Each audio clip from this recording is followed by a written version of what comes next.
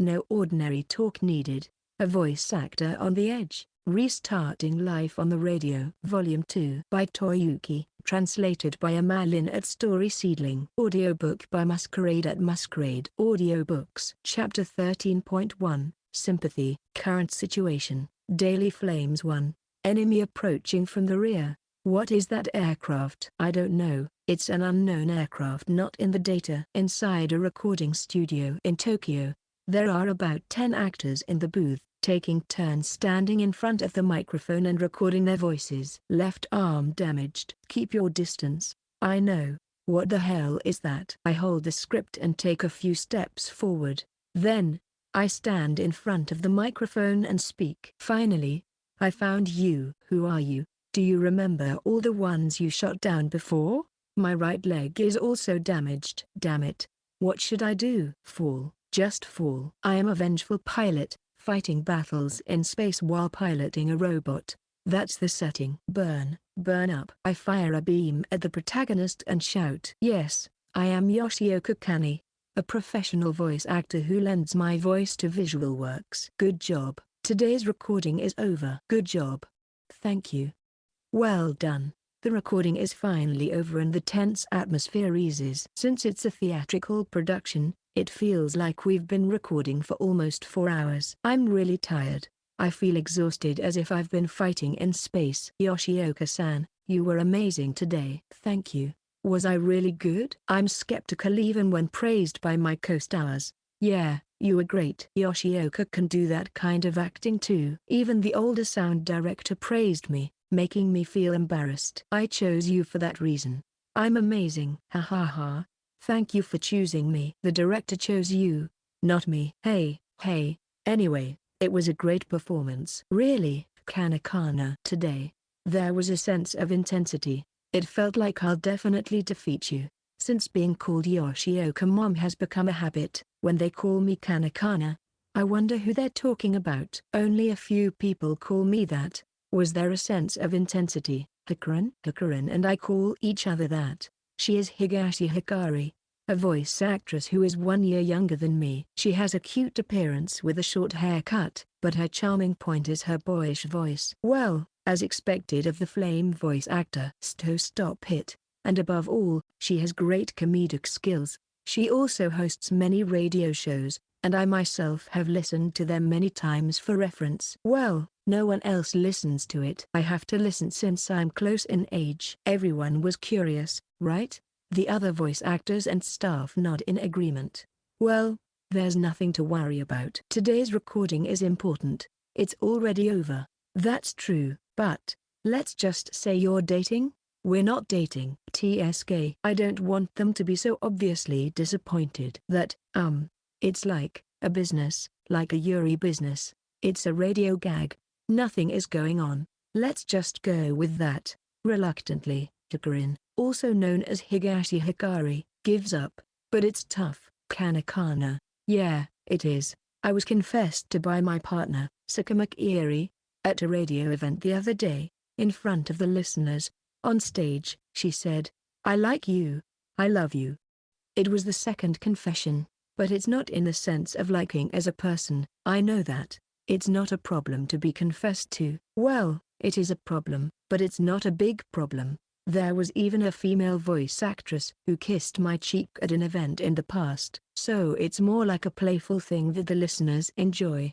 But the problem is the person who confessed. Sakuma Kiri, a 17-year-old high school girl who plays major characters and is a popular voice actress. She is arguably the most promising female voice actress right now, with a lot of momentum, and she messed up. It's worse than confessing to a man or being caught in a love affair. And since it's an event that only the people who attended know about, with no plans for a CD release or broadcast, it's only in written form. The damage is kept to a minimum. But still, she's 17 years old, and I'm 27. There's a 10-year age difference. And before she said I like you, she talked about her passionate episodes about me, so it's a bit difficult to pass it off as just kidding or business. Since Kiri-chan doesn't do social media, the fans' anger is directed at the show's social media and my social media. There are so many message notifications that I was told by the agency not to check social media. It's rare for my agency to be so considerate, but still, it's human nature to be curious about what they're saying, so I can't help but check the messages. Furthermore, with the spread of summary blogs and social media, the information keeps spreading and the fire keeps spreading. It's okay, Kanakana. Are you not tired? To grin. Thank you. I'm not tired, but there are also comments to respond to. There may be some extreme fans of Kiri-chan, but I haven't received any direct comments of hatred like die or disappear. Lilican voice actor. You were looking at Kiri-chan with those eyes, abusing your position, it's a crime, etc. Oh, I was the one who was confessed to, yet, it's being blamed on me. As information flows from one place to another, the truth becomes thinner and the facts are distorted. But there's another problem. Another problem? Higashi-san tilts her head cutely. There are so many congratulatory comments. Ugh. Don't laugh. I am sorry. Ahahahaha. I'm serious here. Sorry. Ahahahaha. Well, there are more congratulatory comments than malicious ones. Congratulations on your marriage. I knew it. You're so precious. Can I make a doujin shy about it? Please come to my hometown for your honeymoon. Let's have a wedding event. Age gap Yuri is great. Wonderful. I'm glad to be alive. What the hell is this? I'd rather have malicious comments. I don't know how to react when I'm being congratulated and supported. Ahahahaha. I can't stop laughing. My colleagues burst into laughter. I'm glad I could provide them with an amusing topic. Sigh. I don't feel like talking anymore. Well, that's the end of this story. I'm sorry, it caused a flame war. A person's rumor lasts for 75 days. That's 2.5 months. It's long. Yoshioka Kanae was a one-hit wonder voice actor who had fallen from grace. But then, I became the host of This Is It Radio, with Kiri-chan and started to shine again. I got more voice acting jobs and things were going well. But now, I'm getting more attention as a voice actor than when I was playing the lead role in The Girl Who Flies in the Sky.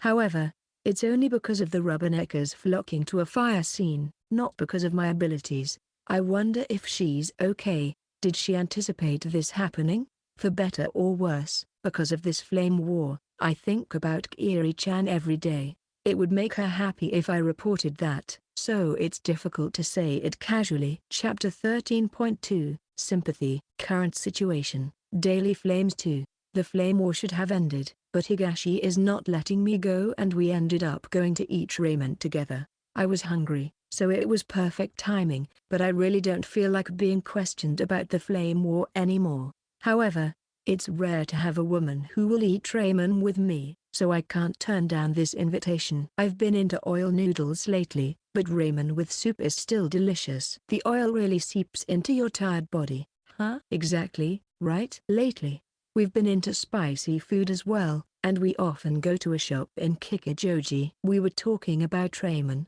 two women in their late 20s.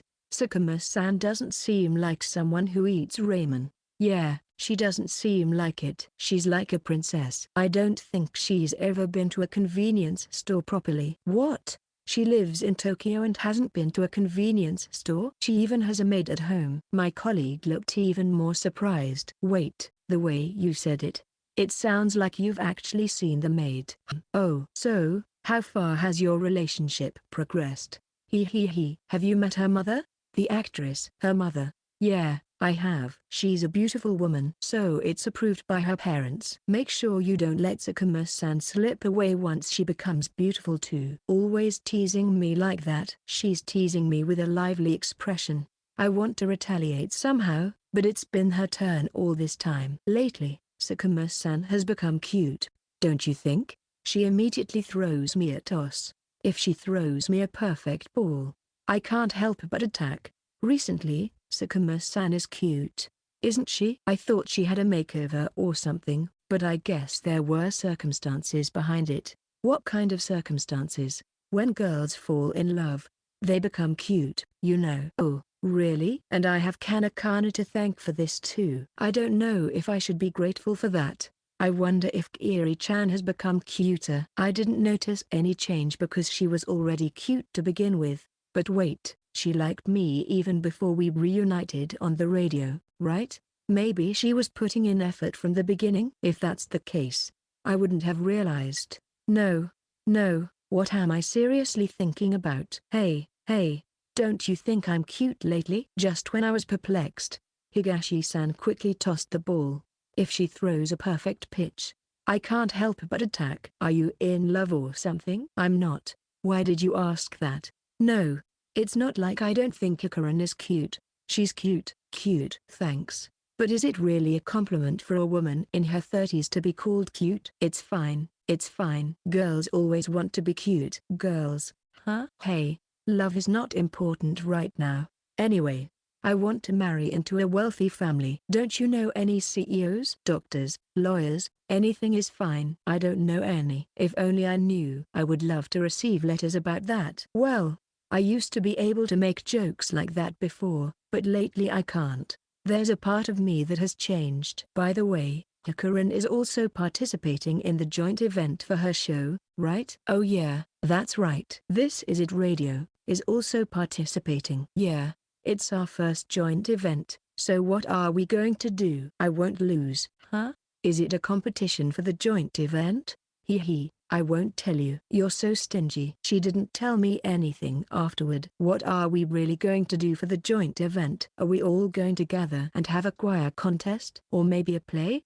A sports festival? Sorry in advance, but Ayasuk might cause trouble, so sorry. Ayasuk? Ah, you mean Ayaka-san. That's Ayasuk, also known as Shibasaki Ayaka. She's the co-host of the radio show with Higashi Hikari for the past 4 years, and she's a voice actress. She's the same age as me and looks like a beautiful older sister at first glance. That girl is something else. She messes up the atmosphere, throws in bombs, and then somehow ends up far away, saying she's a good person. She does have that side. She has her own unique world, but surprisingly, she's also a sensible person. Yeah, that's right. And Ayasuk keeps coming up with dirty jokes. Her imagination and fantasies are really perverted. Kiri-chan is not good with dirty jokes. That's why it's fun to do the radio show with her. Yeah, Ayasuk is never boring. Indeed. Kiri-chan probably doesn't like her. How should I handle it? It's not good to keep her away, and Kiri-chan blushing is also cute. Wait, I'm seriously thinking about how to protect her. I guess I'm like a parent, a guardian. We continued to talk happily without running out of topics, but since we finished eating and it would be a bother to stay at the restaurant, we decided to disband. When we stepped out of the restaurant, the outside breeze was slightly cool. Summer's authority has weakened without me realizing it, and the scent of autumn is starting to drift. The seasons change, and before I know it, it will be half a year since the radio show started. Well, let's do our best. Enjoy the flame wars. Higashi-san raises her hand and acts cheerfully. Just as her name suggests, she's a dazzling person. Wait, were you waiting to say that all along? Yeah, it was a grand setup, right? There were no foreshadows at all. Love comes suddenly. You're not in love. Suddenly, a prince on a white horse appears, with a gold bar. Only interested in money. If I can laugh off flame wars like this, I feel relieved. I'm grateful for Higashi-san's kindness, realizing that she was encouraging me while teasing me. Thanks. What for? She pretends not to know with a puzzled expression. Truly, I can't compete with this person. And tomorrow is the day of the radio recording. It's the first time since the flame war that we'll be at the scene of This Is It Radio. Chapter 13.3, Sympathy. Current situation. Daily Flames 3. A different tension than usual. My hand gripping the doorknob lacks strength. I don't want to enter this room. If possible, I want to escape, but I don't dare to run away from the radio recording. Good morning.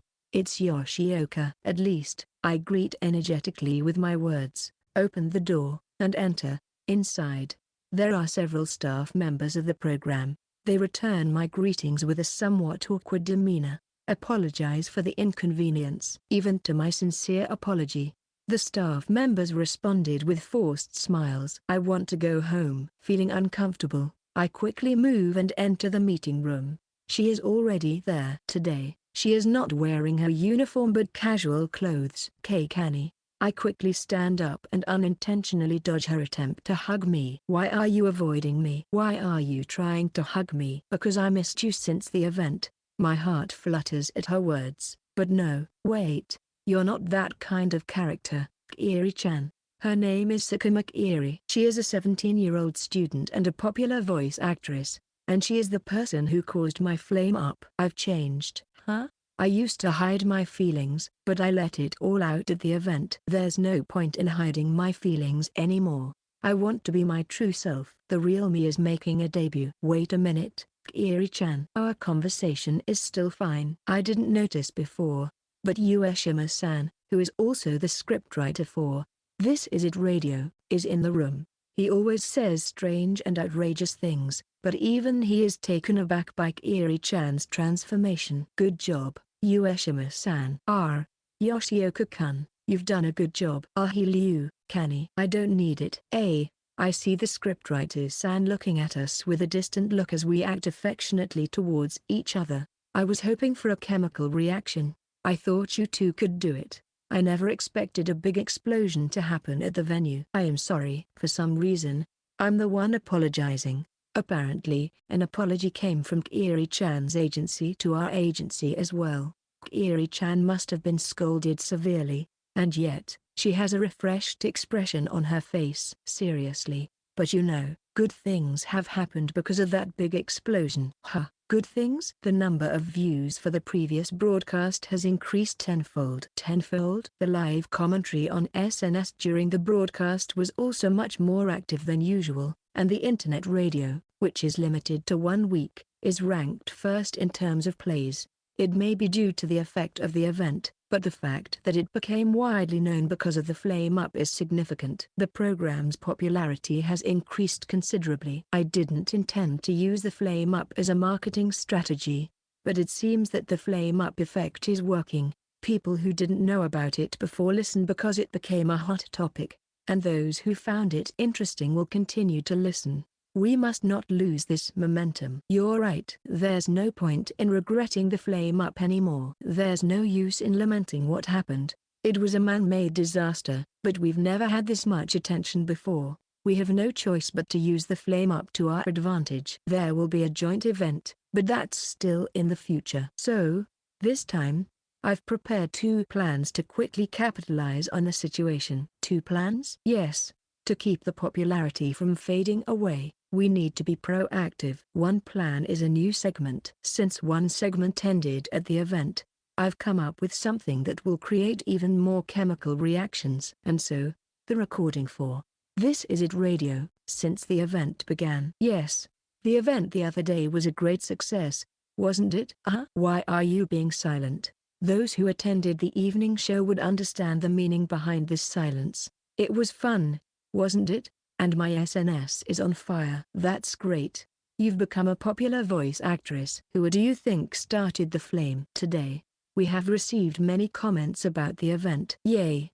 I'm happy, but you're changing the subject. Someone sympathize with me. All right. Let's read them right away. From a listener with the radio name Sawyer's Oiya-san. I attended both the daytime and evening shows of the event. At first, I thought you two were beautiful and cute when I saw you live, but I couldn't stop laughing the whole time, and I thought, oh, right. I'm here for a comedian's live performance. I'm looking forward to the next joint event. That's good, just a normal letter, nothing special. That's not good enough. We don't need ordinary letters. Don't say that. Oh, speaking of which, we, the hosts of This Is It Radio, will be participating in the Mountain Broadcasting joint event. We'll briefly mention that at the end of the program, just when I thought the event was over, there's another event. It's appreciated, but it's tiring. All right, since we have a lot of messages, let's move on to the next one. A listener with the radio name Carp Raymond waits for 4 minutes to eat san. It's that person. Thank you for teasing me at the event. After the shock of heartbreak, I thought I would become a fan of Yoshio Mum. But after Kiri-san's passionate confession, I can't compete. I felt the overwhelming difference in our feelings. Yoshioka belongs to Kiri-san. I wish you both everlasting happiness. I was mean to him at the event. That cup ramen waits 4 minutes to eat san person. You really understand, don't you? You'll find a girlfriend soon. I'm cheering for your wonderful love. Your attitude is completely different from during the event. What's wrong? I can't make fun of someone who says such nice things. Damn it. I was teasing him with take that. At the event, I'm glad my feelings reached everyone. And Kanae, you're not going to give yourself to anyone else. For those who didn't attend the evening show, they won't understand the content at all, right? Wait. You want Yoshio Mom to explain? That's too much. Ueshima-san. Do I really have to talk about it? Exciting. Don't get excited. To put it simply, when I was playing Kyon in The Girl Who Flies in the Sky, little Kiri-chan saw me, admired me, became a voice actress herself, and now she's happy to meet me, although it's embarrassing to say it myself. 30 points. Yes, that's a failing grade. I tried to sugarcoat it, you know. You lack love. Love. Who cares? Stop confusing me. Hee, you're confused. Don't look so happy. Chapter 13.4, Sympathy. Current situation. Daily Flames 4. Next letter. From a listener with the radio name Spice Spiral. San. They say, I bought event merchandise. Drinking beer from a beer mug is the best. I also wear the t-shirt regularly. Now, the event was ridiculously, in a good way, hilarious, with smelling scents, bashing heartbroken people, and even a 30-something-year-old saying cute lines. The improvisational play by the theater group, Kusogaku, was especially amazing. I feel like I saw a dark side of Kiri-san when she renewed the couple's contract with documents. It's still hot, so take care of your health. Thanks for buying the merchandise. Thanks to that, almost all of it sold out. Only the fans remained. Don't be down. They'll come in handy during the summer. They got carried away with cost cutting and ended up producing a large quantity. The leftovers will be sold at joint events, so loyal listeners should buy them for next summer. The fans will be left with fans that say this is the last. And yes, I'll tear it up. On both sides. So, they are prohibited from using them at joint events. By the way, we also did a skit about renewing the couple's contract. You can't cancel it halfway or it would be a contract violation. I don't think so. I think couples should exchange contracts. They argue because they don't make various agreements. Feelings can't be seen, so they need to be clearly stated in writing. Agreements aside, in the past, love letters were used to convey feelings. Nowadays, it's emails or messages exchanged through chat apps. Electronic text feels cheap in a way. It feels like the emotions are diluted. That's what modern kids say. But I understand the sentiment. Even with fan letters, I feel that handwritten ones are filled with emotions. Of course, I'm happy with emails or printed ones too. Yoshio Mum, have you ever received a love letter? Yes, I have.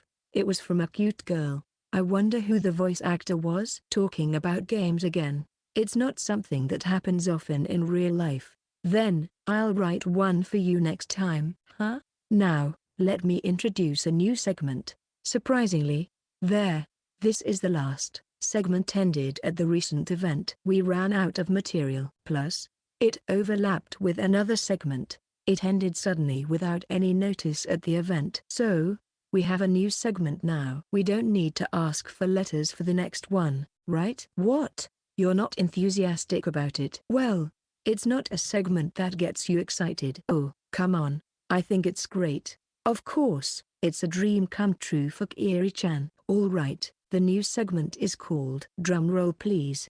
Kiri-chan's wishes. I want to make them come true. Wow, I don't want to do it. In there, Kiri-chan's wishes. I want to make them come true. Segment.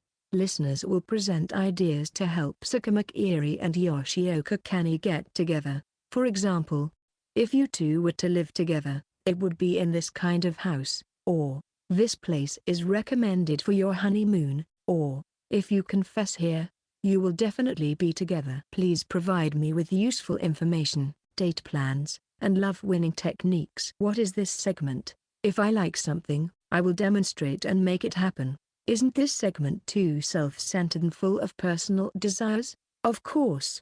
We will also listen to Yoshio Mom's opinion. I want to go to Okinawa. I want to drink a wamari. Sure, save up and go. I don't have that kind of money. It seems the staff has come up with some ideas for reference, but you don't have to think about it. Oh well. I guess I don't have the right to refuse. I'll read it. Yes. Let's hear it. Mom, Kiri-sama, hello. My recommended date plan to bring you closer is camping. Set up a tent together, start a fire, and cook meals together. Isn't it nice? At night, the starry sky will bless the two of you. Sleeping in a small tent together. It's a perfect opportunity to get away from the hustle and bustle of the city and have a quiet night talking to each other. I think it's the best. Please try it out. Yes, I approve. I don't want to, or I've never been camping before, so I want to try it. It's still hot now, but it will get cold later. So, is it okay for me to go with you? Well, it's not good for just the two of us. Let's bring the staff along.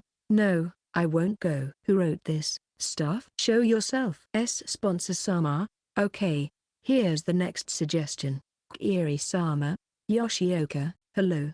Don't call me by my first name. Don't interrupt. I would like to propose a game called I Love You. The rules are simple. Decide who goes first and who goes second, face each other, and take turns saying I love you while looking into each other's eyes. The first one to blush loses. It's a game that would be perfect for attacking Yoshioka, who is usually cold. Please try it. I won't do it. I will. The staff is too enthusiastic, isn't it? This segment is too anything goes. Well, let's just do it, I guess. Yes, let's do it. I'll go first. Wait, I need to prepare myself. I love you. You held back. I love you. Don't look away. I can't. I love you. I can't take it anymore. Wait, aren't you too weak? Well, saying I love you while staring into each other's eyes, it's embarrassing. Wait, if you react so shyly, it's embarrassing for me too. The radio show had become embarrassingly awkward to the point where they didn't want to listen to it again. Will the listeners stay or leave? Will new listeners tune in? Are the longtime fans getting tired? And then, the second plan devised by the scriptwriter is announced on the radio. Chapter 13.5, Sympathy. Current Situation. Daily Flames 5. One more strategy is to appear on various radio shows. Ueshima-san confidently proposed, but what she said didn't have much impact. Appearing as a guest on another radio program is not uncommon. In fact, we have appeared as guests on Takabana Uina's radio program, Uina-centric radio, before. The two of you will appear as guests on other radio programs that are participating in the joint event. All four of the other programs? No, just one program each. Each? Kiri-chan voiced the same question that came to my mind. Oh, each. Each of you will appear as a guest on one program. Huh? Aren't we going together? No, you're not. Why not? Can I ask that? While I was pondering, the girl next to me didn't hesitate and blurted out. Why aren't Kanae and I going together? I don't want to go without Kanae. A straight question right in the middle. She wouldn't have said something like that before. There's a reason for that. The two of you have caused too much chemical reaction. It's exploded too much. The air has become too thick, for better or worse. We're trying to enhance that air in the new segment, but that decision also has its risks. It's contradictory. We don't need to calm down this program in just 6 months. In other words, Ueshima-san is telling us to cool our heads. The atmosphere, huh? The radio show that used to be at odds with each other has become just a show of good friends. It's become too predictable, but it's not just about being lovey-dovey and Yuri all the time. We should have taken steps, evolved, and grown together to create the radio show that the listeners want and that I want. But we skipped steps and went straight to the end. What awaits us there is stagnation and monotony. Besides, it's necessary to experience a different atmosphere to make this radio show even more interesting.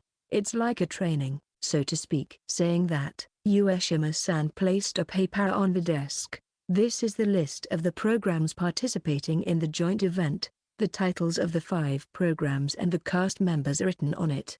Uina-centric radio, cast, Takabana Uina. Yoshioka Kanae and Sakuma Kiri's This Is It radio, cast, Yoshioka Kanae, Sakuma Kiri. Niyamako's Cheer, dash cast, Niyamako's. Hikari and Ayaka's Overflowing, dash cast, Higashi Hikari, Shibasaki Ayaka. Makoto Nisakaran, dash cast, Owataki Sigura, Shinitsuka Makoto. I see. It's a star-studded cast. I already knew that Uina-centric radio and Higashi-san's radio would be participating in the event, but I also knew about the other two programs. They are all popular radio shows. We are the newcomers among them, and each radio show has its own distinct characteristics: healing radio, perverted radio, otaku radio. Elements that we don't have. Now, the problem is which program we will appear as guests on. Do you already know which radio show each of us will go to? Of course. Can you tell us? Ueshima-san easily gave us the answer. Oh. Yoshioka-kun will go to Niyamako's Cheer. Niyama-san, I don't really know her. We've met a few times on set, but we've never really talked. She has a soothing voice, and she herself is a fluffy, dreamy girl who gives off a healing vibe.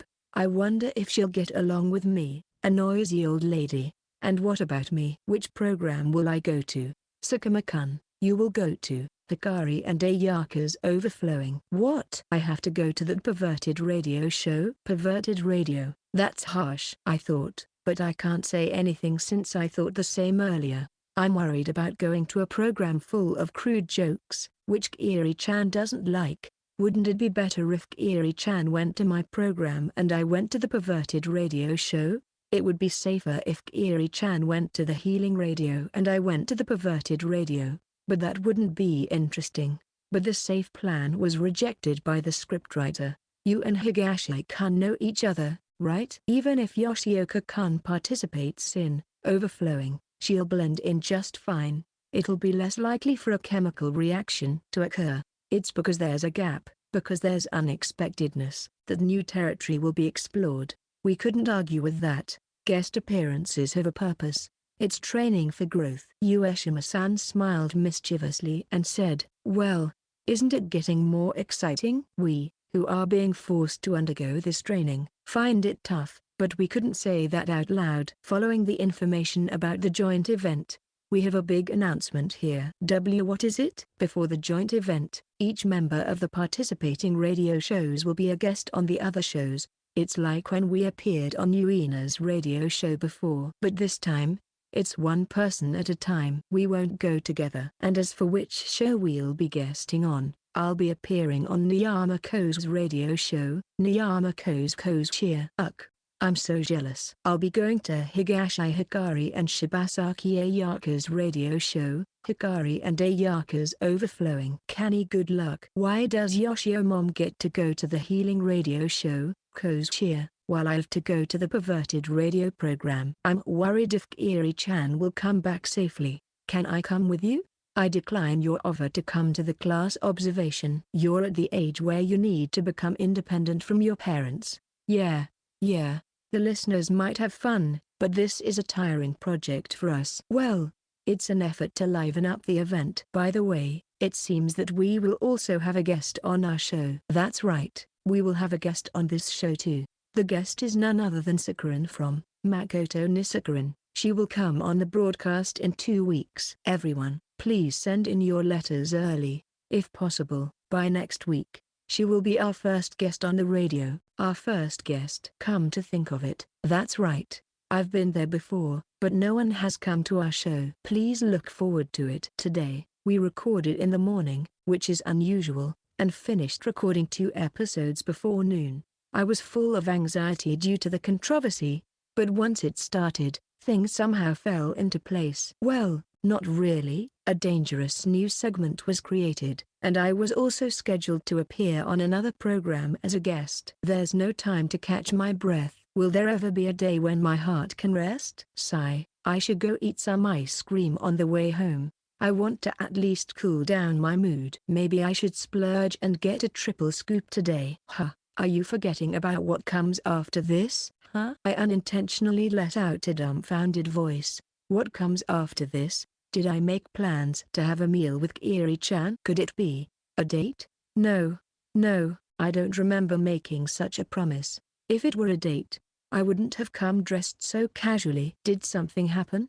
Magazine interview? Recording? Visiting some company? Oh no, I really can't remember. So, I decided to ask honestly, what will I be doing after this? Kiri-sama. With a sigh, she revealed the answer. We're going to a yakiniku restaurant. Huh? Even though I'm already burned, what else is there to burn? Chapter 13.6, Sympathy. Current situation, Daily Flames 6. I'm going to grill it, they said, and I was taken to Toyosu. It was a place with buildings lined up, but if you walked a little, there was indeed a grilling space. All right. Let's grill and eat.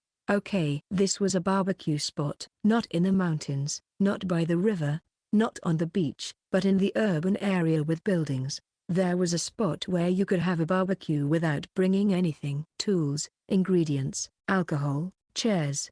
Everything was prepared. The world has become so convenient these days. You can casually drop by and have a barbecue. The preparation and cleanup are easy. It was said that the evening was more popular than the daytime, so there weren't many people around during the hot afternoon. Forgetting about the after party, what were you thinking, Kanae? I'm so embarrassed. Yes, this barbecue was the after party for the radio event we went to the other day. Usually, the after party is held on the same day as the event, but Kanae is still a high school student and has a curfew. Considering her as a student, it was decided to hold the after party on a different day during lunchtime. However, during the flame-up incident, I completely forgot about the after party. I was in a carefree mood like, today's recording is so early. Well, whatever, but I'm relieved that it's not the same day as the event. I wonder what the atmosphere would have been like at the after party after that confession during the event. Would the staff have joined in, or would they have ignored it? Either way, it would have been a party I desperately wanted to escape from. I don't even want to imagine it. Why are you just standing there? Eat the meat while it's hot. You're right, Kiri mum. You're the one who's mum. That's right, Kiri. Eat a lot and grow big. I'm done growing. Oh, don't lower your gaze. Yes, this is good. It's difficult to deal with it when she gives off too much of an I love you aura. It's easier when she's a bit sarcastic. That's also a form of escape. Meat is really good, isn't it? By the way, you don't drink alcohol? Yes. It's strange. I love alcohol, but I'm not drinking while having a barbecue and eating meat. It's an abnormal situation. Beer is a must for a barbecue. There's no way I wouldn't drink. It's funny to say it myself, but I'm not in my right mind. But today, I don't want to get drunk. Do you have work in the evening? No. Not at all. Just take care of your body once in a while. She stares at me intently. She doesn't believe my excuse. Come on, let's grill. Kanae, eat a lot. I hold the tongs and grill the meat on the grill. The sizzling sound of the meat being grilled is pleasant and stimulates my appetite. It's not that I don't want to get drunk. It's that I can't get drunk here. You look good grilling, Yoshioka-kun. Thanks. You're good at it. I'm good at grilling, but I'm terrible at cooking. When I get drunk, I become talkative. It's not that I don't become talkative just because I'm strong with alcohol. Sometimes, unintentionally, the feelings I've been holding back come out in my words. I shouldn't let them out. I shouldn't. Since that confession, I have imposed one constraint on myself. I won't drink alcohol in front of Kiri-chan. Oh, the sauce is running out. I'll go get it. I realized it with that confession. My own feelings. No, that's a lie. I've known it from before. I knew it. I understood it. I avoided it. I ran away from it. It's about to come out of my mouth. It's about to slip out unintentionally. That's why I won't drink. Oh, where's the sauce? It's uncertain how long I can hold it in. It might be better to be honest. Kiri-chan probably wants that too. She's waiting for my words. She's waiting for my flushed feelings. Oh, there it is. There it is. It's a new bottle of sauce. But I don't know. What will happen to me after I speak my true feelings? What kind of relationship will I have with her? Even if I confess my feelings and say, okay, it's over, it won't be that simple. The radio will continue, and my voice acting career will continue. And her life is just beginning. I am a woman, and she is a woman too. It's not normal. Even if the listeners and fans forgive us, it doesn't mean that society will accept us. Oh, it won't open. HMPH. I'm hesitating. I don't know if that's the right word. This situation is probably not the right answer, but it might be better to be honest and straightforward. I can't let it all out, but she's unfair. If only I could put my feelings into words. It would be so refreshing to say it without thinking. Growing up is tough. The only thing I can let out is the new bottle of sauce. It's not coming off easily, is it? There's no point in lamenting. I start walking, looking for water. I'm sadly washing my t-shirt at the faucet. When I opened the new bottle of sauce, I accidentally spilled its contents and dirtied the front of my white t-shirt. Fortunately, no one noticed around me, so I haven't been embarrassed yet. But even when I wet it with water, the stain doesn't come off. So it seems like I have no choice but to go back like this. What are you doing? A girl calls out to me, and I turn around. There she is, the person who troubles me, Kiri-chan. She looks at my dirty appearance and bursts into laughter. Ha ha ha. You're so clumsy, ha ha ha. Don't laugh anymore, Kiri-chan. Spilling sauce like a child. Don't call me a child, Kiri-chan. Why did I fall in love with someone like you? How should I know? I want to know. Do you want to know more? Never mind.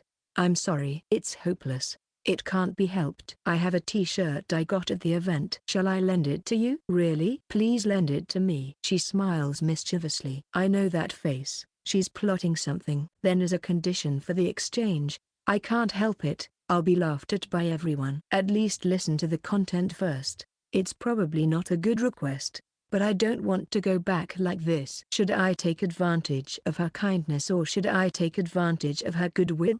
I promise one more thing. One more thing? I'll endure a lot of things on the radio. Oh, okay. Go on a date? Is that really a condition for the exchange? I wonder if enduring a lot of things on the radio means that Kiri-chan herself thinks that just being lovey-dovey on the radio is not enough. She seeks an outlet, a place to vent, in the form of a date. It's too late. Going to a cafe, going out to eat, going to the Mouse Kingdom. They were all dates. But it's different. I've realized her clear intentions. It's not just going out, it's a real date. I'm holding back so much. But my body is giving a different answer. All right. I nod my head. She smiles happily and hurries to get the spare t-shirt. I know, but I don't know. I can't stop anymore. Sigh. I'm done for. Despite my words, I can't help but let a smile creep onto my face. Chapter 14.1. Empty Refrain 1. She was my admiration. She was dazzling, irresistibly distant, and an unattainable presence.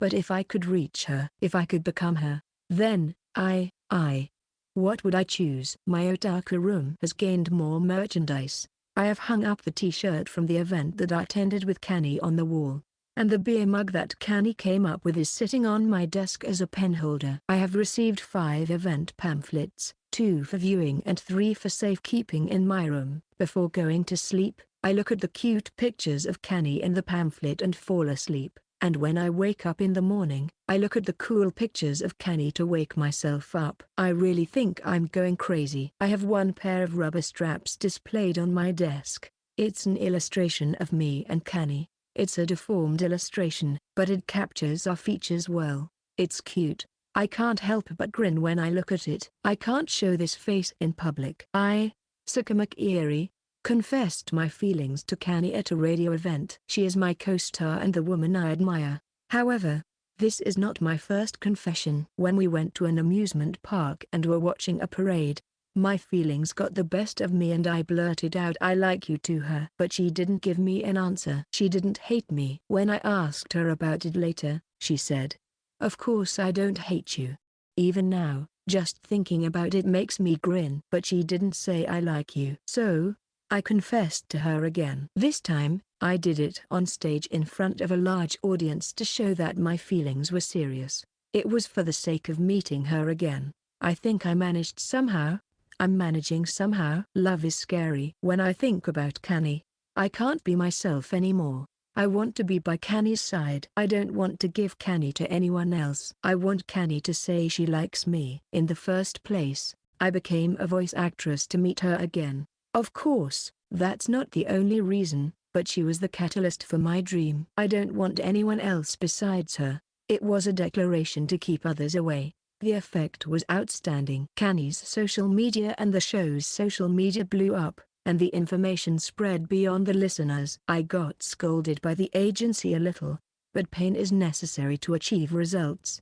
It can't be helped. Sigh. I want Kani to hug me. After I talked about my admiration for Kani at the event, she hugged me tightly on stage in front of everyone. Without caring about the people around us, she hugged me tightly for a long time. My heart was pounding so much that it felt like it wasn't mine anymore, and I could hear her fast heartbeat too. It was the happiest moment of my life. Even now, I lie in bed and remember it, hugging my shoulders and rolling around dozens of times. The lingering happiness remains, but still, she hasn't said it in words. She hasn't turned "I like you" into reality. She did so much for me. There's no way she doesn't like me. Right? There's still a possibility of losing. I'm anxious. Even if I put it in a contract and make a vow, I'm still anxious. Sigh. I want Kani to say she likes me. The only thing I can do is keep pushing forward. There's no turning back anymore. I have to keep moving forward until she says "I like you." We've made plans for our next date. Hee. I'm looking forward to it. I've already thought of a place. I wonder what kind of face Kani will make when she enjoys herself. The time I spend with her is special. It's different. I wonder what kind of face I can make too. But I've been avoiding one thing. What will happen to me and her when she says "I like you"? That moment will be so happy, so overwhelming, that I'll probably cry. Just imagining it makes my face turn bright red. No, it's after that. What will happen to me and her after she says "I like you"? Will it become like a story in a manga, anime, or movie? Because that would be too much like a dream.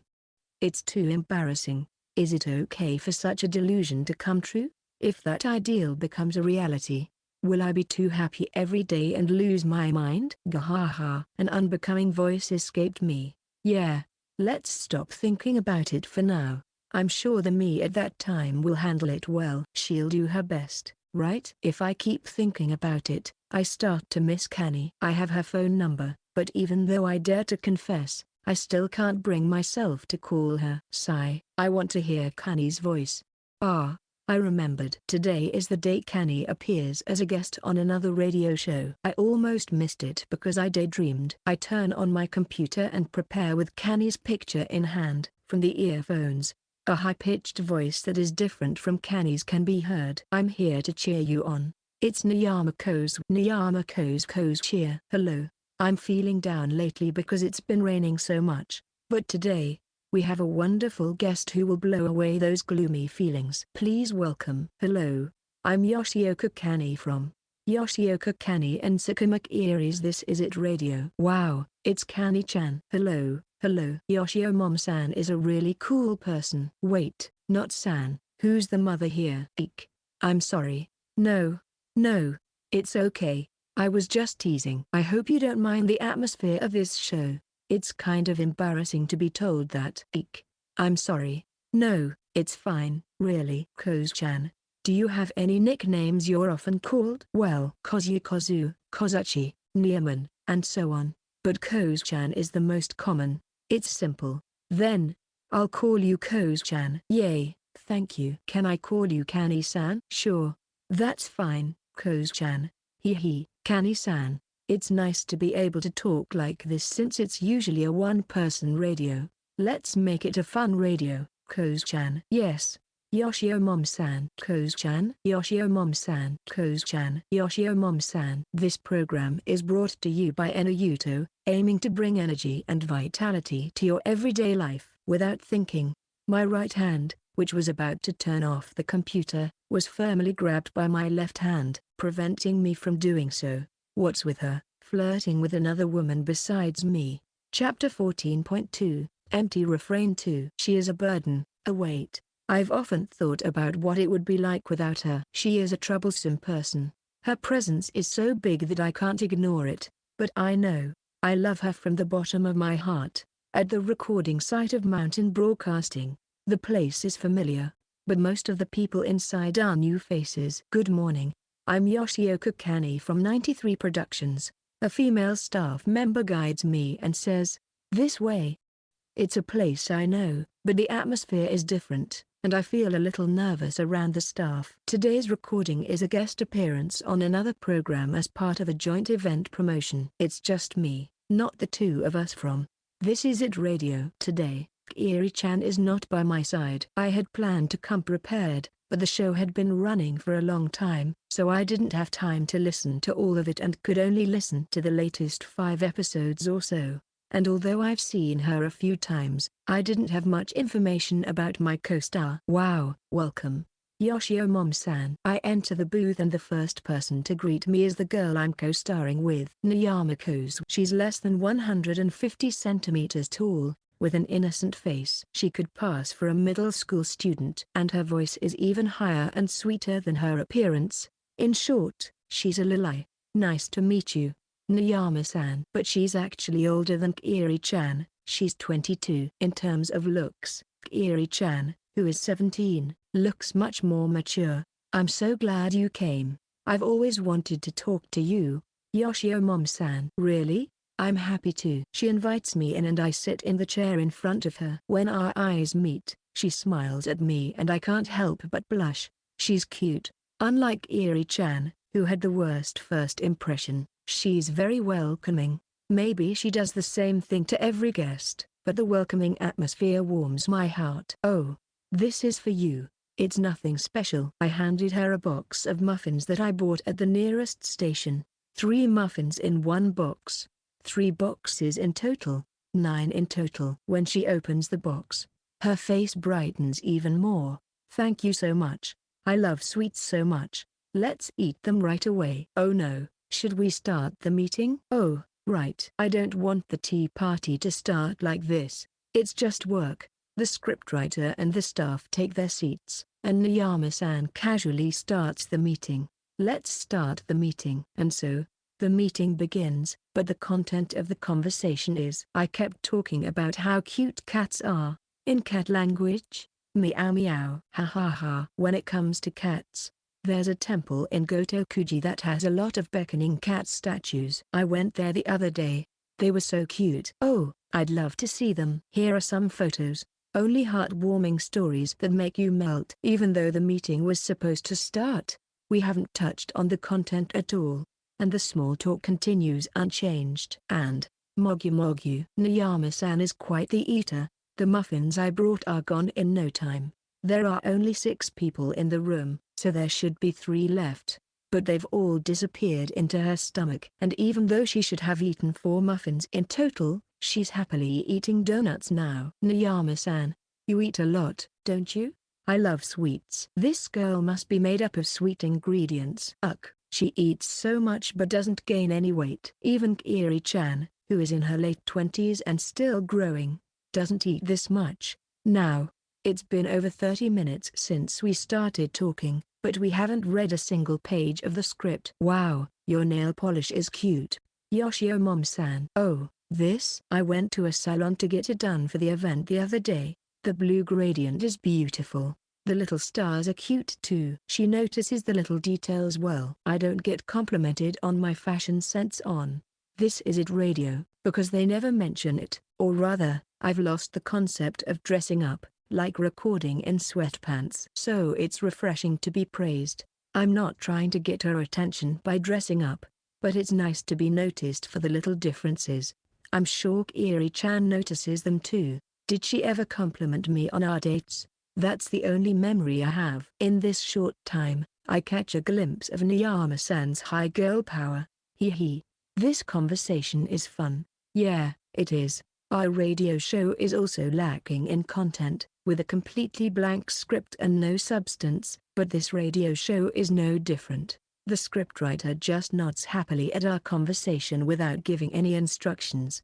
The script I received in advance had a detailed order and topics to talk about, so I was excited to confirm them again during the meeting. But there's no sign of confirmation, and I'm disappointed in myself. Radio shows are so different depending on the location, and I realized something unpleasant. I'm comparing Niyama-san to Kiri-chan. If it were Kiri-chan, she would say this. If it were Kiri-chan, she would do this. If it were Kiri-chan, it's not because it's Niyama-san. I think I would think the same way about any other girl. Shall we start recording soon? Yes, the scriptwriter casually announces it, and Niyama-san responds. It feels strange. I didn't feel this way with my fellow radio host Mizuka. It's not that I feel uncomfortable. On the contrary, I feel comfortable, but something doesn't feel right, and I quickly realize why. I'm scared of myself for knowing the answer so easily. Did Yoshima-san send me on this training to make me realize the normalcy, peace, and security of having her by my side? If he thought that far, it's terrifying. Did he give me the opportunity to realize the gratitude I've had all along, under the pretense of reflection? I'll cheer you on. Niyama-ko's cheer. And so, with a bright smile on the surface, my guest appearance, which I can't fully embrace, begins. Chapter 14.3, Empty Refrain 3. Well then, let's go to the segment. Yay, Ko's cheer for you. In this segment, Niyama-ko's, will cheer up the listeners. I see, you're here to cheer up listeners who have failed or are troubled. Exactly. I'll give them some encouragement. But today, Yoshio-san will also do it. Me giving encouragement. All I can think of is beer. Sorry, that was a different kind of encouragement. So there's something called encouragement. The name changes depending on fermentation. Wow, Mom knows a lot. I'm not your mum. He. The second time is fine. You have a resistance? Do you drink alcohol, Koz-chan? I drink a moderate amount, like a few cocktails or sours. I don't drink like Yoshio-san, who can finish a whole barrel. That's the image people have of me. Who told you that? Mom, your face is scary. Well, we need to go to the corner. First, let's have Koz-chan show us an example. Okay, I'll do my best. The listener's nickname is Match Selling Class. Wait a minute, what's wrong? Yoshioka-san, what do you mean by listener's nickname? The listener's nickname is their radio name, you know? No, even if you tilt your head cutely. Wait, so the listener is a pig? They're not a pig, they're a piglet. I don't really get the difference between a pig and a piglet, but is that okay? Piglet is cute, isn't it? Is that so? Well, the listener seems happy too. They might be happy for a different reason. A different reason? Koz-chan, stay pure as you are. Please continue. Okay, I'll read it. The listener's nickname is Match Selling Glass Slipper in the Dragon Palace's Bamboo-san. That's a lot to unpack. Too much to unpack. Sorry, it's just a habit of mine to make comments. Please continue. I confessed during the cultural festival but got rejected. It's hard for me to go to school. Please give me some cheer to recover. Oh dear, a heartbreak. Poor thing. It's a difficult question for me. Here, there are countless stars. Don't worry about it. That's the kind of light-hearted encouragement you can give. No, that won't do. Even if there are countless stars, I can't reach them. Harsh. No. You're still a student. You can have plenty of love in the future. That's true. You're a love master after all. No, I'm not a love master. I heard you were confessed to the other day. Let's stop talking about that. Oh, Koz wants to know about Yoshio-san's love life. The listener inside the bamboo is waiting for an answer. Is that so? Well, Koz doesn't understand love, but when she feels down, she has something she does. I see, maybe that's the answer. When I feel down, eating something sweet makes me happy. Even when you're not feeling down, you eat sweet things, right? That's why Koz has a happy life every day. That was fun, Yoshio-san. Thank you. I had fun too, Koz-chan. I was worried because I didn't do proper script readings or meetings, but there were no problems and we finished recording the radio show safely. She was initially nervous about my retorts since she usually does a solo radio show, but she got used to it and started smiling back at me. It might be a bit strange, but the recording turned out to be funny, so I have no complaints. However, it made me realize once again that there are various types of radio shows. While I'm always desperately searching for interesting topics and jokes, Koz-chan can make a show work just by saying ordinary things in her sweet and gentle voice. It's a difference in attributes. In a healing radio show, you don't necessarily need a never-ending supply of jokes or hilarious topics. Just Koz-chan talking there is enough to make it a healing radio show. It's an overwhelming individuality, and that's also talent. Thank you for today, Koz-chan. I learned a lot. No, not at all. I learned a lot too. I shouldn't get conceited just because the event was a success. Even if we become a popular radio show, we're only borrowing the power of controversy for now. We still need to make it more interesting. I need to regain my motivation. Oh, do you have work after this? Huh? No, I'm done for today. Her face brightens up. Then, how about going out for a meal? Huh? You still want to eat? She's been eating muffins, donuts, and other sweets, and she still wants to eat? Is she a big eater? Well, I guess I did eat takoyaki. Well, let's do it another time. No, it's fine. Yes, a cafe would be nice. Her gloomy face lights up again. Her expressions change so easily. She's such a cute girl. Yay, let's go.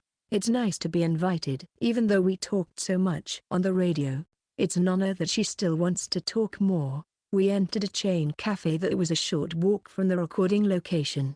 She sits across from me at a table, with a smile on her face, drinking a sweet frappuccino. She looks truly happy. Seeing a girl enjoying herself so much, looking so satisfied, it purifies my heart. What kind of roles do you usually play, Koz-chan? Roles? I play characters who are shy or gentle, and recently I've even played animals. I see, it suits you perfectly. I muttered to myself in my mind, but I also want to try playing a strong-willed girl. I want to do a tomboyish character. Koz-chan as a strong-willed girl, huh? Ooh, don't underestimate me. No, that would be too cute. Is that so? Even if she gets angry with that cute voice, it's not scary at all. On the contrary, maybe that's a good thing? A tsundere character with a cute voice. Maybe it's impossible. You look good in it. Yoshio-mom-san, the strong-willed girl from that harem anime you did the other day was great. You watched it, huh? Thanks. You were so confident in front of the main character, but suddenly became shy. It was cute. Thanks. I'm embarrassed. He.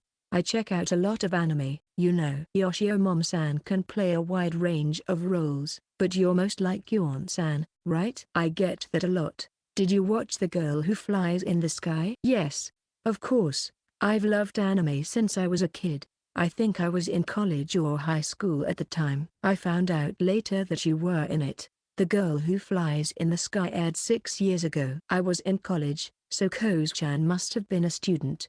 Kyuon was the role I played as the main character. It was a popular anime with a pre-existent fan base, and the anime sold well. Thanks to that, it's not difficult to introduce myself as Yoshioka Kanae, the voice actress for the main character of The Girl Who Flies in the Sky. It has a significant influence and is a well-known and popular work. However, even though The Girl Who Flies in the Sky was a well-made anime and the discs sold well, there was no second season. I don't know the reasons behind it, whether it was due to production or publishing issues. The original story was completed, but the anime adaptation only covered up to the 5th volume, even though there was enough material for more. And so, I became a one-hit wonder. If there had been a second season of The Girl Who Flies in the Sky, and I could continue voicing Kyuon, maybe I wouldn't have fallen, but that's just an empty delusion. It's something that can't be helped. I can't make an anime on my own. It's a collective effort of everyone's hard work. I'm glad I can meet the voice actress of the anime I used to watch back then. It's a joyful word, but considering there's someone nearby who seems emotionally strained, I find it difficult to express my happiness too openly. Chapter 14.4, Empty Refrain 4. It has been a few weeks since my guest appearance on Niyamako's Cheer, and now it's mid-October. The leaves have changed color and it's getting cold enough that I need to wear a cardigan. Halloween decorations are everywhere in the city, and once that's over, it'll be the Christmas shopping season. It's a bit depressing to think that the year is almost over. Time keeps moving forward, but I don't want to get older. I can't help but feel influenced by that mysterious group that's trying to make Halloween popular. I live a normal life, but I'm constantly being influenced, poisoned, and brainwashed by something. It's not all bad, though. I walked from the station, so my body is nicely warmed up. I can't complain about the cold. Walking from the station is like a warm-up for work. It's important, a pre-workout. I take a deep breath and open the familiar door. Good job today. Good job. Yoshio-san. Good job. In the familiar recording studio, I see the familiar faces of the show staff. Yeah, it feels comforting. I can't help but get sentimental. Why are you just standing there? Yoshio-san. I turn around and she's behind me. Good job, Kiri-chan. Yeah, good job. Maybe it's because we made plans for a date, but she's acting more distant than before. It's a bit unsatisfying. She's the one who makes advances, but I always avoid them. Maybe if it gets a little colder, I'll let her hug me, just to keep warm. Of course. I enter the recording booth and the meeting begins. All right. Let's do our best today. It's been a few days since I've been here, and Yoshima-san still has a beard, but the script that's opened is almost completely blank. Only the segment names are written. Ah, I knew it. It's this. Hee hee. It's so relaxing. What's so fun about staring at a blank page? My radio partner gives me a creepy look. The script doesn't matter in this studio. There's no need to prepare in advance. From the atmosphere of the meeting, we go straight into recording. It's mostly ad-lib. That's why I can be my true self. If I practice, I'll just fit into a mold. I'll try to act it out. So I shouldn't let that happen. Yoshima-san's style is comfortable once you get used to it. Being a radio personality is a big burden, but I can think seriously and face it properly. Oh, we don't need a script today. I know, Yoshima-san. It's always like this. Oh, really? He acts dumb, intentionally or naturally. It's hard to tell, but I know he's a capable person. We received a ton of letters for the new segment today. So, we'll do all the segments for that. Huh, you want to fulfill them? Yes, for that new segment. The staff brings in a mountain of letters. And so, another unpredictable radio recording begins. Today, we have a special for the new segment. After announcing the new segment, we received a ton of letters. Yes, we received so many that it's overwhelming. Do you all enjoy bullying me? It's not like that. I'm sure Yoshio-mom is happy when I'm smiling, right? Well, yeah, but it comes at the cost of my well-being. Today, we'll take a break from the other segments and focus solely on the new segment. Are you trying to wear me down? Enough with the complaining, let's get started. Let me go home. Kiri-chan's wishes. I want to make them come true. Kiri-chan's wishes. I want to make them come true is a segment where listeners present their ideas to help Kiri-chan's wish come true. It's a dangerous segment where anything goes if it benefits Kiri-chan. That's right, anything goes. I rejected it, but things like home visits or making lunch are impossible for me. What do you want from me? And it's hard to convey certain things on an audio-only radio. Personally, I want to do a home visit. Hey now. All right. Let's move on to the first letter. We're going through them quickly. It's from Digital Digimania-san. There are text, pictures, and even a floor plan. Yes, Digital Digimania-san made a presentation for us.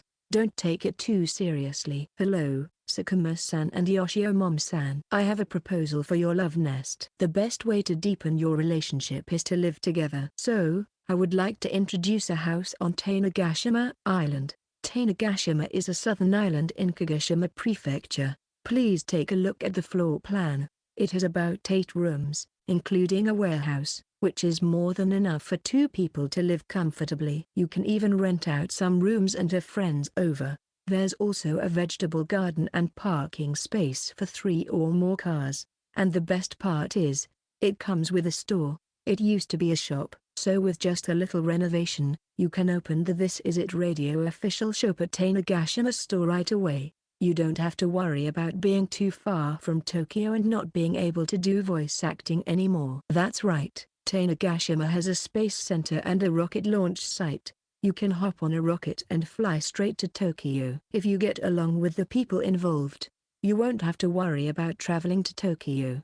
It's a beautiful island surrounded by the sea, where you can enjoy surfing, scuba diving, fishing, growing vegetables in your garden, harvesting them, and indulging in pottery in the birthplace of firearms. How about a slow life like that? Please consider it. We look forward to your response. That's long. Too long. And the enthusiasm in this letter. Are they a professional? But I can't help but comment on the rocket part. Oh, it's a wonderful letter. I feel like I've been waiting for something like this. It's way beyond my expectations, but living on an island sounds so dreamy. I'm a city girl, you know. That's true. I was born and raised in Amari, so I do have a longing for southern islands. And having a home garden. That's not a bad idea. I also want to try pottery. They even included a phone number. Let's call them right away. Wait. It's impossible for me to leave Tokyo and continue my voice acting career. That's true. Taking a rocket every time would be expensive. You can't just commute with a rocket, you know? Let's consider it when we retire and become grandmas. Living on a southern island in our old age, huh? Grandma Yoshio. I want to eat mukin. Who's the grandma here? All right. We'll wait for a good house recommendation in Tokyo. I don't plan on living together in Tokyo, you know? Yes. Next is aluminum kin on top of a pumpkin-san. Arupon-san, you know. Kirikiri. Yoshio mum, good evening. I think that a touching action is whispering in the ear. Ears are weak, right? If it's the voice of a voice actor, it's a piece of cake. Please whisper in the ear. Huh. I'm the one being whispered to? I thought that would be nice, but today I want to be the one whispered to. Huh. I'm the one doing the whispering? That's what you said, right? Okay, staff, get ready. Get ready? Oh, are we using that thing in the recording booth? That's a tool? Now, get ready to whisper. You have the best smile of the day, girl. Chapter 14.5, Empty Refrain 5. So, what is this? It's a dummy head microphone. Ah, so this is what they call a dummy head. Yes, with this, we can deliver a three-dimensional sound that feels like you're there. Wow, it seems like it's called binaural recording. It's necessary to listen with earphones or headphones. It's amazing how the sound separates perfectly between the right and left ears. All right, let's do it. Hurry up. Yoshio mum. Wait. I still don't really understand. I already put on the headphones. You're too fast. Well, I guess I have no choice. So, I just have to speak into this face-shaped microphone, right? Exciting. How close can I get to Ueshima-san? Is it okay to get really close and whisper in their ear? It's a bit uncomfortable to get close to this moai face microphone, but okay. Kiri-chan. Ha. What's wrong, Kiri-chan? You're burying your face in the desk. Oh no, this is bad. I can't handle hearing Yoshio mom's voice so close to my ear. Can I continue? I haven't really said anything yet. You're so cute today. Hee, you have silky smooth hair. Puru. Kiri-kun, I have something important to tell you. Will you listen? Stop it. Sorry, I got a little carried away. Okay. Next is the left ear. No, I can't do this. Kiri-kun, you've been acting cold lately. I feel lonely. That's not true. I think about you so much. Kiri-kun. Oh, Kiri-kun, why are you hiding your face? Did you fall asleep? Let's talk more. Hee, love you. Naya, I love you. Kiri-kun. All right, we're done. Are you okay, Kiri-chan? Nope. Why are you speaking in Kansai dialect? My ears were about to melt. Kani was there. Kani was whispering in my ear. It was incredibly destructive. The binaural effect is amazing.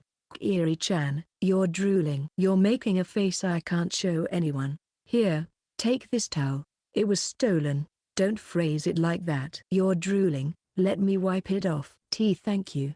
You were reacting so loudly the whole time. Kiri-chan, it was impressive. Ueshima-san, can you give me the audio source with only Yoshio mom's voice extracted? I won't give it to you. Hey, don't start talking about commercializing it. Listeners, we're waiting for your letters requesting the commercialization of the binaural recording CD. Don't send them. This is not a joke. That was intense. After finishing the first recording, Kiri-chan says those words. It's really amazing.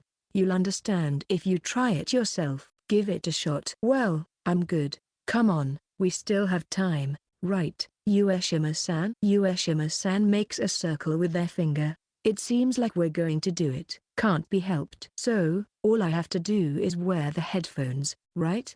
Yeah, I'll be the one talking, so be prepared. What do I need to be prepared for? Well, we'll take a break. So feel free to do whatever you want. Wait, don't the staff members have to leave? Why yeah, I'll do it. You don't have to be so formal. We're alone in the recording booth. What's this? Did they read the atmosphere? I didn't need that consideration. Kanae, ooh. I hear Kiri-chan's whispering voice in my right ear. It's ticklish. My ears are tingling. Hello, Endeavor. Can you hear me? I'm here. Hello. I can hear you. Since I'm wearing headphones, I don't know how loud I'm speaking. Eek. She blew air into my ear. It feels like it actually happened. My body reacts with a startle. This is definitely dangerous. I have something to discuss. The voice moves to my left ear. Would it bother you if I called? It's not bother. Is it really necessary to say it through binaural? It would be annoying if we did it every day, right? Yeah, I thought so. Once a week is fine, right? Yeah. Yay. Doing it every day would be tough. If I agree, she might actually call me every day. Even couples don't talk on the phone every day, right? Well, it's not like Kiri-chan and I have that kind of relationship. Now, let's get to the main topic. Oh, okay. It's about our date. Why am I being talked to through headphones? What kind of punishment is this? I want the staff to come back soon. The date location is already decided. I'll send it to you a text later. If that's the case, there's no need to say it here. And talking through headphones makes Kiri-chan sound polite, which feels strange. I'm sure you'll enjoy it, Kanae. I'm really looking forward to it. Yeah, I'm looking forward to it too. Let's wrap it up soon. I love you, Kanae. It reaches my ears clearly. The sweet voice pierces throughout my eardrums and echoes in my head. Yeah. Let's move on to the second recording. Ueshima-san and the staff members come back, and I'm freed from this punishment. How was it? What do you think of the binaural effect? It's amazing. The sense of presence is so strong. It's like they're right next to you. I can see why binaural CDs sell well. Words become a curse and don't leave me. Chapter 14.6, Empty Refrain 6. Whoa. Darn it, I got past. Wait for me, Kanae. Ow, that hurt. I got hit by a shell. All right, dash with the mushroom. Oh, I fell. I'm gonna get eaten by the flowers. Ah, I got taken out. First place. I'm gonna stay in first place. Here's the rising star. What? I got past. No, I lost. Too bad. Kiri-chan. You can't beat the older sister with a driver's license. Ugh.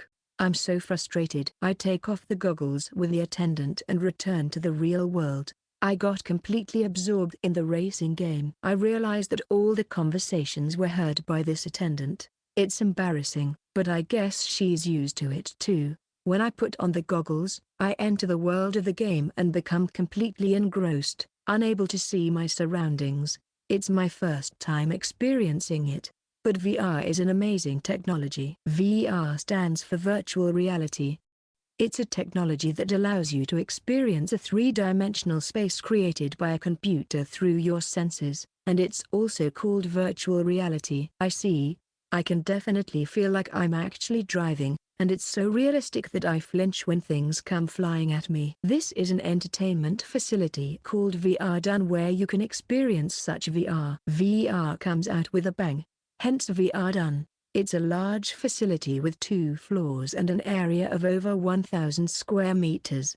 It must have cost a lot of money to have a facility of this scale in Tokyo. In addition to just having VR machines, they have put a lot of effort into creating the atmosphere inside the facility and the devices for the attractions, so that you can immerse yourself even more in the world of the game. Now, let's go to the next attraction. Wait, Kiri-chan. Yes, we came to VR Done as a date. Let's go back a bit. We've arrived, Kanae. We met at the station and walked for a few minutes. After passing through the downtown area, there was a large facility there. What's this place? It's a room and VR facility. Oh, I see, so this is it. That's right. It's quite crowded here. I've already reserved the tickets. As expected of you, Kiri-chan. Everything is ready. No, that's not what I meant. Huh.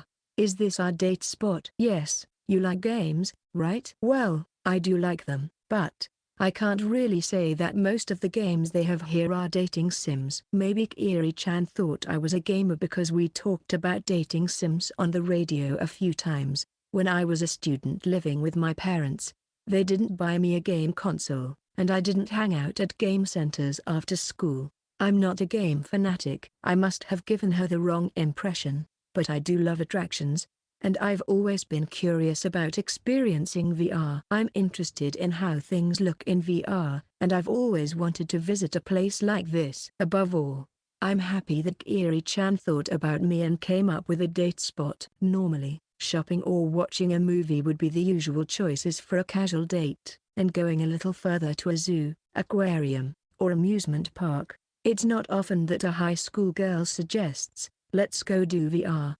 Maybe she looked it up in a magazine or on the internet, or maybe she consulted someone. Whatever the case, I'm happy. My heart is pounding. Thank you. I'm looking forward to it. Of course. We'll have fun. She takes out her phone and displays a QR code. Apparently, we show this QR code and exchange it for attraction tickets at the counter. It's a convenient era. The payment has already been made in advance. And so, we embarked on a journey to the world of virtual reality. Was it scary? She nodded. After experiencing VR horror, her eyes were slightly teary. I can't handle zombies attacking. You were screaming. Why didn't you scream? Well, I was impressed by how well it was done. Before putting on the goggles, Kiri-chan had boasted, "I'm fine with this. It's like a haunted house at a school festival." But once she put on the goggles and the game started, she started saying, "No, no, no," and when zombies appeared, she screamed "Kawawa," and she retired after only 1 minute. It was a realistic hospital. They even had medical equipment. Why are you paying attention to such details? Well, it's interesting, isn't it? I think it's amazing how they pay attention to every little detail. I don't have time for that. Her mouth was back, but it seemed like her legs were still trembling. Hey, why are you suddenly grabbing my hand? I grabbed her left hand and firmly held it. Now you're not scared, right? You should have said that before holding my hand. You scared me. If I say it, does that mean I can hold her hand? No, no, don't think too deeply. She seems to have regained her energy, so let's move on to the next attraction. What else should we experience? How about shooting waves? I haven't seen that anime. A national anime. Well, I'm not that familiar with it either. That's right. So what should we do, my lady? Let's do that. That? She pointed to the VR where you ride a fighter jet. That's great. It's like being a girl flying in the sky. Yes, that's right. I think you can experience the feeling of Kyuan's character. Indeed, you're a fan. Shut up, Kyuan's voice actress. There were 4 pilot seats lined up side by side. Each seat had a control lever in both hands and buttons for attacking. The objective of the game was to compete in how to defeat enemy fighter jets and reach the destination. The pilot seats moved up, down, left, and right, so it didn't seem suitable for people who get motion sickness. We were guided by a staff member and it was our turn. I'm so excited. Yeah, Kiri-chan. We put on the goggles and our vision went completely dark. We started hearing voices and were given instructions for our mission. Have nice flight. As the announcement was made, the hatch opened and the fighter jet accelerated. And wow, amazing. We took off into the sky. When I thought the light was dazzling, we flew into the clouds and it suddenly became dark. As we broke through the clouds, the blue sky spread out and the sea could be seen below. When I tilted the lever, the aircraft tilted as well, and the scenery moved along with it. I'm flying in the sky. It feels good. It's a feeling I've never experienced before. Unrestricted, free, surrounded by beautiful blue. I wonder if Kyuan felt like this when she flew. Why are you spacing out? The enemy is coming. I had forgotten. This is not just a game to enjoy flying in the sky. It's a game to defeat enemies. When I pressed the button, a bullet was fired and the enemy fighter jet caught fire. The enemy fighter lost balance and fell from the sky. Looking at the direction of the fall, it crashed into the sea and disappeared. It's so easy with just one button. It's just a game, but there are people on the other side too. I wonder how Kyuan felt when she was shooting. It must have been tough for her. It's fun to fly freely, but when it comes to combat, it's a different story. It becomes a life or death battle. Hey, Kyuan, why did you choose to fly in the sky? In the competition with Kiri-chan, we lost miserably with a score of 4-22. Chapter 14.7, Empty Refrain 7. It's fine even if we go to a fast food restaurant. No. It's a special date, remember? Don't call it a date. Fine, I'll phrase it differently. I want to go to a fast food restaurant. If she says that, there's no way I can refuse. I've never been to a fast food restaurant before, just like cafes and convenience stores. Do I really want to go? I think it's strange for a popular voice actress to go to a chain restaurant, but if we want to hide the tree, we should go to the forest. And a place with a lot of young people would be less noticeable.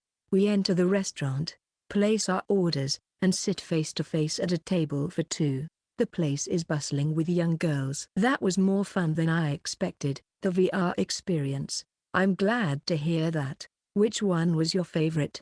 Let me think. The horror one was interesting because of Kiri-chan. Forget about it. Okay. I think the best one was the attraction where we rode in a fighter jet. Yeah, that's right.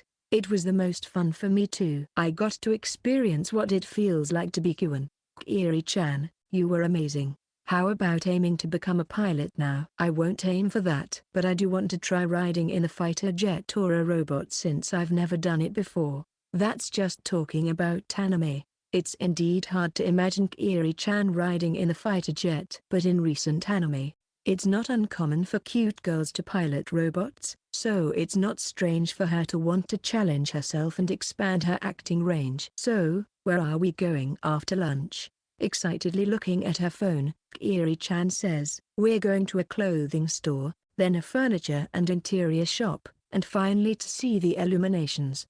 I wonder if she has all the details written down on her phone. After chatting over a meal for about an hour, we followed Kiri-chan's plan and visited various places. At the clothing store, we had a competition to see who looked better in the clothes they picked out for us. I tried on a beige trench coat and went for a more sophisticated look. It was supposed to be more adult-like, but it was too expensive for me to afford, so I reluctantly returned it to its original place. I dressed up Kiri-chan in a feminine fashion, with a frilly blouse and a light-colored skirt.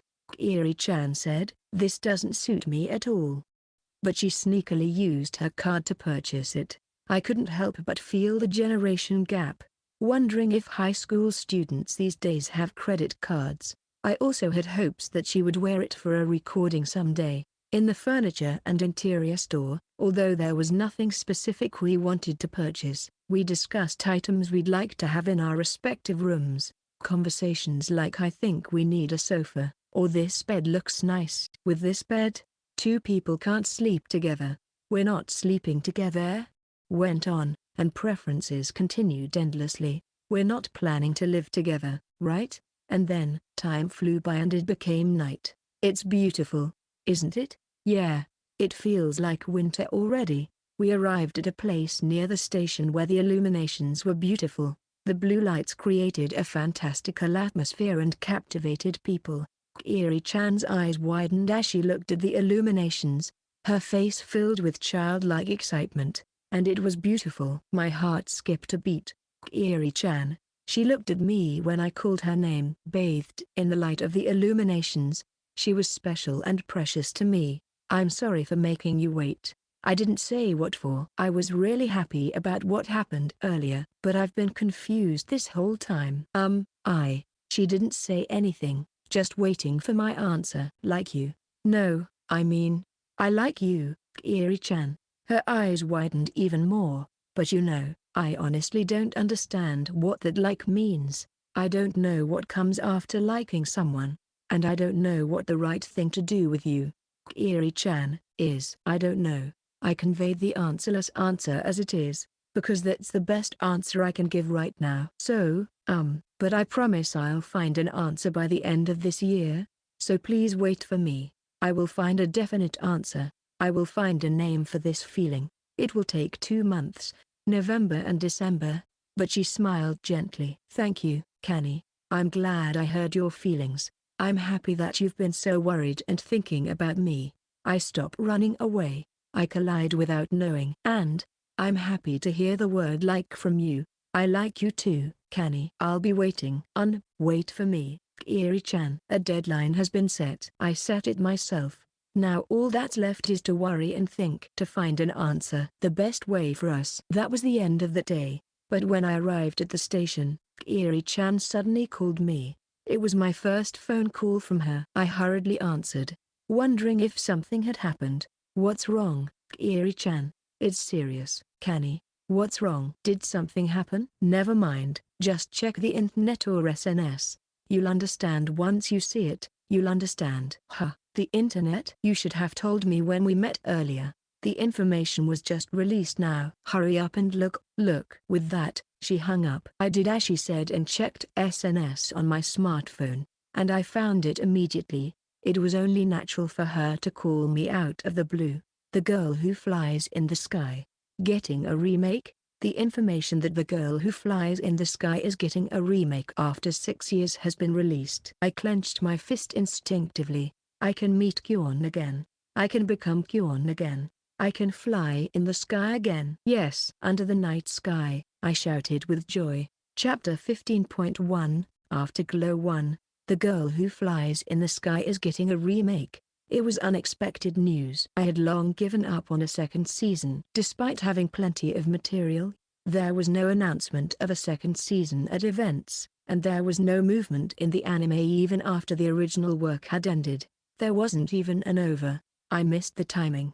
Kyon had become a ghost of the past for me, and yet, now, after 6 years, it's being animated again. It's too late. It's too late. The original work has already ended, so there's no point in boosting the anime. Will they release a spin-off or maybe just re-release it with a new cover? It's hard to imagine an anime adaptation when there's no movement in the original work. Or maybe it's the push from the anime company. They've run out of original works they want to adapt, so they're digging up old popular works. It may not sell as well as the first season, but they can expect a certain number of customers. It's unlikely that no one will pay attention. People who were students back then have become working adults and may buy merchandise and discs out of nostalgia, but in the end, it doesn't matter.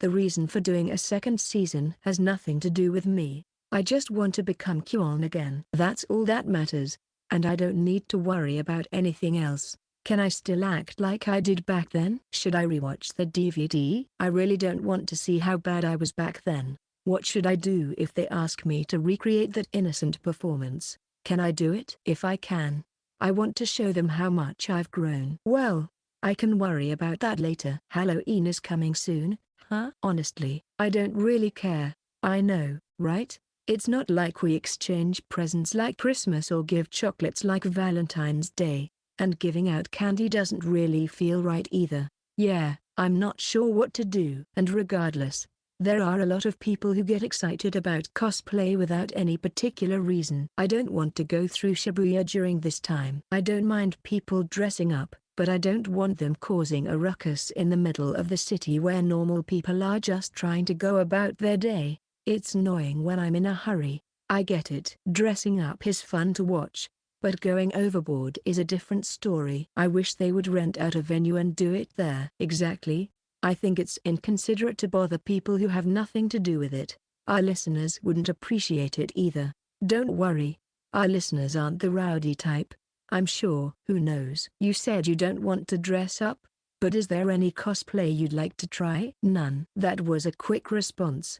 I'm sure there's something you'd like to try, like a maid or a nurse or a Chinese dress. I really don't have any. I don't mind if Yoshio mom wears a maid outfit though. I won't do it, okay? There's no demand for it, right? There is. Or maybe I'd like to see you in a school uniform. That would be too sketchy, wouldn't it? Speaking of costumes, we recently experienced a different kind of virtual experience. Not costumes, but virtual. It's hard to explain, but we tried VR. We went to a VR facility in Shinjuku together. It was my first time trying VR, and it was amazing. It's not just about things popping out at you, but it creates a sense of depth and makes you feel like you're really there. I was frustrated when I lost the race, but I lost in the dogfight with the fighter jets. You're really good, Kanae. You kept shooting me down. You can call yourself an ace pilot. I won't call myself that. Yoshio mom is just bad. What? Hee. Kiri-chan was really scared during the horror game. Let's not talk about that, okay? After the radio recording, the two of them naturally knew what they would talk about. I hope they continue with the Night Rebellion arc. It's so exciting to see Kyon questioning the way of the Knights and standing up against them. Oh yes, the showdown with her former comrades will definitely be emotional. It's unfair that I can't just be happy that Kyon won. The author must be a genius. The storyline with the plane malfunction and the deserted island is also great. Oh, I totally get it. It's nice to see Kyon, who always puts on a strong front, show her vulnerable side. Yeah, it makes you realize that Kyon is also a girl. But I also love Kyon's growth. It's impressive how she works hard to make up for her fallen comrades. But I can't help but worry about the danger she puts herself in. It's okay, she doesn't have to do it alone. It's not just her responsibility, you know. The topic is about the remake of The Girl Who Flies in the Sky. As a big fan, Kiri-chan believed in the second season and read the original work, playing the role of Kyon. There's no end to the conversation. 6 years. I've been waiting for 6 years. Well, I never expected it. Making a sequel now. Hey, you haven't forgotten how to act, right? Don't worry. Leave it to Kyon. Hey, your tone is off. It should be lower. Oh, really? Kiri-chan, I am Kyon. It feels even further apart. Oh, I have to practice properly. Make sure you don't show bad acting, so you won't be replaced. I'll be careful. So, what's next? The recording is over, and it's still 4 p.m. She still has plenty of time before her curfew. We're not done talking yet, right? You know it. Yoshio mum. We still have a lot to talk about. Well, this is going to be a long one. I have to make sure she doesn't break her curfew. Where should we go? Anywhere is fine. Whether it's a family restaurant, fast food, or karaoke. How about a cafe? Then let's go to a family restaurant. Okay. Just as we were about to move, my cell phone rings. Who could it be? I check the screen and it's a rare call from the office. Sorry, it's from the office. I'll take it. I distance myself from her and answer the phone. It's my manager, Katayama-kun. Yoshioka-san, good evening. Are you available now? I just finished recording, so I'm available. It feels like it's been a while since I talked to Katayama-kun. Wait, he's my manager, right? So, what's up? Is it about the audition results? The boss is calling for you. B-boss? Who is that? The boss is the boss. The president. The president? After hearing the purpose of the call, I hang up and return to Kiri-chan who is waiting. Kiri-chan, I'm sorry. They asked me to come back to the office. Well, it can't be helped. Let's reschedule for another day. I'll make sure to practice properly too. Okay, I understand. Sorry about that. I'll contact you again. With that, we part ways. She had a lonely expression, like a puppy left behind. But there's nothing I can do. From the president. Did I do something wrong? The only thing I can think of is my relationship with Kiri-chan. What should I do if they ask, hey, Yoshioka, are you seriously dating her? I seriously pondered and made a decision. But if the office's intentions take priority, there's nothing I can do. In any case, I won't know until I go to the office and hear what they have to say. Chapter 15.2 Afterglow 2. It only takes one subway ride from the radio recording studio to the office. It didn't take me more than 30 minutes to arrive after being called by the office. Welcome back. When I opened the door, there were a few managers inside, and Katayama-kun was sitting at his desk. Oh, Yoshioka-san. You're early. Well, it was a call from the boss. Did I do something wrong? No, I haven't heard anything. The boss didn't say anything special either. I see. I wonder if it's something I can't tell the managers. My stomach starts to ache even more. Where's the president? He's probably in his office. I can call him for you. No, I'll go myself. Thanks, Katayama-kun. I'm not important enough for the president to come all the way here for me. What's the point if I don't go myself? I thank Katayama-kun and head towards the president's office. It's been a while since I entered the president's office, ever since I passed the audition and was greeted by the president. At that time, I was with the other people who passed the audition. But this time I'm alone. My feet feel heavy, but I quickly arrive. I take a deep breath and knock on the door. Immediately, I hear a voice from inside saying, "Come in." Gathering my courage, I open the door.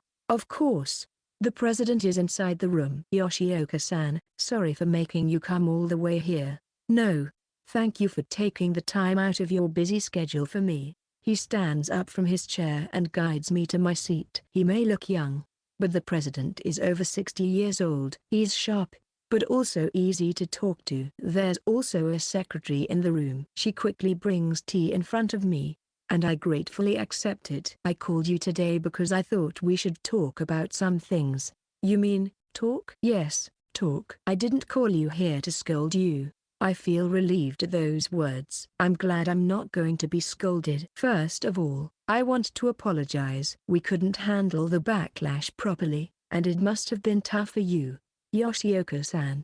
"I'm sorry." "No, it's not your fault. It's not like I did anything wrong, but it's not the president's fault either." "Please don't blame yourself." Suddenly, the president bows his head to me, surprising me. "I should have talked to you sooner. We couldn't protect you as an agency." Due to Kiri-chan's public confession at the event, my social media and radio program received a lot of backlash. But even though there was a backlash, there wasn't much slander, and the mental damage wasn't that big. And I even thought it was lucky that it became a hot topic. The comments on my social media were indeed crazy, but that's all because of Kiri-chan. My agency couldn't have prevented it, and I honestly don't know how to handle it after the backlash. We received an apology from Sakuma-san's agency as well. They said they really regret what they did to you. It seems like Sakuma-san has been through a lot too. I wonder if Kiri-chan really went through a lot.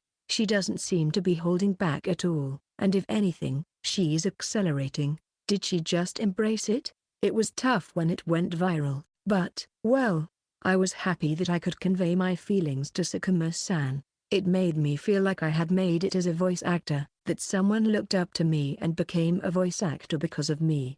It made me tear up a little, you know. "I see, so it wasn't all bad after all." "Yes, the radio show with Sakuma-san is always fun, and the events were exceptional."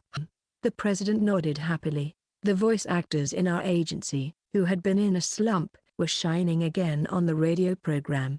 The president didn't seem to care about the controversy, but rather accepted it and saw it in a positive light. Meeting me in person must have reassured him. But what's the reality of it? I'm not denying the relationship, but are you two an avec? I couldn't help but burst into laughter at the unfamiliar, old-fashioned term. What does avec mean? When was that word used? Don't worry, President, we're not lovers.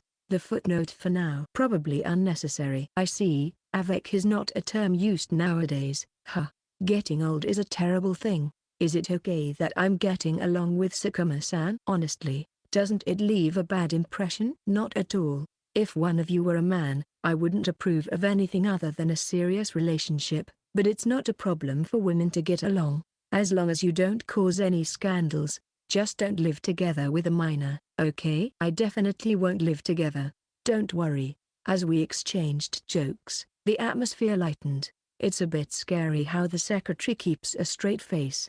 The president didn't criticize my relationship with Kiri-chan, but rather accepted it to some extent. It's reassuring to have a president who isn't too strict. Now I can fully contemplate my future with Kiri-chan. I feel relieved. That's it. Was that all you wanted to say? Did the president just worry about me and have this meeting? So, Yoshioka-san. Yes? Have you heard about the girl who flies in the sky? No, it's not just that. In fact, this might be the main topic. After all, it's the second season of a popular title. It's been 6 years since I first appeared in it. It's a big job for the agency, and there's no room for mistakes. Yes, of course, it's been a hot topic on the internet. I'm looking forward to it. The anime adaptation. Yes, the anime adaptation. Yes, it's been 6 years. I'm happy to be able to play Kyon again after all this time. Yoshioka-san. I'm a little anxious though. My voice has changed subtly since back then, so it's difficult to completely reproduce it. But I intend to show my growth. Please rest assured, Yoshioka-san. The president raised his voice. Huh? I unintentionally let out a sound. Listen to me for a moment. I'm sorry, I got carried away and talked too much. No, it's fine. I understand how you feel. I understand. But, his voice trailed off, and silence filled the room. What's wrong? Where did the relaxed atmosphere go? I feel a cold sweat running down my back. I just quietly wait for the president to continue his words. But he keeps opening his mouth, as if to say something, then stops, and repeats the action. President. At the secretary's cold call, the president looks up. Why does he have such a pained expression? I'm sorry, Kyon is not you. The sky lost its light. Chapter 15.3, Afterglow 3. Kyon is not me. Why didn't I have any doubts? Why did I think I could continue as Kyon? Why did I arrogantly believe that I would be chosen for the sequel without any changes? It's not uncommon for voice actors to change in anime sequels. Suddenly changing voice actors without a time gap would be criticized. But it's been 6 years. It's not strange for things to change after 6 years. It would be much harder to gather the members from back then. And yet, I didn't doubt even 1% of the possibility of change. Why is that? Because Kyon is me. I am Kyon, and Kyon is me. There is no other Kyon beside me. And if there was no Kyon, the voice actor Yoshioka Kanae wouldn't exist. Kyon and I are inseparable. We are intertwined. That's why I didn't doubt it. There couldn't be any other Kyon besides me. There shouldn't have been. In fact, Kiri-chan was talking to me without considering the possibility of someone else playing Kyon. It was something natural for both me and her. It was something that was taken for granted. I truly apologize to you, Yoshioka-san, but it's beyond our control. I understand it in words. But I still can't believe it. And it's not just Yoshioka-san who will change, all the actors will be replaced. I see. The staff will also be completely changed. The production company making the anime is different, naturally. The director, sound director, and music will all be different members. Don't take it the wrong way. It's not just you. Others are going through a tough time. The production company and the director will be different. The only thing that remains the same is the publishing company of the production committee. If that's the case, then there's nothing that can be done. It's not just my misfortune alone. There are probably other members who wanted to make The Girl Who Flies in the Sky again. The director even said at the wrap-up party, "Let's do a second season." With a happy expression. I'm sure I'm not the only one feeling down. Many people are enduring the pain and savoring the joy of the sequel being made. Even if it's something that has nothing to do with me, there's nothing we can do about it, right? There's no point in me being selfish. I'm sorry. It's not something the president should apologize for. I'm actually grateful. Normally, I would have found out about the cast information on the internet and been shocked. But you took the time to explain it to me beforehand. Thank you very much. It's painful. It's unbearably painful, but I have to accept it. It's not just me who is being treated unfairly. There's nothing I can do about it. I am just a voice actor. I am a part of the anime. Even if I am replaced, it will still work. Changing the production company and the voice actors means it's not just a simple sequel. Don't tell anyone else about this. It's something only Yoshioka-san should know. Yes, of course. I will keep it to myself. As you guessed, it's not a sequel from the first season. It's a remake. Starting from scratch. I could predict that. It's not a sequel. They're making a new The Girl Who Flies in the Sky. It will be a 2-core series in total, with the finale being a theatrical version that covers the entire original work. That's grand. Yeah. It's a big project. I won't be able to be a part of the grand project that will shake the anime industry. The girl who flies in the sky will be put aside. There's nothing we can do. Yeah, there's nothing we can do. I'm sorry. As just a fan, all I can do is watch over that grand project. There's a lot of money, companies, and people involved. Unfortunately, something even more amazing than the first season will be created, and I won't be able to be Kwon anymore. The voice actor auditions are already in the final selection stage. I'm really sorry, but you don't have the qualifications to participate in the auditions. I understand. It would be a hindrance if I were to be part of creating the girl who flies in the sky. Even if I were to play a supporting character, it would ruin the past Kwon. I'm sorry. It's okay. It's something that can't be helped. I can't easily accept it, but I will sort out my feelings properly. It's different. Yoshioka-san. The president's tone becomes stronger. What's different? It can't be helped, can it? I can't resist desperately. There's one more thing that I haven't told you yet. It's fine. I'm okay with whatever you say. There's nothing that can make me feel worse than this. But, still, it's too. President. What is it? Please tell me. It's decided. Huh? What is? The role of Kwon is already decided. It's already decided. Not me. Kwon is decided. It is? Yes. Kwon has been decided without an audition, based on the decision of the production committee. It seems she's a voice actress who has been chosen by the director a few times before. He vouched for her, saying there would be no problem. If she's a talented actress, then I can trust her too. I can leave it to her. It's a lie. I don't want to leave it to her, but it's much better than an unknown rookie. It's much, much better than my Kwon being tarnished or belittled. And the sponsor and the publishing company are also insisting on her being cast. Oh, I see. She must be an amazing person. It's because they heard a certain episode. The original author also heard it and was deeply moved. Episode? She is a big fan of the girl who flies in the sky and became a voice actress because she admired Kwon. Huh? I instantly understood because I heard that story directly. Because I was right next to her. I can't forget. Because I was moved by that story and shed tears, and I couldn't help but feel affection for her. Because I mentioned that story in my conversation with the president just now. The role of Kwon will be played by Sakuma Kiri. That name was the name of my radio partner. Chapter 15.4, Afterglow 4. I don't know how I managed to get home. I have no memory of it. I just moved in the direction my body instinctively knew. It's a miracle that I made it back safely. Sitting on the edge of my bed without turning on the lights, I stare into the space. I have no idea how much time has passed. I haven't eaten dinner. My body should be craving energy, but even moving feels like a chore. I have no motivation to do anything. I can't even muster a sigh. Right now, I feel empty. Sometimes, some things can't be helped to work. Unreasonable things happen.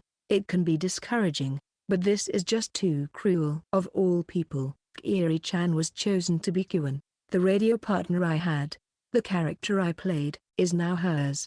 It's not something I can easily accept. It's hard to just accept that everything, including the cast and staff, will be completely changed. The person closest to me, the girl who had a crush on me, the girl who admired me, is taking me away. Objectively speaking, it's the perfect choice for Sakuma Kiri to become Kwon. Sakuma Kiri is a popular voice actress who is currently in the spotlight. Despite still being a teenager in high school, she has undeniable talent and her cute appearance enhances her appeal at events. She has a great singing voice, and above all, her acting voice is excellent. Her clear and refreshing voice is perfect for the protagonist. She doesn't have any strong quirks, and her emotional performances are outstanding. And the fact that she is a big fan of the girl who flies in the sky. Furthermore, the reason she became a voice actress was revealed at an event. She became a voice actress because she admired Yoshioka Kanae, who played Kwon. Now she is co-starring with the old Kwon on the radio. A passing of the baton between the old and the new. It's just too perfect of a situation. The new Kwon is so suited for Sakuma Kiri that it's hard to imagine anyone else. But what about my feelings? Yes, I should just stop caring about my own feelings as a small voice actress. If I do that, everything will be resolved. everything will fall into place. But the other party's agency must have thought, this is too much. That's why they pitied me, showed me sympathy, and made a heartless proposal. Section. When I was told that the role of Kyun would be played by Sakuma Kiri, I was speechless. The president just kept repeating, "I'm sorry." The only words I managed to squeeze out were a single question. Does Kiri-chan know? She still doesn't know. I feel a slight sense of relief. If she had known that she would be playing Kyun and had brought up the topic of the girl who flies in the sky to me, I don't think I would have been able to recover. At least that's one good thing. Kiri-chan didn't have any ill intentions. It's the only solace. But the cast announcement is scheduled for mid-November. It's already November on the calendar. There are only about 2 weeks left until the world starts buzzing and Kiri-chan inevitably finds out. What will her reaction be? Can we continue? This is it radio, as we have been? Maybe we won't be able to continue recording the radio anymore. Kiri-chan needs to know in advance. She needs to understand that it's not me, but herself from now on, to continue. This is it radio. The problem is, who will tell her? Yoshioka-san, you're going through a tougher time than anyone else right now, and yet, I'm going to say something that will make you suffer even more. The other agency has asked me to tell you, and they want you to tell Kiri-chan. I have to tell Kiri-chan that she has been chosen as Kyun. The reason is this: the people from the agency think that Sakuma-san won't easily accept it even if they tell her directly. In fact, they expect her to resist. The agency doesn't want Sakuma-san to resist. They're afraid she might quit being a voice actress altogether. That's why they want to use you. They believe that if you say it, Sakuma-san will listen and understand the most. If I say it, Kiri-chan will accept it. Will she truly accept it? As for my personal opinion, I want to reject the other party's proposal. It's too cruel for Yoshioka-san. They're not considering your feelings enough. It's a ridiculous suggestion. But you guys have to be together from now on. The radio will continue. When it comes to the radio program, it might be best for you to convey it yourself rather than someone else telling you. I also think that's it. The radio will continue. Even if someone else tells Kiri-chan about the role, eventually there will be a need for me and Kiri-chan to talk. Sooner or later, it's just a matter of time. In that case, it's just a choice. A choice. If it's not possible, please refuse. It's okay if Yoshioka-san doesn't answer now. There's still a little time. If things go wrong, the radio might be cancelled. I don't want the radio to end like this. It would be enough if I could become an adult on my own. I just have to swallow my feelings. President, let me say it. The sunlight shines in from outside, hurting my eyes. It's already morning. Have I been sitting here all night? I lift my heavy body and head to the bathroom. I look terrible. In the mirror, there's a girl with a dead-like face. No, I'm dead. The Kyun that I was is being handed over to the girl next to me. I am no longer needed. I am lost. Why did I accept it? Is it a way to settle things? Regret? Attachment? We have to continue. This is it radio. From now on, it's best if I say it. Yes, I desperately tell myself that. No matter how many times I wash my face with water, it doesn't refresh me. I return to the room filled with sunlight. It's too bright, so I cover myself with the blanket. I return to the darkness once again. The empty sobbing is drowned out within the blanket. Chapter 15.5 Afterglow 5. Kyun was a burden, a shackle. I often wondered what would have happened if I hadn't played her. I could have gradually improved and become a great voice actress. There could have been another path for me. But I knew the pinnacle from the beginning. Kyun is a troublesome person. Even after finishing the performance, her presence is so big that I can't ignore it. Wherever I go, she clings to me. But I know I truly love Kyun from the bottom of my heart. And I also love the me who played her. November had begun, and a week had passed. Today was the day of the recording for This Is It, and we had a guest coming. You're late. Yeah, sorry, Kiri-chan.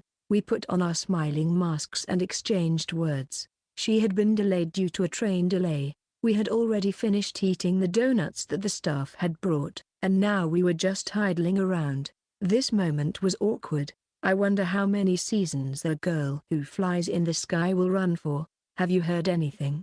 Yoshio mum. Normally, I wouldn't think much of it, just work talk, but for me right now, it was poison. I don't know, but hey, Kiri-chan, have you ever worked with today's guest, Owataki-san? Huh? Oh, yeah, we've talked a few times, but we've never been regulars together. They talked about The Girl Who Flies in the Sky, but I blatantly changed the subject. Oh, really? I've talked to her a few times too, and she's really fun to be around. With a smile, I exposed my fake smile and hid the darkness inside.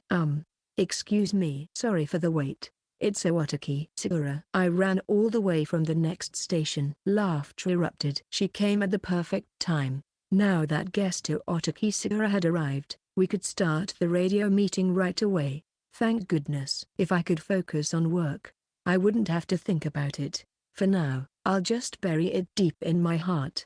I can deal with it later. It's not necessary in this situation. Today, we have a wonderful guest. Please welcome her. From the radio program, Makoto Nisakaran. I'm here in all my glory. Climbing the big waterfall, Siguru is blooming.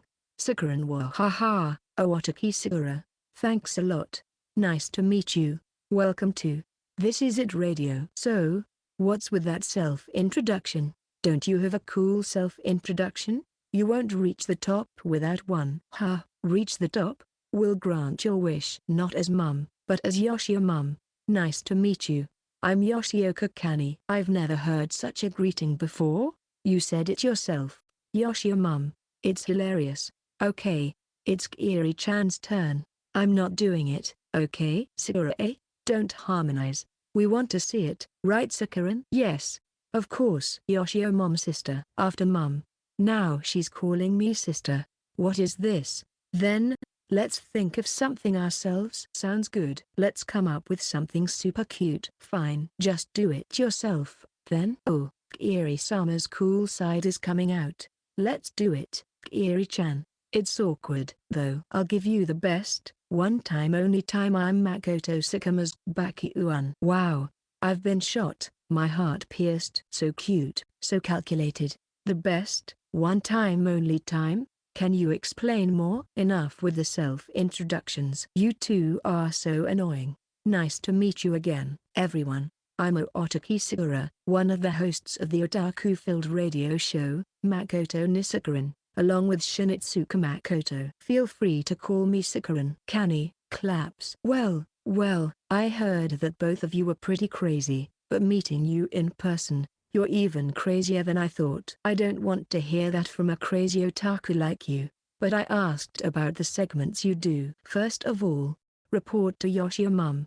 You call yourself mum? That's hilarious. Well, this segment is about listening to listeners' concerns and giving updates, so it's relatively normal. And there's the improvisational theater by the theater group, Theater of Imagination, which is a pretty common segment. The night pool episode was chaotic. Wait, you remember that previous episode too? That was a big failure. From Namahage to zombies. I still don't understand what it was about. By the way, Sakaran, did you go to the night pool this summer? No way.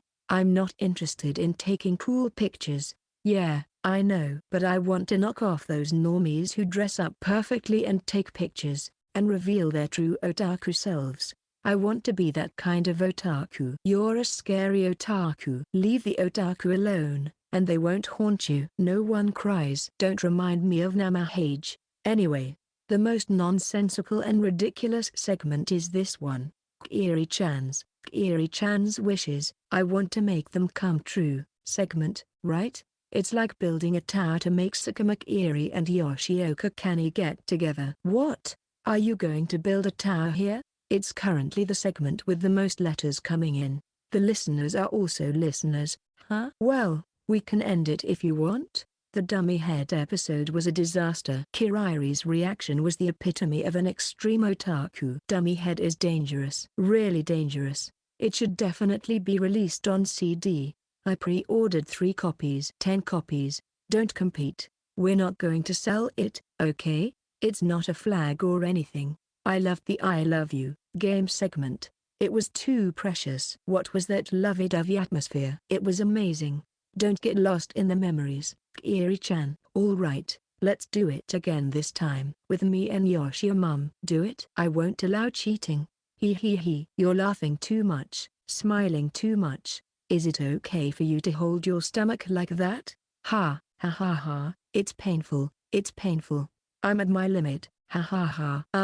Are you okay, holding your stomach like that? Did it hit your funny bone? Today's recording was saved by having a guest. And not just any guest, but the cheerful otaku, Sakura. Her brightness saved me. Without her, I wouldn't have been able to laugh. Chapter 15.6, Afterglow 6. Now, let's go to this segment over here. Report to Yoshio mum. This is the segment where we read letters that are basically anything goes. Today, we have Owataki-san as our guest. So we'll be reading letters related to Owataki-san. Sorry about that. Alright, let's get started. This letter is from a listener named Go Home Team San. Mom, Kiri-chan. Guest Sakura. Hello. I think you all are otaku because you work in the anime industry. But do you have any other hobbies that you consider yourself an otaku in? I'm a soccer otaku, and sometimes they do anime collaborations at the stadium, so I can enjoy both. Please tell us about your otaku side. Being both an anime otaku and a soccer otaku, huh? They must go watch soccer matches in person too. It might be difficult if the schedules overlap on weekends. That sounds tough. I wonder if they go straight from the stadium to the live venue while still wearing their soccer uniforms. So, do you two have any otaku sides outside of anime? I wouldn't say I'm an otaku, but I love theater. But I've also been an actress, and I think voice actors are actors too. So it's all within the realm of work. Speaking of theater, there's the 2.5D stage plays. They adapt anime and manga, and oh boy, when Ryo-kun appears in real life, he's alive. I'm so grateful and moved by his existence. It's dangerous. Once you fall into the 2.5D world, you can't escape. Who's Ryo-kun? But yeah, there are a lot of them lately. It seems to be more common in content targeted towards women. I've always wanted to see a musical. Let's go, Mum. Let's go see a stage play together. I'm sure there are some actors you'll like. Oh, no way. There are so many cool guys. Wait, who said I'm your mum? You're not getting into it. I bet you're a Seiko otaku. Yoshio mum. I'm not a heavy drinker character or anything. I know a fair amount about it, but I don't go drinking at the venue or spend a lot of money on it. Alcohol is not good. I wonder what about Sakura? Well, I'm a sake maniac. It's not good to get drunk on alcohol, but it's hard to think of other otaku sides we can be proud of. We're not really into sports, and we don't have any girly hobbies. Here's some information from Ueshima-san. What's this? A ranking of hobbies that make men attracted to women? Hobbies that are popular with men, huh? If we fit into that, we'll be popular with guys from tomorrow onwards. I'm not sure about that. But let's start with third place. Surfing, mountain climbing. Both are active hobbies, but they might be somewhat similar. The correct answer is travel. Travel. Huh?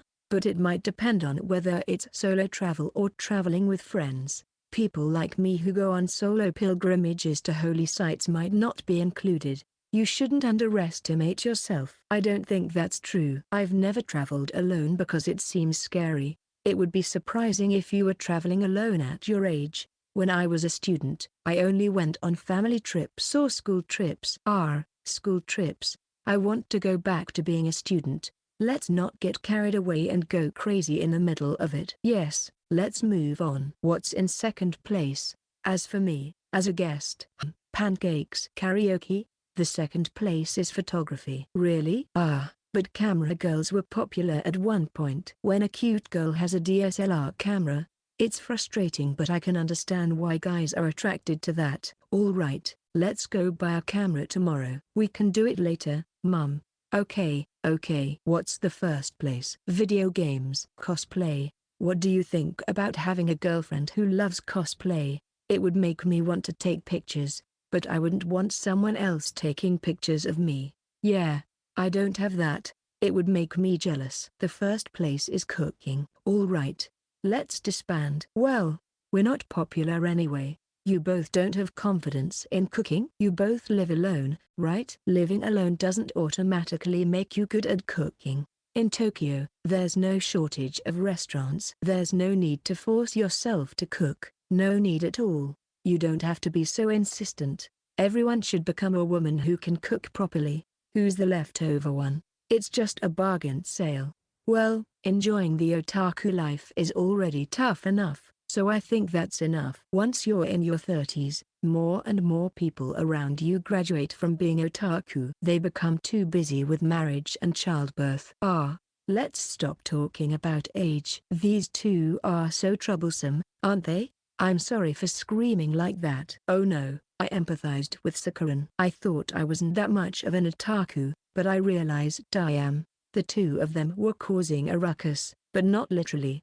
Kiri-chan seemed more exhausted than usual. It's a good thing we're a duo on this radio show. It would be unbearable with 3 or 4 people. Sorry about that.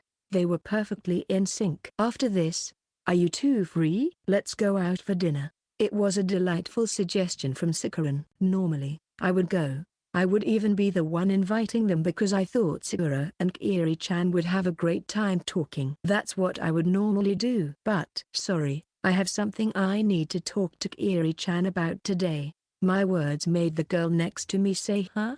With a surprised expression. Well, then, there's nothing we can do. Let's go another time. There's also a joint event coming up. Yes.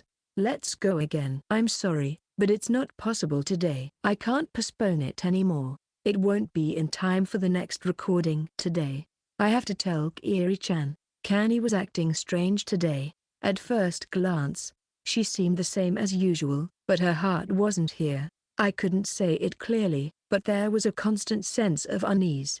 And after the recording, she said she wanted to talk to me alone, and she took me outside. Something that can only be said between the two of us. What could it be? The only thing that comes to mind is her response to my confession. She asked me to wait until the end of the year, so I thought she would give me an answer around the end of December, near Christmas. It's still early November. The answer came much sooner than I expected. It's so sudden that I haven't prepared myself emotionally. So, that's why Kani was acting strange today. She was preoccupied with my confession, her mind elsewhere. It makes sense now. During the ride, I was nervous the whole time and couldn't say anything. Kani also remained silent, quietly heading towards our destination. I don't know where we're going, but she said, it's not too far. Are we going to start dating?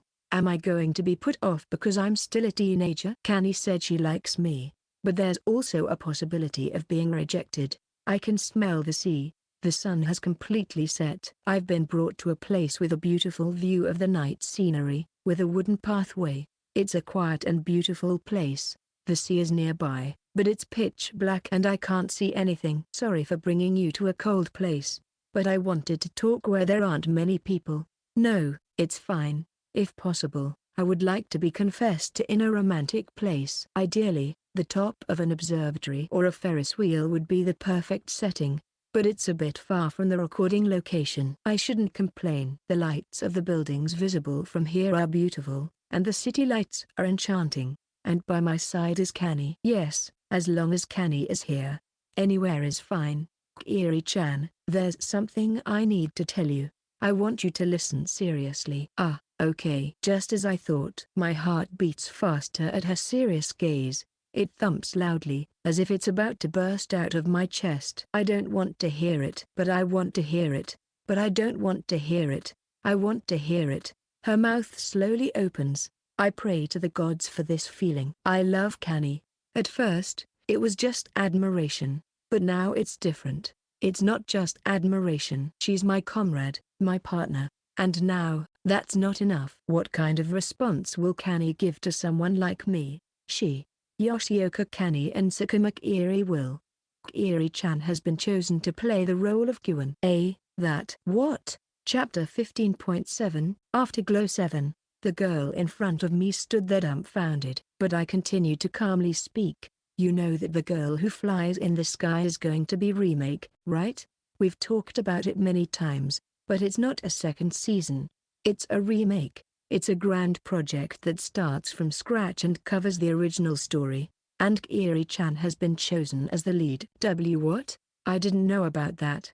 How do you know? Her question was valid. It's not something that has been announced yet, so there's no way I should know. And it's strange that the lead doesn't know about it. The news came from Kiri-chan's agency to our agency. We do the radio show together, after all. I thought there might be some conflict, so they told me first. I'm not doing it. She immediately opposed it. I expected that answer. It was within my expectations. It's not just me. The entire cast and staff will be replaced. Most of the people involved won't be able to do it even if they want to. Is that okay with you? Yes. There's nothing we can do about it. No matter how much I resist, it won't change. It's already decided. And I can't overturn the decision on my own. I'm happy about it. I have no problem with Kiri-chan. I can trust her. Yes, I tell myself. I'm glad that Kiri-chan will be the new Gyun. I force a hollow smile. I'm such a clown. I have to justify it forcefully. Otherwise, I'll be the one suffering. No, but she still didn't accept it. Why? It's the role of your beloved Gyun. It's a chance for Kiri-chan to become the girl you admire. The director and the author are also supporting her. There's nothing happier for an actress. She glared at me. Her big eyes had a strong will that I didn't possess, and they captured me. I won't accept anyone other Gyun than Yoshioka Kanae. Clank. Something broke. What I admired was not Gyun. It was the Gyun played by Kanae. Yoshioka. Crack. The mask came off. I don't want to change that. I don't want my admiration to be taken away. Aren't you frustrated? Your Gyun becoming someone else, becoming something else. The feelings I had been holding back, the false emotions, the fabricated kindness. I can't bear it. It's impossible for me. Gyun is impossible for me. Kanae has no choice but to do it. I hate everything else. Shut up. Be quiet. It collapsed. Huh? She stopped speaking. I raised my voice to the surprised girl. Of course I'm frustrated. I don't want to give my Gyun to someone else. Even if it's Kiri-chan, I can't accept it. If that's the case. But it's impossible. Understand that. It's already decided. I'm desperately enduring it. I don't understand. No matter how much we struggle, it won't change. Are you suggesting that Kiri-chan should quit and someone else should do it? I can't endure that even more. Accept it. Think about my feelings. Become Gyun. I won't do it. I can't ignore the emotions that keep welling up. Why? Why can't she understand? I hate her. I hate this girl. It's not Kiri-chan's fault. I understand that too. But she is blessed. Environment, talent, age. I'm jealous of everything about her. That's why I don't want her to show me any mercy. Please. There's no other choice. We have to accept it. Why? If there's a chance, take it. Even if it's unfair, push through. We are professional voice actors. We live in a dog-eat-dog world. To give up a chance when it's there, to step down, would make me even more miserable. Why me? It irritates me. Why not me? That's what I want to hear. Shall I tell you? Kiri-chan is a successful and high-profile actress. She's close in age to the character she'll be playing, and her voice suits it. She's also attractive and can attract a crowd at events. And she's a big fan of the girl who flies in the sky and became a voice actress because she admired Gyun. On that day at the event, she told a crowd of people that my admiration was always for Kanae. The public doesn't care about the details of voice actors, especially one-hit wonders. All they want are the episodes. They conveniently interpret it as Sakuma Kiri aspiring to be a voice actor just because she admired Gyun and aimed to become like Gyun. She looked down. In the silence, only the sound of waves could be heard. I didn't want to have this conversation. I didn't want to become like this. She pleaded, looking weakly into my eyes. Is it my fault?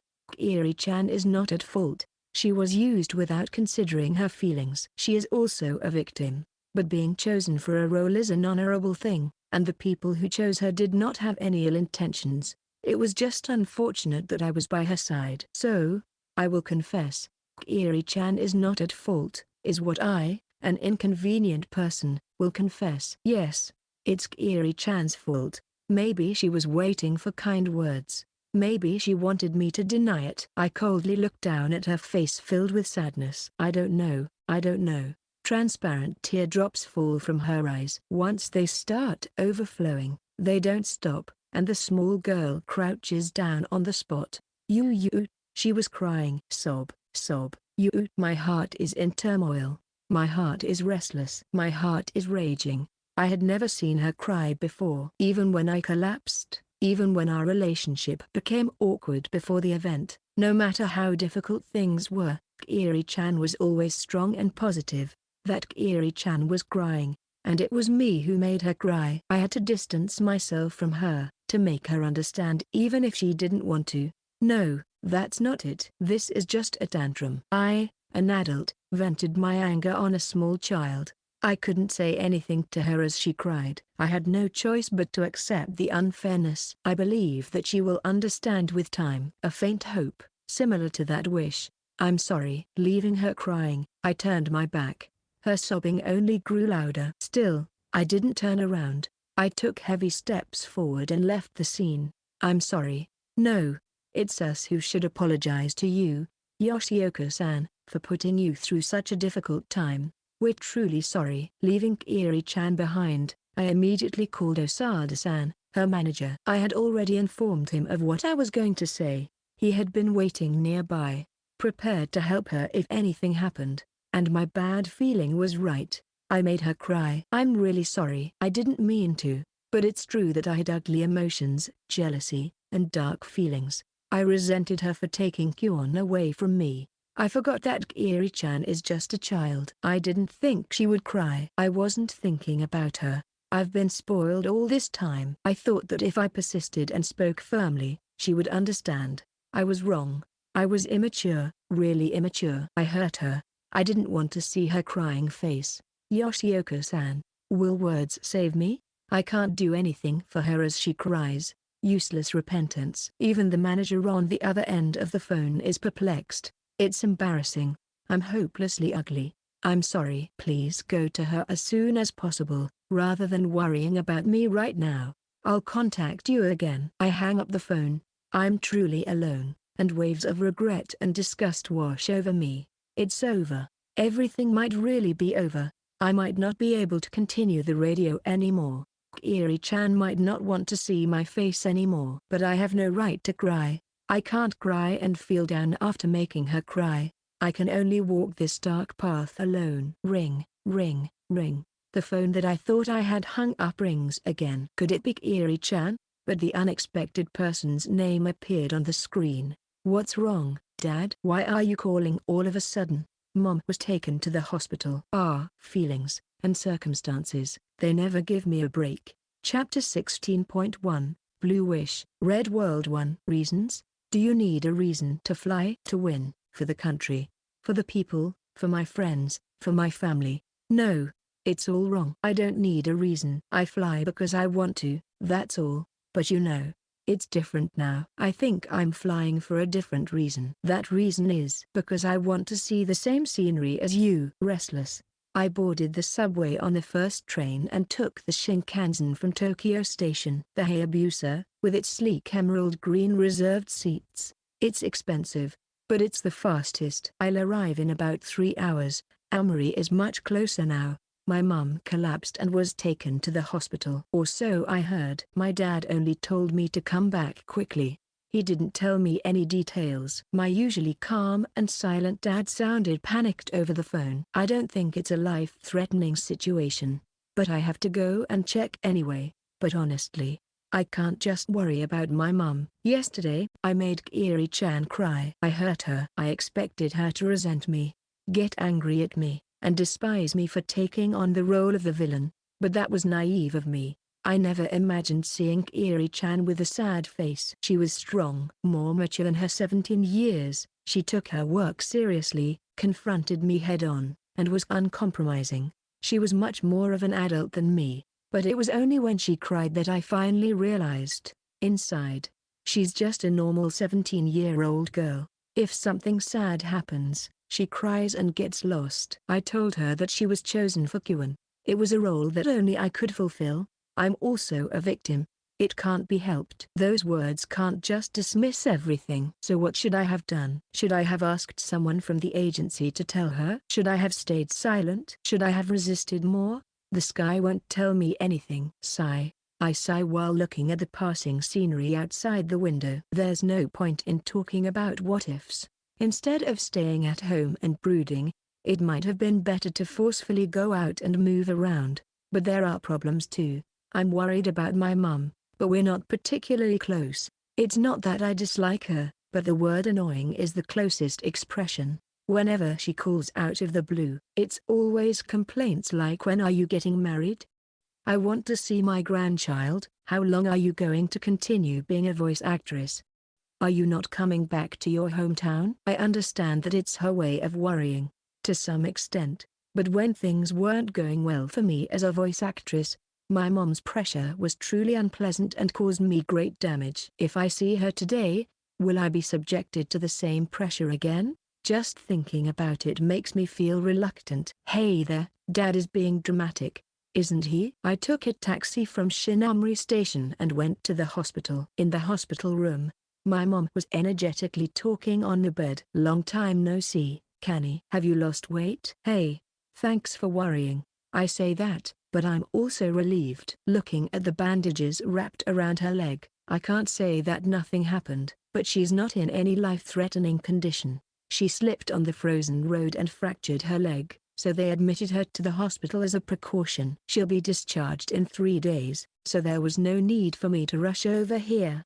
I can't help but say that. And there was another familiar person in the hospital room. "Hey, Kanae, don't say things like that. If I had hit the wrong spot, it would have been dangerous." "Oh, your dad was in such a panic that he called an ambulance in a hurry. I wish I could have shown you." "Kanae, your dad was so funny in a panic. I was worried about Mum." "Oh my." "Well, I'm glad you're safe." In the hospital room, it's a family gathering with my dad, Mom, and me. "What is this?" "Well, it's fine.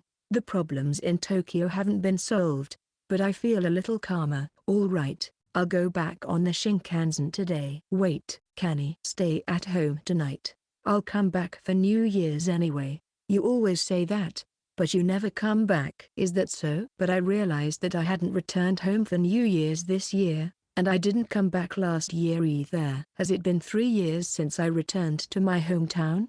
It was certainly the first time in a long while to be on the land of Amari. I used to come back every year when I was a university student. Even after graduating, I came back a few times, but at some point, going back to my hometown became a hassle. The reason was financial. But that was not the only reason. There's the guilt of becoming a voice actress against my mom's wishes. Even though my parents supported me financially and I went to university in Tokyo, I didn't make use of my studies at all and went into the voice acting industry. Of course, I consulted with the agency before joining, but my mom was always against it. With persuasion from my dad, I was allowed to do voice acting while still a student. But that was only during my time as a student. I didn't consult with them when I graduated from university.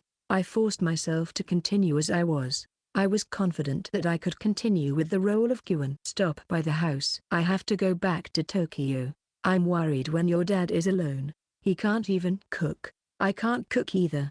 I know that, but you can at least order takeout, right? Even my dad can at least place an order. That's what I think, but I don't complain. It's not because they hit me with the weakness of not being able to cook. Also, I want you to prepare some clothes for me from my room. Your dad wouldn't have a clue, so I'm asking you, just give it to your dad. Just for 1 day. Dad will be here a little longer. You should go back first. My dad hands me the key. It had a different shape than the key I had. When did they renovate the house? Seriously? Reluctantly, I returned to my hometown after 3 years. Chapter 16.2, Blue Wish, Red World 2. I took the train from Shinamori Station and arrived at Hirosaki Station. I was feeling restless, hoping to meet someone I knew, but I didn't see anyone. When I thought about it, it was already past lunchtime on a weekday. Normal working adults wouldn't be able to meet during working hours. I didn't even know how many acquaintances I had left in my hometown. Since I went to university in Tokyo, I had become completely estranged. When I returned home, there were some groups of friends that I would contact and meet up with, but I didn't attend the wedding of one of them, and since then, I felt awkward about contacting them. They're probably not concerned about my contact since they're enjoying their newlywed life. I haven't contacted any of my other friends either, and they haven't contacted me either. In that sense, it's not unreasonable to say that I abandoned my hometown. Coming back to Hirosaki after a long time, I noticed that there were new shops and the streets had become cleaner. It felt like an unfamiliar place. I think I'm being selfish, even though I'm the one who left. I took a bus from the station and arrived in front of my childhood home in less than 10 minutes. It was a single-family house with a parking lot for 2 cars. It wasn't fancy, but it was the kind of house that you couldn't afford unless you were wealthy in Tokyo. It seemed cleaner than when I last saw it. I used the key to open the door, and it was a completely unfamiliar house. It had been renovated. When I was living at home, my mum would scold me, saying save money or oh, I'm having a tough month. So I thought we weren't that well off, but now I realize that we're actually doing pretty well. We're a well-off family. They never complained and sent me to a university in Tokyo.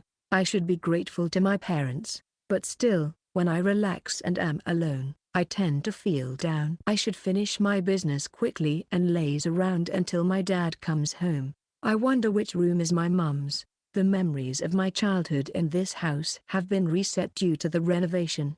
There aren't that many rooms, unlike the luxurious Sakuma family mansion, so I could figure it out if I searched carefully, but it's a bit bothersome. Well, I have time. Let's start from the end. The room at the far end was a storage room. Or rather, it was my room.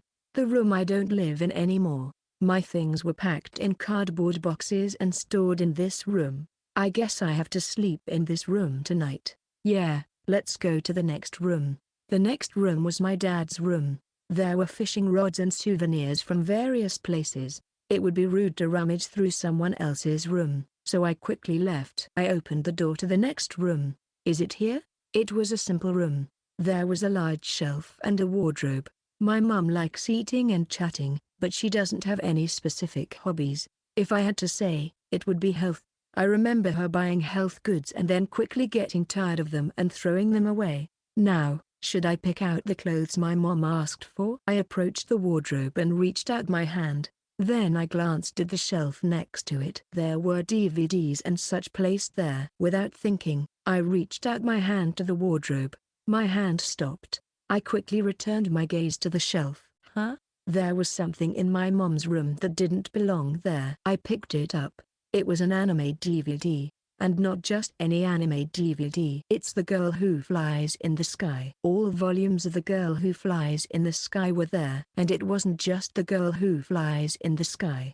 There were other anime DVDs of different works. Why are they here? White Black Summer, Haru's Visit, My Cute World, Heartbreak Experience. They were all anime works that I knew. And for a good reason. Because they were all works that I appeared in as a voice actress. Ha ha ha. I couldn't help but laugh, and I felt a weight lift off my shoulders as I sat down. Why are they all here? Even the works that I left in the middle of are faithfully collected. It's laughable. Didn't that person despise my job as a voice actress? They wanted me to get married soon, to see their grandchild, to have normal happiness. That's what they wished for. They put pressure on me all the time. And yet, why are the anime works that I appeared in here in my mom's room? I didn't send them. I wouldn't send them to a mom who opposed it. Could it be that my uncle or aunt sent them? That might have been a possibility if there were only a few volumes, but they were all there. Anime DVDs are not cheap. There's no way someone would go to such lengths. I know. Yes, I know.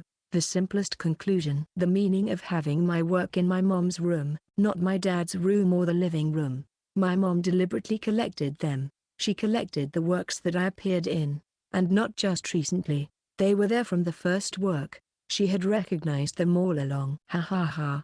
It's funny. I can't help but laugh. That mom, who was my enemy, was supporting my voice acting job.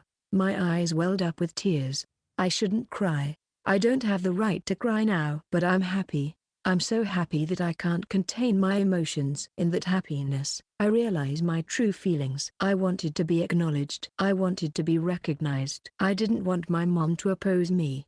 I wanted her to support me. I wanted her to see me shining as a voice actress. I didn't need a normal, average happiness. Even if I was an ungrateful daughter, I still wanted to grasp my own, unique happiness. Being a voice actress made me incredibly happy.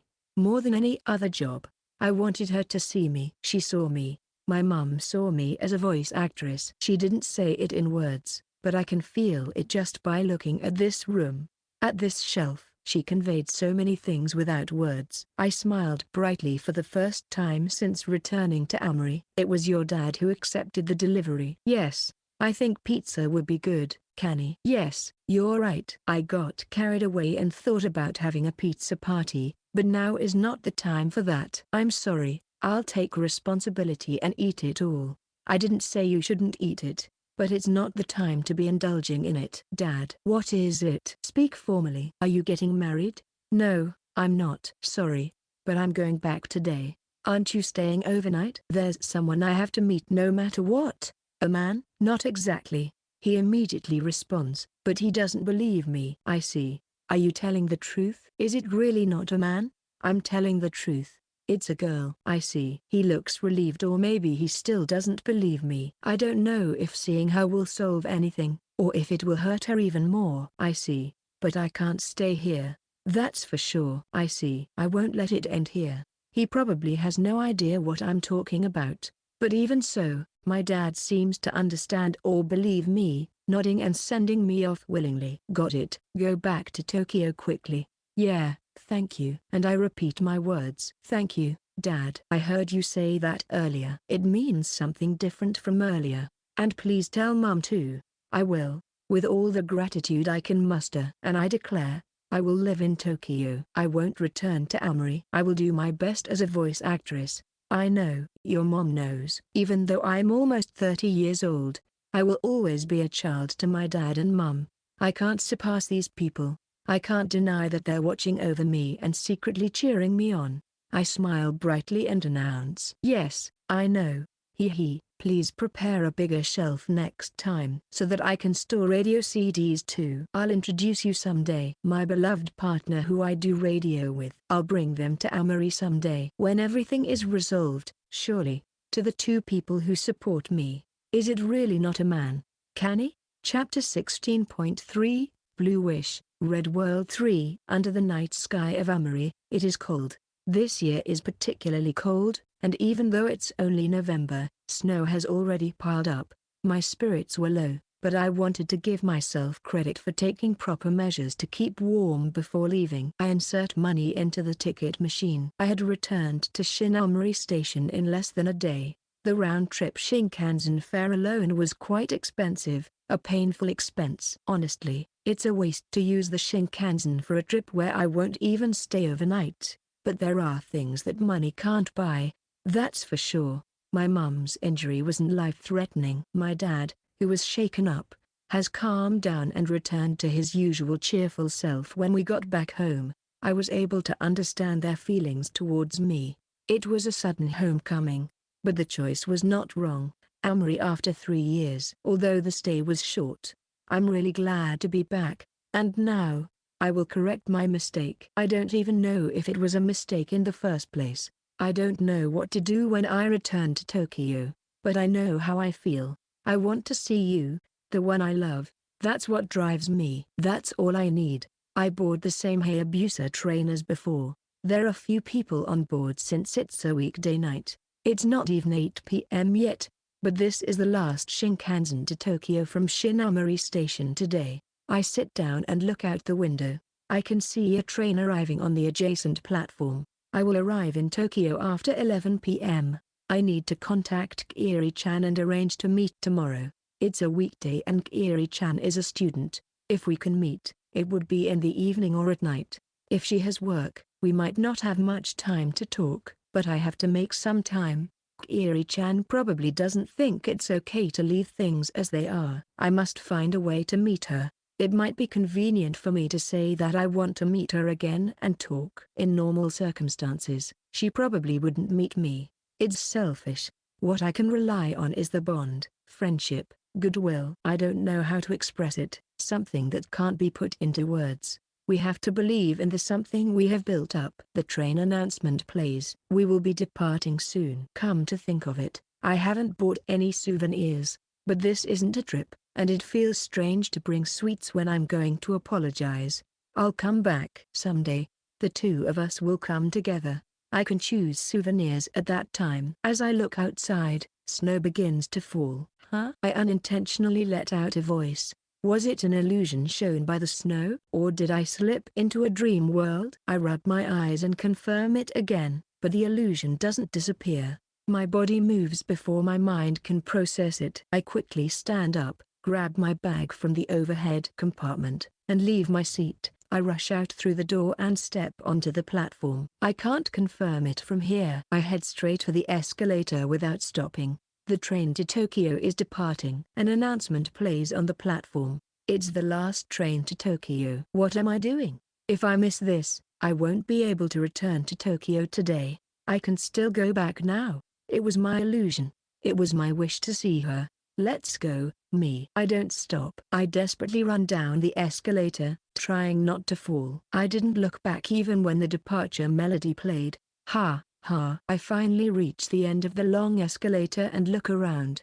I'm panting heavily from exerting myself so suddenly, but I don't have time to rest. I desperately search. I chase after a phantom that shouldn't be visible. There she is. She's just about to leave the ticket gate.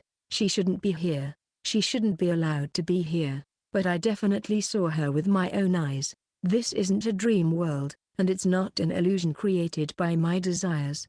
Without caring about the people around me, I call out to her in a loud voice. Kiri-chan. She turns around and notices me. Her face is filled with surprise, but it's me who's surprised. Why do we meet here? I wanted to see her, the girl I hurt. The person I wanted to apologize to. I was running. I rushed towards her. What's going on? Why are you in Omori? You shouldn't be here. The girl who got hurt. How could she come here? It's only been a day since then. Why, Kanae? She calls my name. I'm happy, so I call back, Kiri-chan. With the momentum of my run, I can't stop my feet and I tightly embrace her. Kiri-chan stumbles, but she firmly catches me. It's not an illusion. It's not a dream world. It's warm. She's definitely here. In my hands. I release her slightly and look at her face. There are so many things I want to say. I wanted to see you. I wanted to see you so badly. I wanted to apologize for hurting you, for making you cry, for making you sad. There are so many things I want to ask. Why did you come to Amori? To chase after me? I'm the one who hurt you, right? Today is a weekday, right? What about school? What about work? Did you tell your parents properly? Why is this happening? It's not an illusion, right? It's not a dream, right? She was the first to speak. I came. She said that and mischievously smiled. Chapter 16.4, Blue Wish, Red World 4. I came. It wasn't a distance that could be easily reached with a light heart. It was foolish for a high school girl like me to take the Shinkansen to Amori. But she wanted to see me, so Kiri-chan came to meet me. I couldn't help but feel overjoyed. I love her for coming to see me. You're such an idiot. Thank you. He. She had a satisfied expression on her face. She almost got on the Shinkansen to Tokyo and passed by. If she had stayed on the train, Kiri-chan would have been left alone. I'm glad she's safe. I can't face her if I hurt her any further. I don't want to let her go. My heart, filled with love, refuses to let go of this warmth. But we can't just keep hugging each other in front of the cold ticket gate forever. Now, Kiri-chan. What is it, Kanae? I could hear Kiri-chan's voice from close range, and it made my heart skip a beat. It's because we're still hugging, but it's making me uneasy. Let's face the reality we're currently facing. I'm happy to see you, Kanae. My heart thumps. Her sincere words make my face turn red, but I need to calm down. I'm so fulfilled. I need to be calm, okay, Kanae? I'm happy to see you too. I was hesitant about meeting her, but in the end, I wanted to see her the most. It feels like a miracle. And I still feel like it might be a dream. Anyway, there are so many things I want to say and ask, but for now, yeah, there's no last train back to Tokyo anymore. The last Shinkansen to Tokyo that we were planning to take had already left. There was no way to go back to Tokyo today. She averted her gaze from me and replied, "Why yeah, I knew that. The Shinkansen doesn't run 24 hours. I knew that." "Even I knew that. You didn't even think about it, did you?" "What would you have done if you couldn't meet me?" I would have met you." Ugh, she's so cute no matter what she says. Her puffed up cheeks and adorable gestures make my heart skip a beat. But no, it's different now. For now, we can't go back to Tokyo today. So let's find a place to stay." Kiri-chan replied energetically, saying, "Yeah, let's do that." She seems like she had a plan all along. She's thoughtful, honest with her feelings, and acts on her emotions. It makes me worry as her guardian, but that's why I want to be by her side. And I'm sure we feel the same way about each other. The first place that came to mind as a place to stay was my parents' house. It wouldn't cost any money, and there would be guest futons available, so it wouldn't be inconvenient to stay there. However, it would be bad to tell my dad, "I'll bring someone next time," and then immediately say, "I brought her." It would be disrespectful even for a disobedient daughter like me. And introducing Kiri-chan to my parents out of the blue. Out of the blue? No, we're not. We're not dating, but it would be awkward to greet my dad.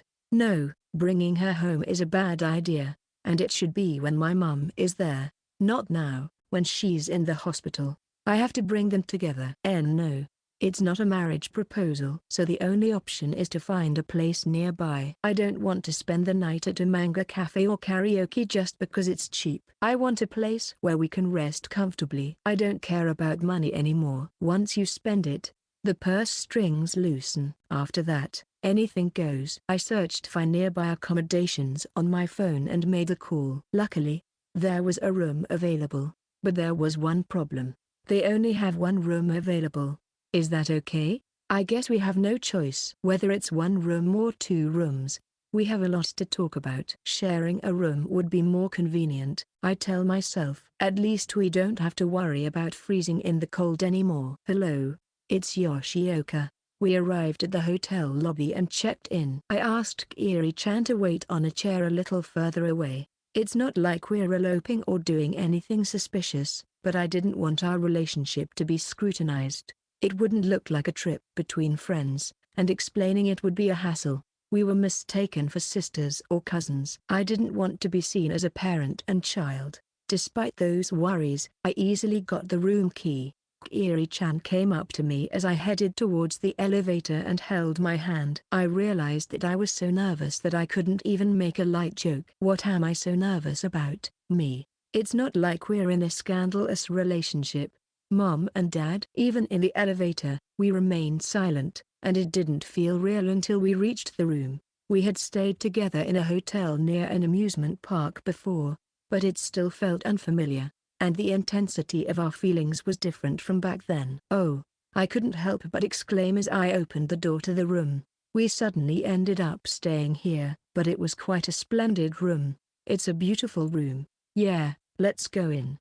Let's go in." We exchanged words, and the tension eased. Maybe Kiri-chan felt the same way, as she dived onto the bed and started playing around.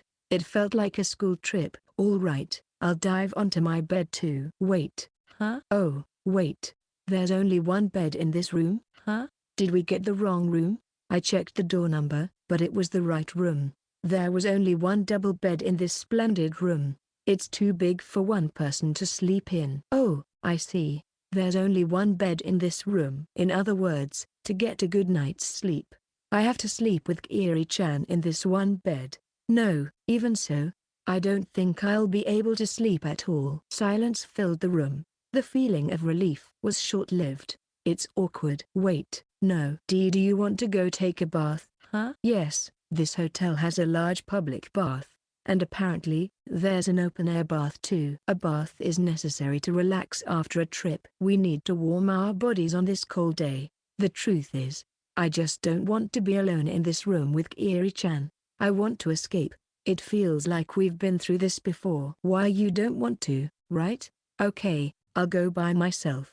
As I said that and tried to escape, she grabbed my sleeve. I turned around, trembling. I'll go with you.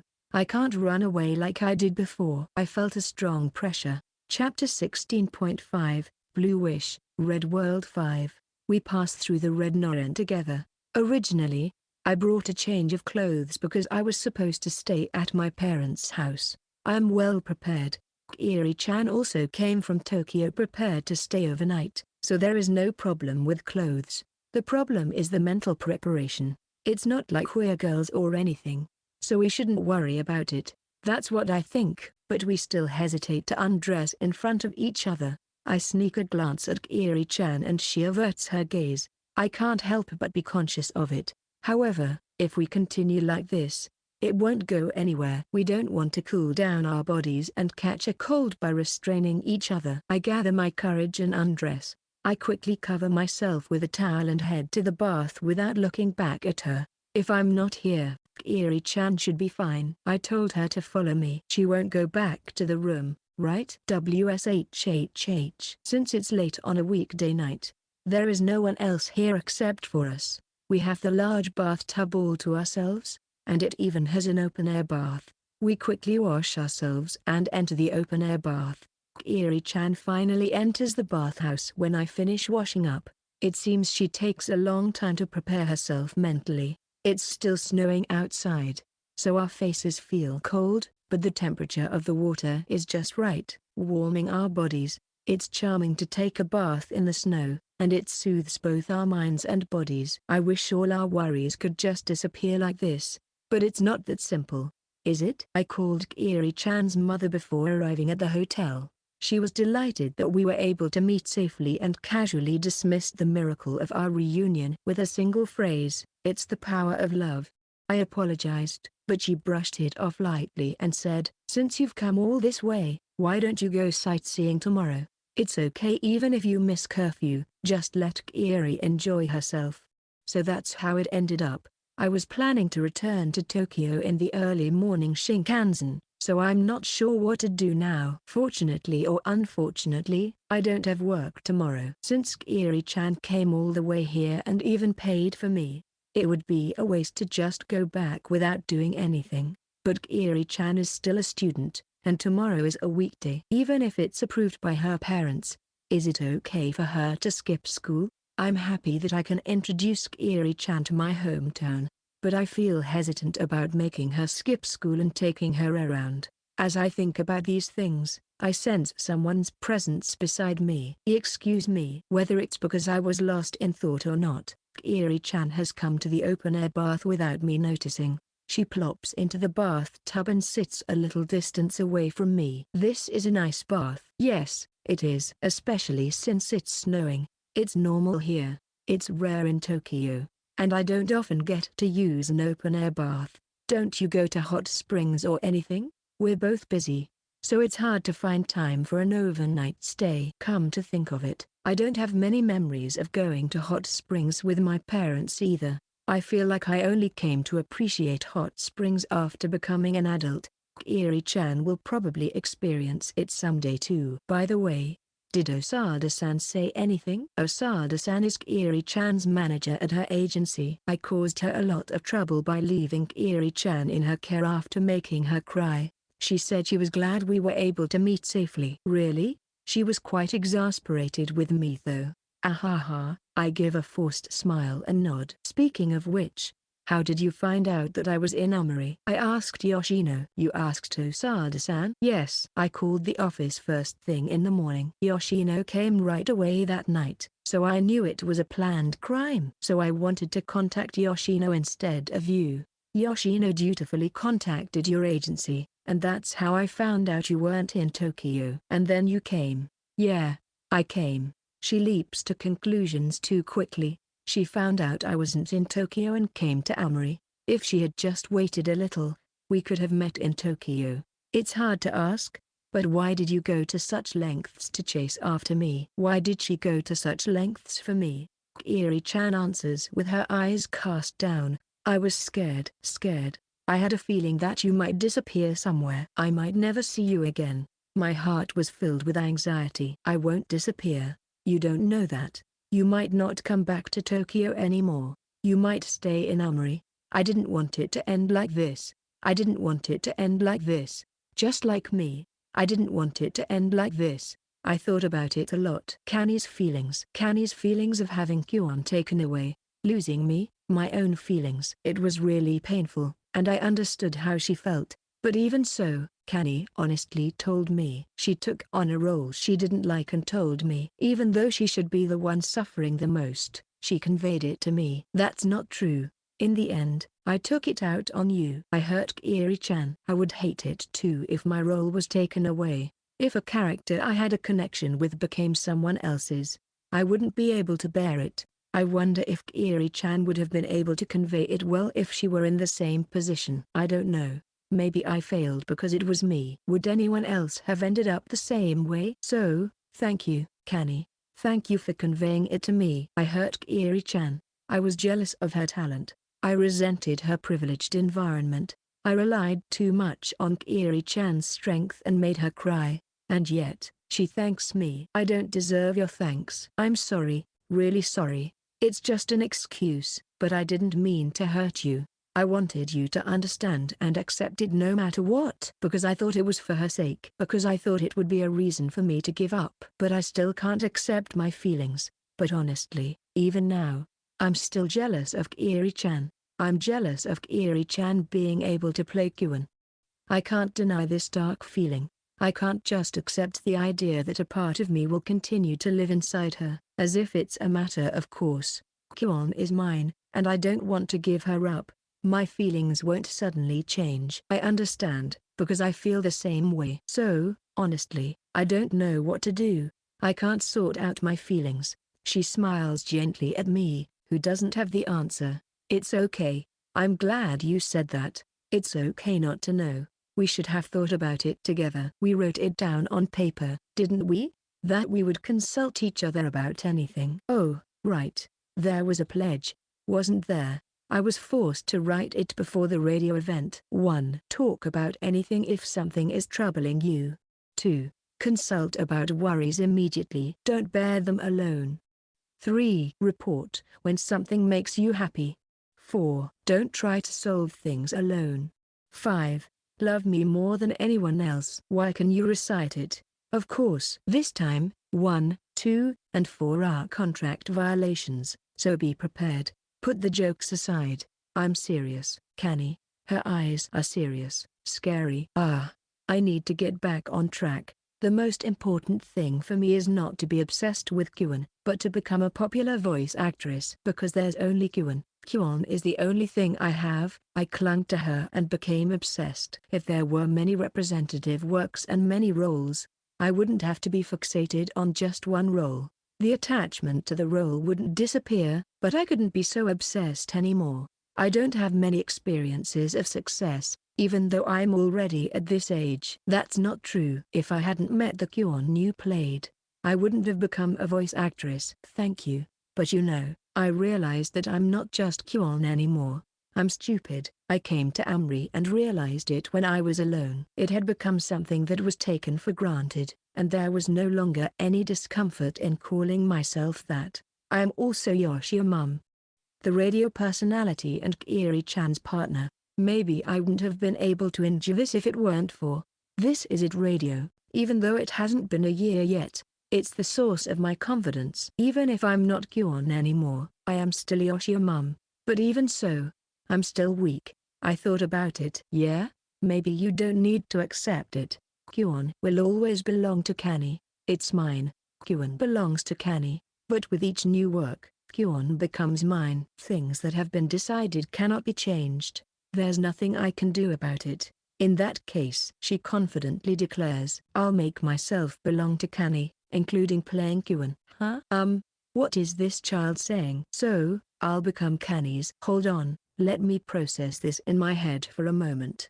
Kyon is mine, but Kyon becomes Kiri-chan's. So, to make Kiri-chan mine? There you go. A equals B, B equals C, So A equals C. Kanae is also Kanae. And I am also Kanae. Wait, this is some crazy logic? It's syllogism. It's not about the way you say it. No. No. This thought is too far-fetched.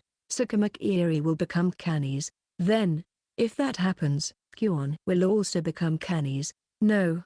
No. What are you talking about? There's a limit to nonsense. So, what's the answer? Will you make it Kanae's? I think using the word make it is not appropriate. That's not the issue. Well, yeah.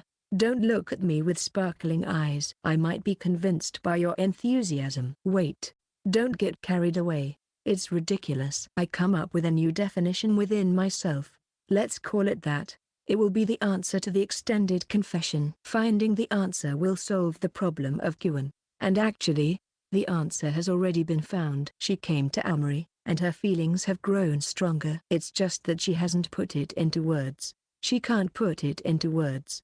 Kiri-chan, I think this should be said romantically. At least not while being completely naked. That's exactly why I'm exposing everything. There's nothing to hide here. She didn't come out of the changing room for a while, but she's good with words. And I'm being sneaky. I read the timing, and I don't want to do this halfway. I want to cherish it. I'm sorry. I can't put it into words right now.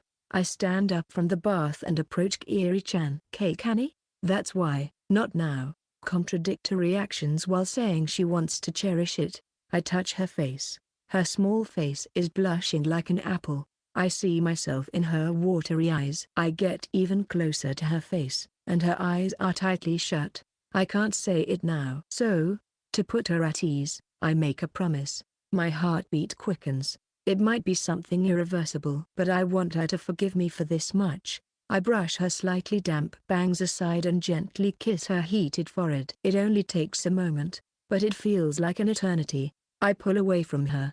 Kiri-chan opens her eyes wide, unable to comprehend what just happened. Since we're here, let's tour Amori tomorrow. But her response comes back firmly. Honeymoon? It's not like that. Chapter 16.6, Blue Wish, Red World 6. I returned to the room and was taken aback. Oh right, it's a double bed. It wasn't just a spur-of-the-moment thing earlier when I kissed her on the forehead. After feeling embarrassed, I left the open-air bath and returned to the room, completely forgetting about the fact that we would be sharing a bed. Oops, I completely forgot. Not funny. A double bed. Sleeping together on one bed. I did this to myself, but there's no way I can sleep comfortably when I'm so conscious of it. I should have acted without thinking about the consequences. Get a grip, myself. Can I even stay calm? Standing for too long is tiring, so I sit on the bed and take a sip of bottled tea. On the way back to the room, I was tempted by a beer vending machine, but I reluctantly bought a bottle of tea instead. It would be really bad to get drunk in this situation. Knock, knock. The door is knocked on, and I head towards it. Yes, I reply, and a cute voice responds, open it. I open the door and see Kiri-chan with a bright red face. I'm sure her redness isn't just from being in the hot spring. Welcome back. I'm home. What's with this newlywed act? We enter the room, and she immediately sits on the bed. I also sit a little further away. I push the issue of the double bed out of my mind and bring up a different topic. So, Kiri-chan. What is it? Kanae? Earlier, I said, let's go sightseeing in Amri on a whim. But tomorrow is a school day, right? You're asking after inviting me? Sorry, I'm pathetic even in my own eyes. Kiri-chan's mother told me to go on a trip and I was agonizing over it in the bath, but I let my excitement get the better of me. So, you have school? There is. But there's not. What do you mean? Which is it? It's not clear. You see, our high school is preparing for the cultural festival, so it's quite chaotic. I see, it's that time of year. The Autumn Cultural Festival. The cultural festival that brings back memories. I don't remember much, though. Since I often miss school due to work, I'm not involved in any class activities.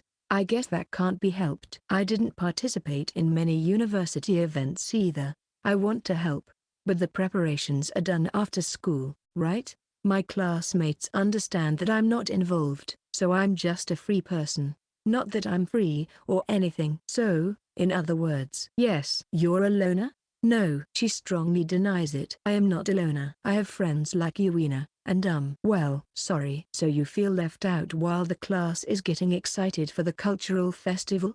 It's hard to accept, but yes. It's kind of a good thing, though. It's convenient for you to have a break. That's true, but you are taking a break from school. Is that something you can say after making me chase you to Amori? True, but even if we rush back in the morning, she won't make it in time for the first period. Instead of being late, it would be better to just take the day off, right? It's fine. It's more important to me than school. Being able to be with Kani is much more important to me than the cultural festival. Just because we're in Amori, she keeps saying things that make me blush like an apple. Both of us must be a little crazy to have lost our minds during this trip.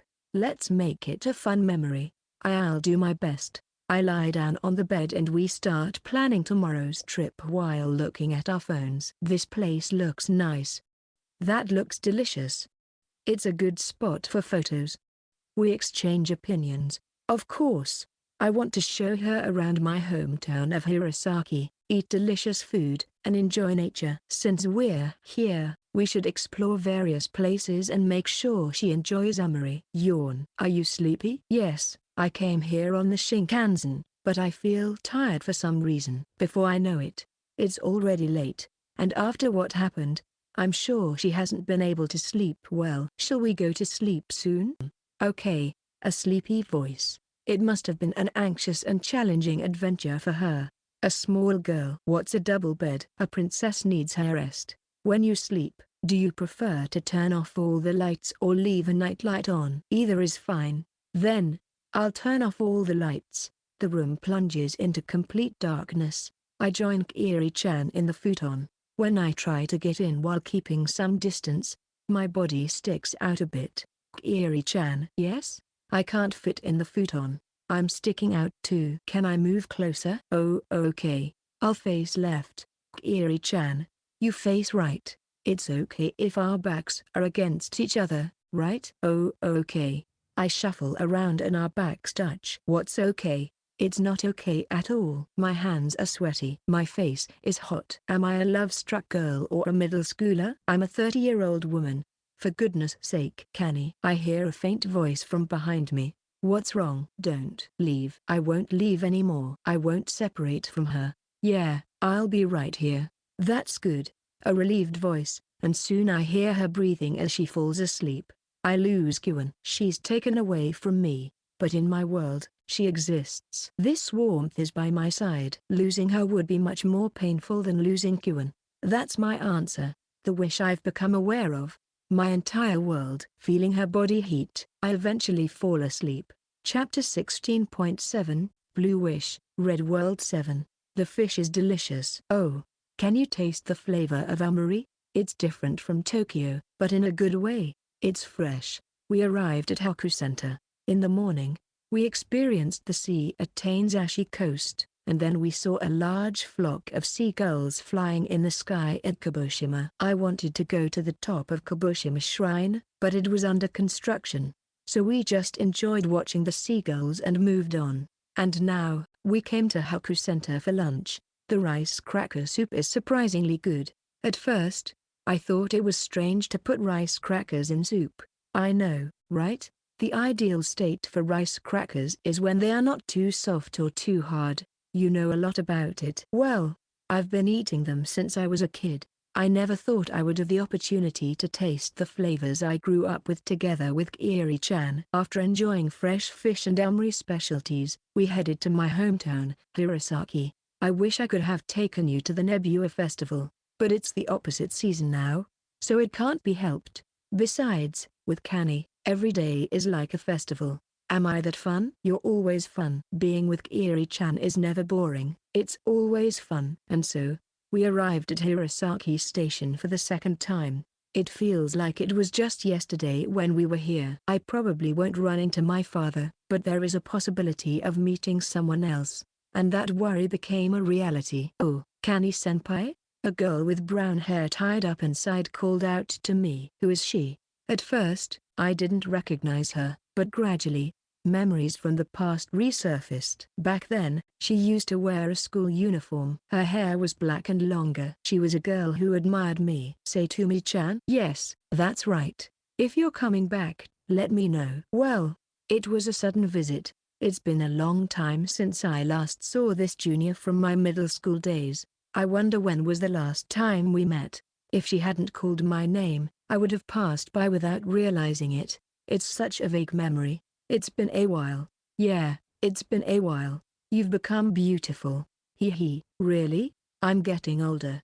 But it's nice to be complimented. So, why are you here in Hirosaki? Well, there were various reasons. It's not easy to explain in just one word. So, who is this child? I suddenly realized and quickly let go of the hand I was holding. We were holding hands even in public as if it was natural. Right now, I'm in the middle of a trip with Kiri-chan.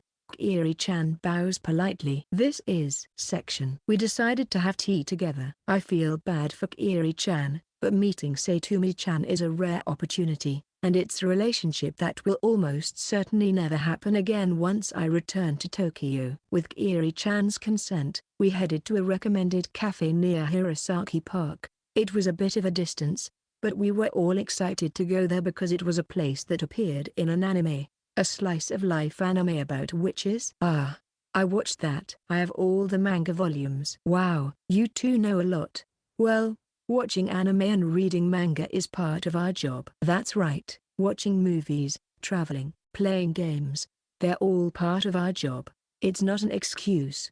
I can even write it off on my tax return. When we entered the cafe, a beautiful lady guided us to a terrace room by the window. From the window, we could see a snow-covered garden.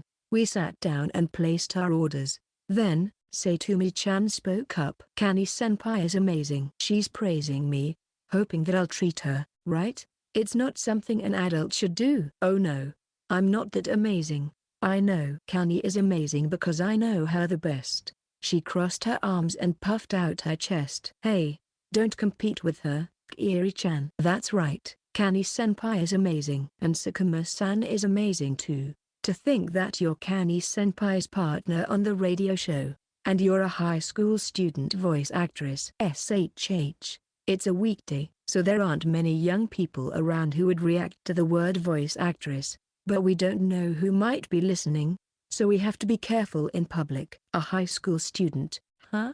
It's been 10 years. Don't say that. It makes me sad. After the retort, an apple pie was brought to our table. As expected of a shop in Amari, they had a wide variety of apple pies. We ordered various types since we were here. So, Kiri-chan, how is it? It's delicious. I'm glad. Yeah, it's delicious. It's been a while since I had this taste. Hee hee. I'm glad you both enjoyed it. The taste was nostalgic and sweet. By the way, Kani-senpai, you didn't come back for Machi-senpai's wedding, did you? Everyone was sad about it. Oh, yeah, I'm sorry about that. At that time, the radio show had just started, and I was emotionally unstable. I can't even say that I tore up the invitation in a fit of despair. Saitumi-chan showed me a photo on her phone. It was a picture of our classmate in a wedding dress. Ah, she got married. Kiri-chan looked at it seriously and gave her thoughts. She looks beautiful. Kiri-chan, do you want to try wearing a wedding dress someday? Well, I do have the desire to try it on. Kiri-chan in a wedding dress. Yeah, she would look beautiful. I'm confident that I would cry if I saw her in it. What about you? Senpai, do you have any plans for marriage? Do you have a boyfriend? No, I don't have a boyfriend. You don't have to deny it so forcefully. I'm not lying. Yeah, I don't have a boyfriend. What about you, Saitumi-chan? I was recently dumped, so I'm feeling a bit heartbroken. I see. I'm sorry. No, but thanks to that, I got to meet Kani-senpai. I don't know what kind of cause and effect there is. Take a sip of coffee. The bitterness is just right for a mouth that has eaten something sweet. Start over. So, what's so amazing about me? I voiced the question I had been wondering about. Kani-senpai, aren't you from a different world? A different world? Yes, Kani-senpai, You're standing on a shining stage, unlike me. That's not true. I do stand on stage sometimes, but it's not often enough to count. I usually have to work part-time to make a living, but if I were living a normal life, I wouldn't be able to stand on stage. I wouldn't be able to gather an audience or organize events even if I wanted to. Kani-senpai, I wanted to become a charismatic hairdresser in Tokyo. Ha. Yeah. Suddenly, Satumi-chan starts talking about herself. A charismatic hairdresser? It's the first time I've heard about her job. After graduating from high school, I went to a vocational school, and then I worked in Sendai. Oh, I see, you were in Sendai. How much I didn't care about others.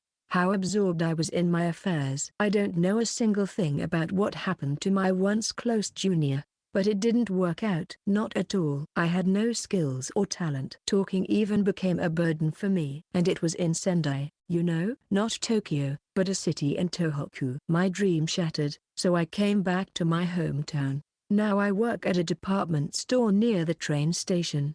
Unrelated to what I learned. That's still something to be proud of, maybe. But my dream was shattered. I also wanted to go to Tokyo, set famous people's hair, appear in magazines, and make people smile with my skills. Satomi's smile seemed somehow sad, but I didn't have the ability. I was inadequate. I was just trying to live here. That's why, Kani-senpai, who continues to pursue her dreams, is dazzling and a person from a different world to me. Everyone has dreams. They used to have dreams. The teenage years of just admiring others are long gone. They face reality, give up, compromise, and turn 30. I also almost gave up. I thought about quitting many times. I'm no longer Kyuan, but still, I am a person from a different world. I am still living in a dream. Kani-senpai, recently there are streaming sites even in Amari, so I can watch anime. I can listen to radio shows anywhere in Japan. Your voice is not just for Tokyo. It reaches all over Japan. Even Amari, the girl next to me, doesn't interrupt and listens to Satomi's words. We work in Tokyo. Most of our events are in Tokyo, but fans and listeners are not just in the city. People from various places support our content. Even my mother has collected CDs. The world is not so small. That's why, senpai, you're amazing. I can only make a handful of people smile. But you're different. You can make a lot of people smile on a different scale than me. Our words are reaching more people than we think, for better or worse. Our voices have influence. Even Sakuma-san, you're amazing too, as a voice actor. I admire you. Amazing. Amazing. Is it praise, envy, or criticism of how long we're chasing our dreams? But I simply accept her words. Thank you. I thought her face, smiling gently, was beautiful. I thought I wouldn't be able to see you again, so I'm happy to see you. I'm the one who should be thanking you. Kani-senpai, who shines in a different world, is my pride, Amari's pride. Please continue to shine. Even if you say such grand things, it's embarrassing. One-sided expectations, but that burden makes me happy, but I also feel a little lonely. We can't say that we'll always be able to meet again. I will continue to live in my dream. I won't live in my hometown anymore. The person whose dream was shattered and the person who clings to their dream. Until the day I give up, our worlds will never intersect. I finished drinking my coffee. It's already dark outside. We have to return to our original world soon. Kani-senpai, Sakuma-san. Satomi looks straight at us. Could you spare me a little more time? There's a place I want you to visit. Is this my new challenge? She says that and stands up. Chapter 16.8, Blue Wish. Red World 8. When we were asked to come closer, the two of us obediently followed. Yes, sorry for the suddenness. Yes, it's something I really need. Please, it's for a test drive. Oh, thank you very much. Satumi-chan, who made the suggestion, was on the phone with someone. I couldn't tell from the conversation what she was planning, but it seemed like she had asked for a favor. I was grateful. We were told that we would arrive soon, and it took only a few minutes to walk from the shop. We arrived at a dark street in Hirosaki Park, covered in snow. The air was even colder, chilling our bodies. What could we possibly be doing in a park at night? Normally, it would be from December, but today is special. I don't know what it is, but it seems like she asked for something special. Oh no. It's okay. It's a special day, after all, the underclassman replied energetically. She didn't give us any details about what it was. It seemed like we would have to wait and see. I came back to my hometown and was thinking if there was something I could do. She had returned to her hometown in Omori, and her dreams were shattered, but she hadn't lost the desire to do something. That's when I found out about this project. Ah, this is it, I thought. So I contacted them right away, and I've been working with them since last year. I'm doing my best as a member, even if it's just a small contribution. She stopped walking. Ahead of us was a road covered in snow. It was a spot where cherry blossoms would be in full bloom in spring, but it was winter now. The scenery was devoid of any greenery, with only snow covering the branches. Was this what she wanted to show us? My head and Kiri-chan's were filled with question marks. This is a cheer for my senpai and Sakuma-san. She raised her hand. She must have given a signal to someone. This seemed to be the right place. There was nothing, just a blank, white space. She shouted, "We have the place to ourselves today. Please enjoy." It was dazzling. I instinctively closed my eyes because of the sudden bright light. Winter cherry blossoms. I heard contradictory words. I slowly opened my eyes. Pink flowers. Cherry blossoms were blooming. It was impossible. It was winter now. We hadn't wandered into spring, and the wind blowing was cold, but the world was dyed red. A fantastical scenery. Cherry blossoms blooming in winter. Overwhelmed with emotion, I was at a loss for words. We were captivated by the unbelievable sight. What do you think? Winter cherry blossoms are beautiful, aren't they? We nodded vigorously. The contradictory words were not wrong at all. The snow-covered trees were illuminated with pink lights, turning the pure white snow into a peach color. The sight made us feel as if cherry blossoms were blooming. The illusion of cherry blossoms is shown by the snow. I'll be there, so please enjoy yourselves. We took advantage of our underclassman's words and I took her hand, walking along the path of cherry blossoms. We had wandered into a red world. It's amazing. Really, it feels like a dream. It was the first time I had seen cherry blossoms in winter. Of course, it was not something you would normally see. It was so beautiful that it felt otherworldly. A world of dreams, a fantasy, an unreal space. But there was a sensation in the hand I held. I looked at Kiri-chan next to me, and she turned to me and smiled. This was reality, my hometown of Omori. And next to me was someone more important than Kyuan. I stopped and called her name, Kiri-chan. We had only met less than a year ago, but she had confused me more than anyone I had ever met. I would probably think about her more than anyone else in my life in less than a year. And she would continue to be the most important person to me, the girl who admired me, my partner who encouraged me when I was down, a comrade who worked hard with me, the irreplaceable person who followed me to you, who entrusted me with your blue wish. In this red world, I spoke the words, "Please marry me." Oops, I made a mistake. Yes. Wait, don't just agree so easily. Is it a lie? Don't you love me? I love you, Kiri-chan. I love you. He ha ha he. Let me do it again. I got too excited and messed up my lines. It's not marriage. Someone showed me wedding photos earlier. He ha ha he. Married to Kanae.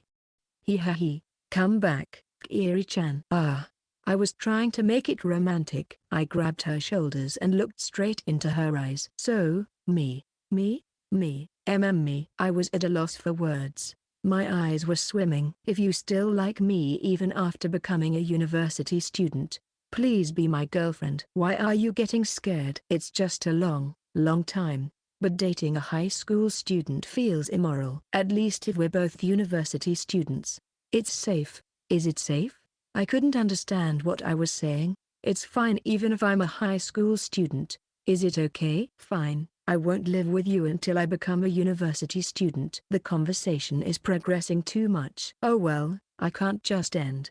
This is it radio. Until then, even if you say that with such determination. Watch. In a year or so, I'll be your girlfriend. Oh, I have to write a contract, right? This is too serious. I'll be waiting in the future. Don't quote some movie.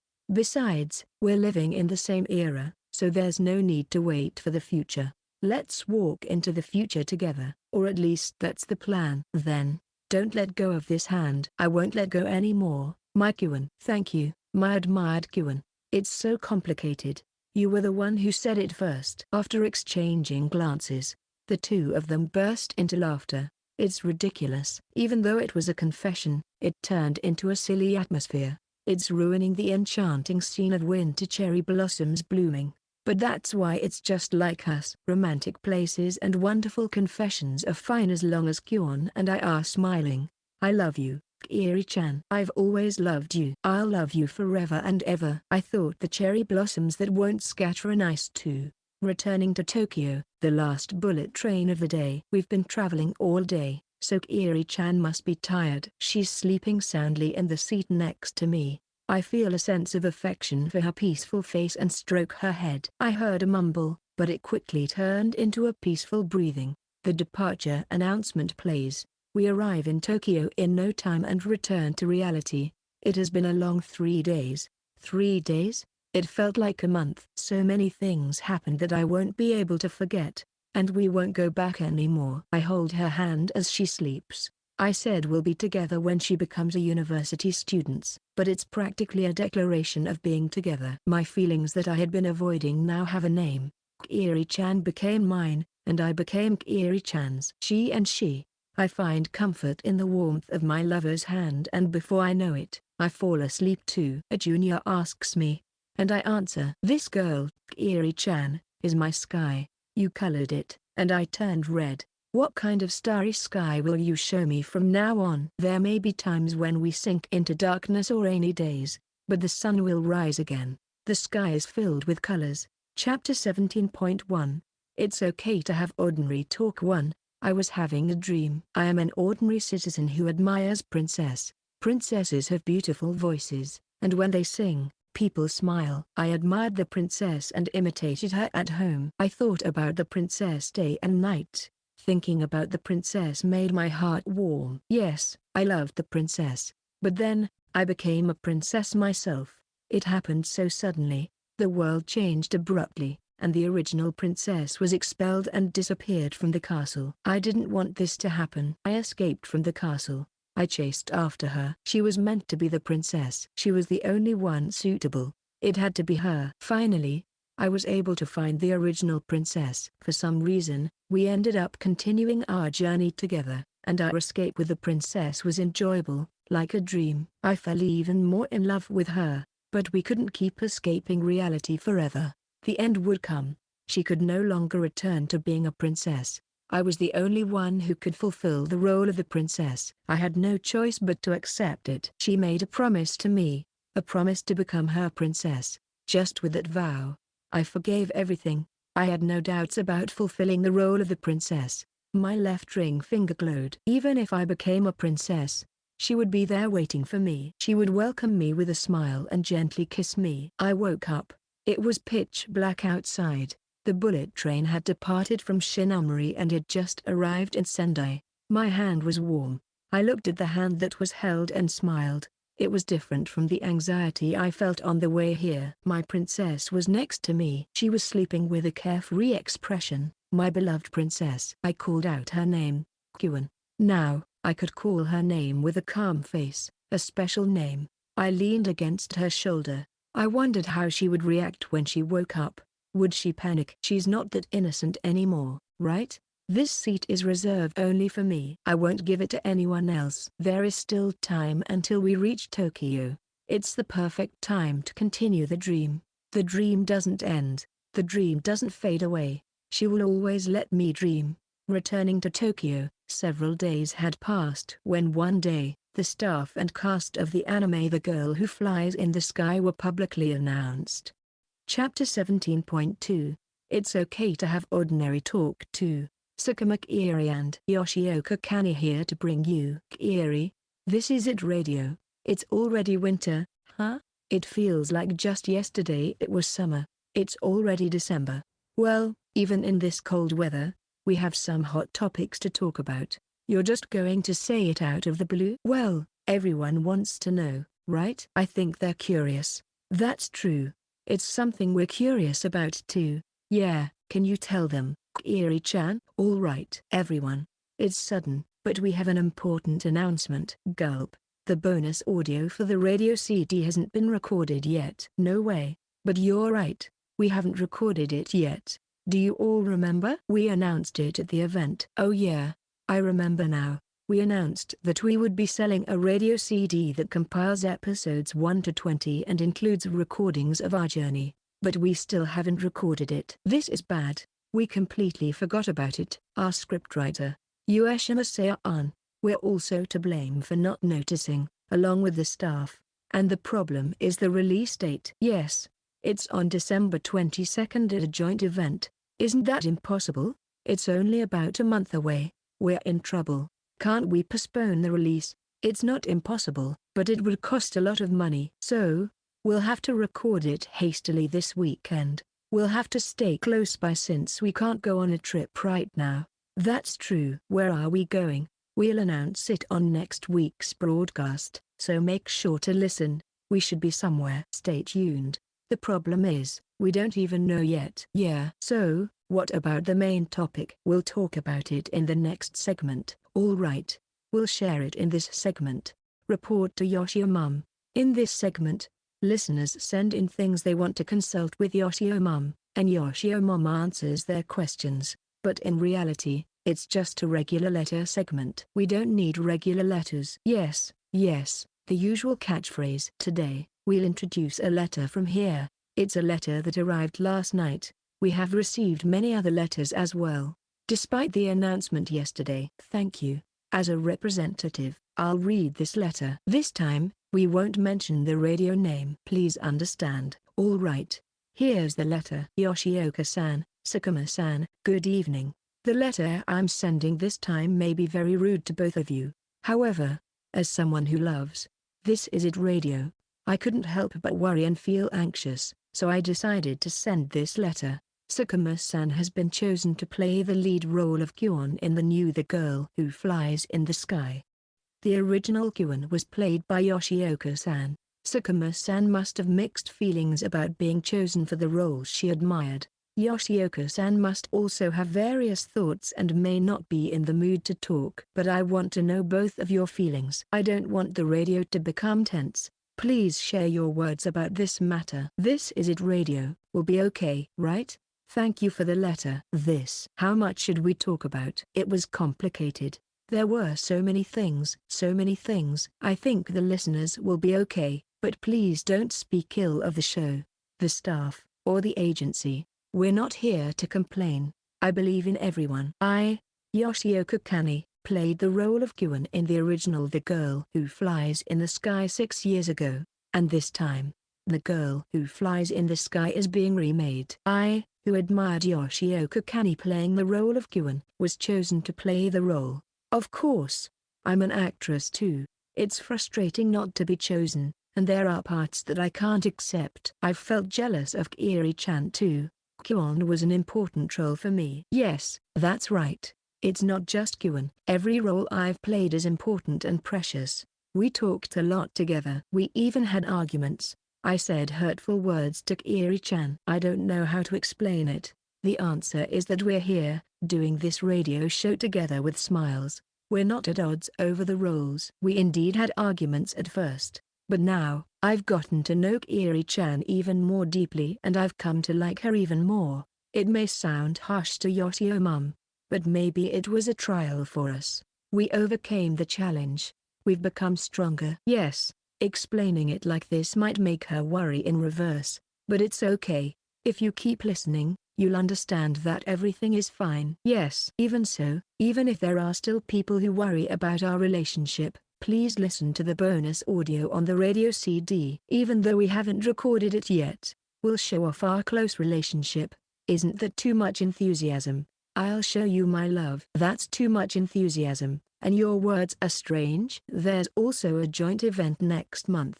If you come to the event, you'll see that we haven't changed. Yes, it's a promotion. Sorry, it feels like we're taking advantage of people's feelings. But there are still tickets available, so please come.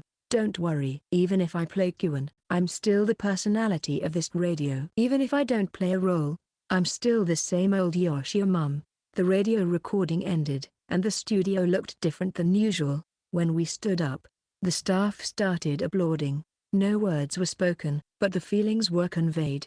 We understood. Please continue to support us. Please continue to support us. We bowed deeply together. Normally, we wouldn't talk about such things on the radio. It's something we shouldn't talk about. But for us, it was necessary for This Is It Radio. We couldn't run away. We needed to reassure staff, to satisfy the listeners. Even if we couldn't explain everything in detail, we needed to explain. Ueshima-san, who was sitting alone in a chair, spoke up. Good job. Those words contained various emotions. We were truly exhausted, mentally and physically worn out. But now, I could be by her side with a smile. We could remain unchanged. All right. We need you two to refresh for the bonus recording. How about a hot spring location shoot? We just went to a hot spring recently. Then how about a food review where you enjoy seafood? We already had fish recently. I see. Then, how about an amusement park? We went to Mouse Senpai together. Okay. How about a VR experience? You haven't done that, right? We talked about it on the radio, but we've been to VR done. You two go out together too much, don't you? Well, we couldn't remain unchanged. But we don't have to explain that, right? Chapter 17.3, It's Okay to Have Ordinary Talk 3. Everyone. Hello everyone. You're all energetic. Even though it's cold outside, let's heat things up inside. Yeah. Now then, since we came out first. Yeah, unexpectedly we're the hosts. It's a big role. I feel so much pressure, I might throw up. Sakarin. It's okay. If you do, I'll catch it with my hands. Look. No way I'm catching it with my bare hands. LOL. Alright, let's move on. Today, it's not just our event. That's right, I almost forgot. We, Shinitsuka Makoto and Ootaki Sigura from Makoto Nisakarin, will be the hosts for the Mountain Broadcasting Joint Radio Event, afternoon session. Now then, let's bring out the first group. Oh, this BGM is? Ta-ta-ta-ta-ta, Dan. Here we go. Again. The best in the world. That's me. Yuina so cute. Hello, everyone. I'm the cute voice actress, Takubana Yuina. Wow. Oh no. We've got a troublemaker right from the start. It's hilarious that she calls herself cute. But it's okay if it's Yuina-chan. She's cute in a calculated way. There are so many of you here. Is it okay before Christmas? Don't tease. Being alone on Christmas is also okay. It's different to affirm it. All right. Today I'll make sure you won't forget about Santa Yuina. What are you going to do? I'm getting nervous. Big sister. I'll give you a lasting memory by leaving a mark on you. Wink. Everyone, run away. Is this horror? Is she a yantia? Please take care of us. Makoto and Sigura from Makoto Nisakaran. Yes. Nice to meet you. The first program was Yuina-chan from Yuina-centric radio. She was scary from the beginning. Next up is this one. Tiptoe. Hello. It's Koz. Come in with more energy. Sorry. I'll cheer you on. It's Niyama Koz from Niyama Koz cheer. Please support me. I wonder who's the senpai here? Alright, Koz-chan, come over here. What? Makoto-san. I'm going to be a mother. Don't awaken your motherly instincts, Makoto. Besides, there's someone else coming later who has the same character. You're right. Koz-chan. Are you okay today? I had a big breakfast, so I'll do my best. What did you eat today?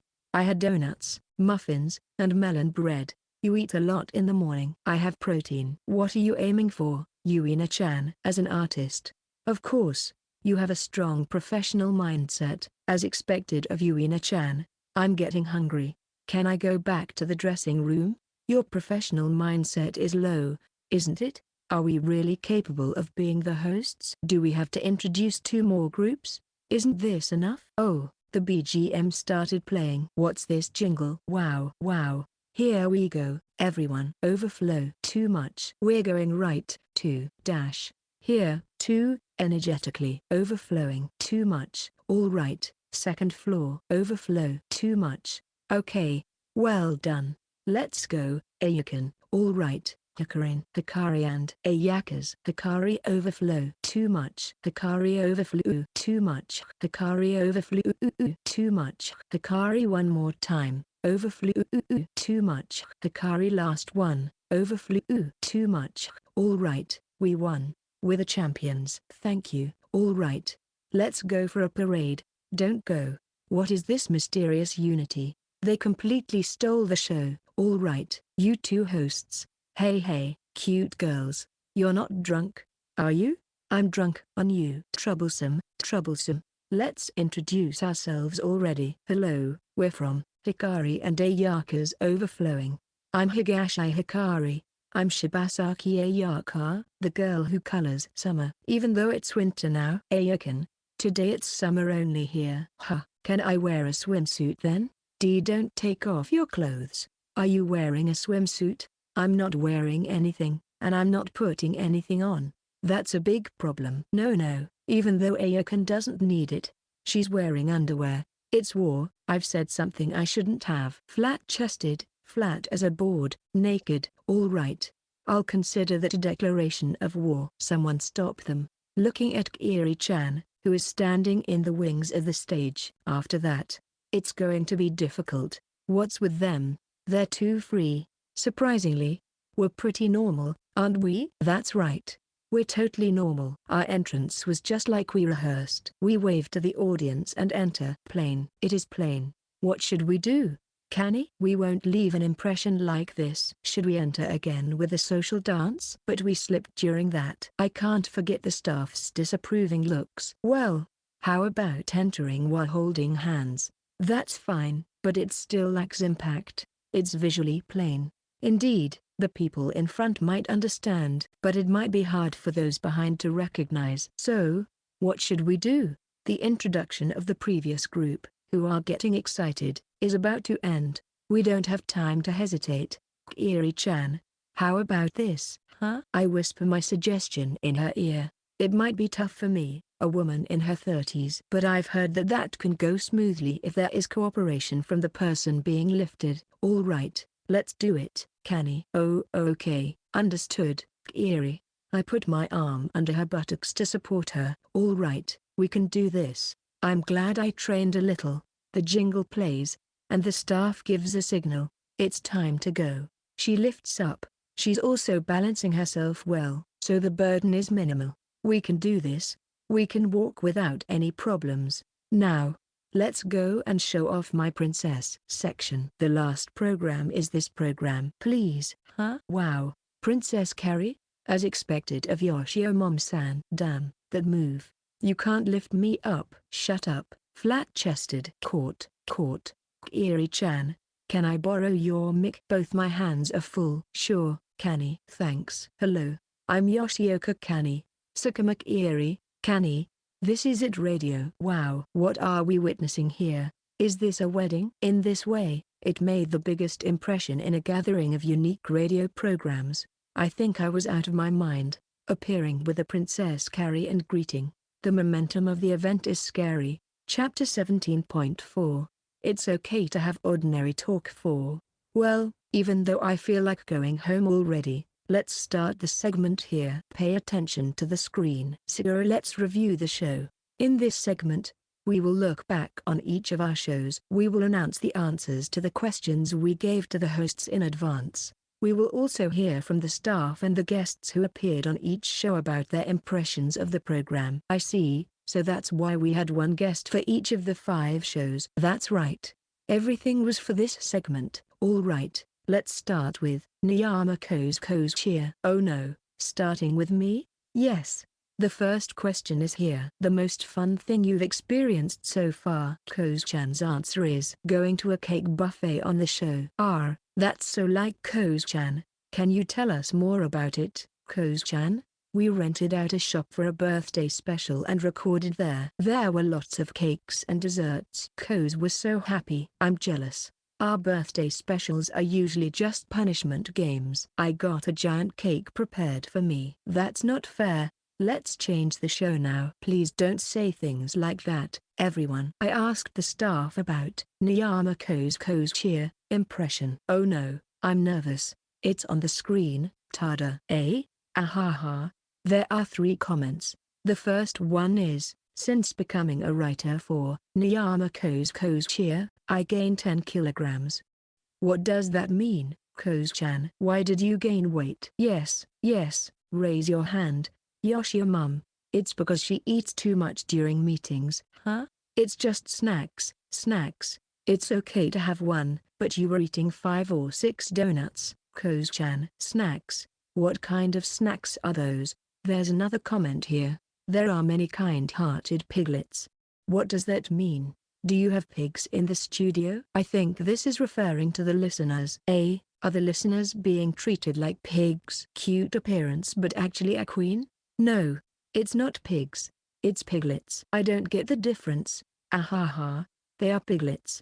The listeners of Niyamako's Cheer seem to be kind-hearted. Yes, the piglets are all good boys and girls. If I said that, it would have a different meaning. My piglets are good. He. Oink. Here's the impression from Yoshio mum, who appeared as a guest on this piglet-filled radio show. It's not just piglets. The impression is a healing space, but it's tiring because it's a different world. What do you mean, Yoshio mum?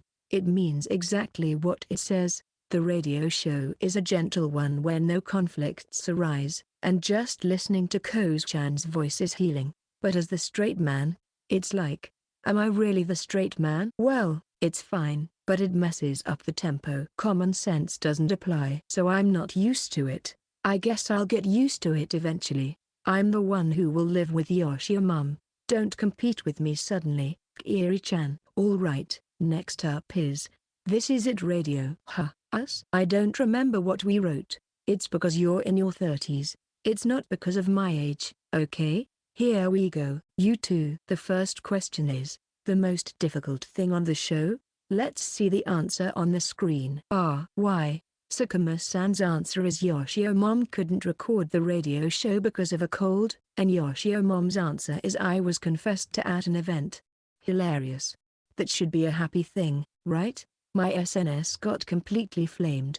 It's fine because it wasn't recorded. I'm really glad. If it had been captured on video, it would have been more than just flaming. Why don't you both deny the confession? Hey, Yoshioka.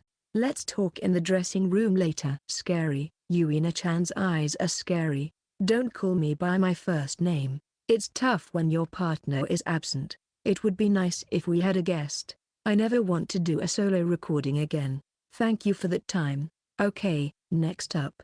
Can I say it? Sakura, show us your usual energy. Here we go, you guys. Next up, the screen shows favorite memory. Open air bath. Cherry blossoms. Hey, how is an open air bath a favorite memory? Wait, Kiri-chan. Wait. Oh, we went to an open air bath together? Is it about being naked together? Oh. Hey, Yoshioka, let's go to the dressing room right now. Come on. Scary. Yuina-chan is scary. We just took a bath together, that's all. PFFT. Yoshioka, don't be embarrassed, Kiri-chan, even if something happened. What does it mean by cherry blossoms? Yoshio mum, I saw cherry blossoms. Since you two started the radio show in April, is it an episode from when you first started? That's a secret. Wow, it's so wonderful. A secret. Koz-chan suddenly bites. Maidens are full of secrets. It's a secret between the two of us. Kiri, tell me. Kiri, things are heating up. But the guest appearance on This Is It Radio was with my partner, Sakura. How was it, Sakura? What kind of radio show is This Is It Radio? I'll announce it. It's a radio show where you flaunt your love for each other. No, that's not true. Yoshio mom denies it. But let's hear Sakura's explanation. These two are always lovey-dovey even during break time. And the fact that they're completely unaware of it is dangerous. That's not true. We're just arguing with each other. Arguing is just lovey-dovey bickering. Yeah, they're cute. I think you understand it well, don't you? Don't agree with her, Kiri-chan. What exactly looks lovey-dovey to you? Can I talk about it? Can I really talk about it? I'm sorry. You don't have to talk about it. If you listen, you'll understand. Audience, it's the bonus from the DJ CD that was released this time. It was just a date at the aquarium, right? What am I being made to listen to? It's just a normal date. We were supposed to go see fish, but they only talked about each other, fed each other, and stop it, Sakura. If you're interested, by This Is It Radio. Chapter 1 at the merchandise booth. Nice promotion. Since we're not in the dressing room, can you tell me in detail? Yoshioka-san, why are you smiling? It's scary. Is today my death anniversary? You see, Kanae, don't talk to me normally, Kiri-chan. Ha ha ha. We're just air, aren't we? Just introduce the next program already. Chapter 17.5. It's okay to have ordinary talk. 5. That was a terrible program introduction. I always thought we were intense, being otaku radio hosts. But to be overshadowed like this, it's surprising. A radio show about raising pigs, a radio show for perverts, a queen's radio show? There's no way we normal otaku can compete. Who's the queen here? Perverted radio show. Can't deny it. Not pigs. They're piglets. Damn, it's too intense. And it's a lovey-dovey radio show? Don't admit it, Kiri-chan. They really let their personalities shine. If we continue like this, we'll just be regular hosts. In the next segment, Makoto Nisakaran, we can't afford to lose. Let's go, everyone. Here's the next segment. Makoto, Battle of Personalities. Wow. In this segment, we'll give you topics related to the show's personality. The winner will be determined by who can display their personality the best. Personality. That's right. For example, if the personality is newcomer, then the show that can display the most newcomer-like qualities will win. Each team will compete against each other. The winning team will receive a prize, dessert, money, alcohol, handsome men, doctors, lawyers. Your desires are overflowing. You, who spoke last, just be quiet for a bit. Alright, let's get started. The first matchup is Sakura Niyama Kozuchia vs Yoshioka Kanae. Sakuma Kiri. This Is It Radio. The competition is about Kozu's specialty, healing. Oh, it's us, and it's about healing. The competition is about who can say the most soothing lines. The audience's applause will be the judge. Now, let's see what kind of soothing lines we can come up with. Here's the situation. The words you say when you come home tired from work. So it's a battle of mo lines. It's Yoshio Mom's specialty, right? Absolutely not. Alright. Let's start with Kozu-chan. I'll do my best. Okay, I'll play the role of the person coming home. Start. Phew. I'm tired. I wonder if she's already asleep. Creak. I'm home. Oh, Kozu, you're still awake? Welcome home. You must have had a tough day at work. Good job. Good job. Now, please come in quickly. What's this? Why are you rushing me? What's going on? I've prepared a lot of food for you. We have fried chicken, hamburgers, gratin, dessert, cake, and donuts. Please enjoy and be healed. Finished. That was tough.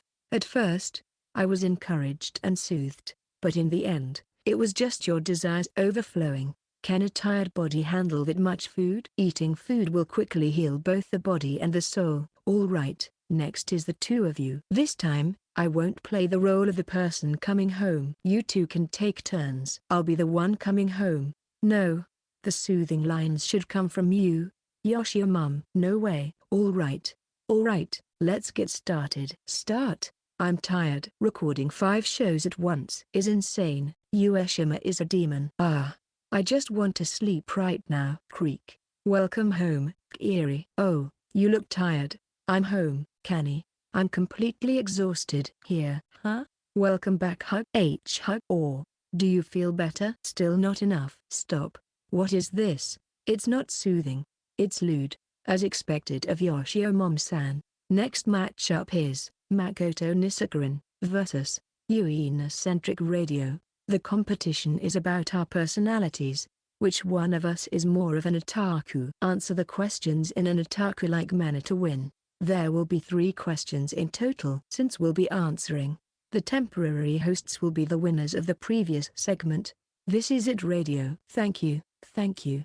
It's reassuring to be on this side. Yoshio Mom. Yoshio Mom. Uina-chan is giving me a really intense glare, but let's continue with the questions. First question. What do you always have in your bag? Write it on the flip chart. Give an otaku-like answer. All right. I'm done writing. Go ahead. Pictures of my favorite idol. Makoto ready. Pen lights. I understand both answers, but let's see. Audience, please applaud. First, Yuina. Clap clap. And now, Makoto and Sakura. Clap clap clap clap. So these are the two from Sakuran. Why? Pictures could be something anyone has, not just otaku. They're also heavy. Pen lights allow you to participate in concerts anytime, and they seem like something you would practice with at karaoke. That's why they seem otaku-like. If you forget your pen light at a live event, you'll be in trouble. Right. I'm back as the host. Today's showdown is between Hikari and Ayaka's Overflowing, and This Is It Radio. The showdown will determine the couple factor, the level of being a couple. Isn't this strange? You guys are the strange ones. Right, everyone? That's right. Do more. Are there only enemies here? I'm always on your side. Kiri-chan, all right. All right, the showdown hasn't started yet. Should we forfeit? Shouldn't we show off our married couple vibe? They're a couple, but we're a middle-aged couple. That's right. We're already in the stage of marital fatigue and considering a divorce. The showdown hasn't started yet, you know? Let's do a net here. The situation is, at an amusement park, the Ferris wheel stops. What do? We're ready. Fast. All right, let's go for it. It's high. Yeah. What's wrong, Ayaka? Look at the couple below. Ah. They're kissing like crazy. See? They're exaggerating. Clank, clank. What? The Ferris wheel stopped, right at the top. I'm scared. Ayaka. What's going to happen to us? Calm down, Hikari. Look outside. Outside? Ah. Yeah. The other cars are moving a lot. Even though they're stopped, that one is shaking a lot. Yeah. Hikari. What is it, Ayaka? Should we shake too? Ah. We might fall. Stop. What's going on? This is a couple factor showdown, not your favorite perverted showdown. A couple, Ferris wheel, closed space. Something is bound to happen. Ahaha, as expected of Ayakan. This is R18. Both of you will be disqualified. Next time. It's a red card. TCH. Peace. You're not reflecting at all. Now it's our turn. We have to do something about this pink space. All right. It's time for the two of us to end. Thank you. It's high, isn't it? Yeah. Say something. Sorry. Don't apologize. I am nervous. Well, I'm too. It was a nice day today. Is that all you have to say? Clank, clank. The Ferris wheel stopped. I'm scared. Kiri-chan. Kani, if we hold hands, it won't be scary, right? Why yeah. Are you feeling a bit calmer now? Yeah. Kiri-chan, look.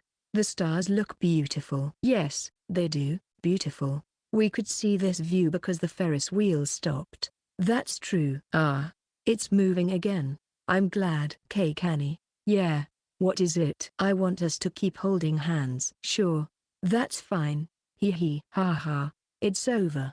Isn't it too sweet? Isn't it too innocent? I'm sorry for the perverted skit. I guess we are a middle-aged couple. Let's move on to the judgment. When did I start going wrong? Where did I lose my direction? No, I haven't lost it, but I couldn't deny my love for the Love Radio show. Maru. Chapter 17.6. It's okay to have ordinary talk. 6. Yuri and Kani. This Is It Radio. Happy New Year. Happy New Year. But it's still December, though. No need to mention the distortion of time. It's ridiculous to greet the new year that hasn't even come yet. That's just how it is. We can't do a live broadcast from New Year's. It's still Merry Christmas season. Everyone, please continue to support This Is It Radio.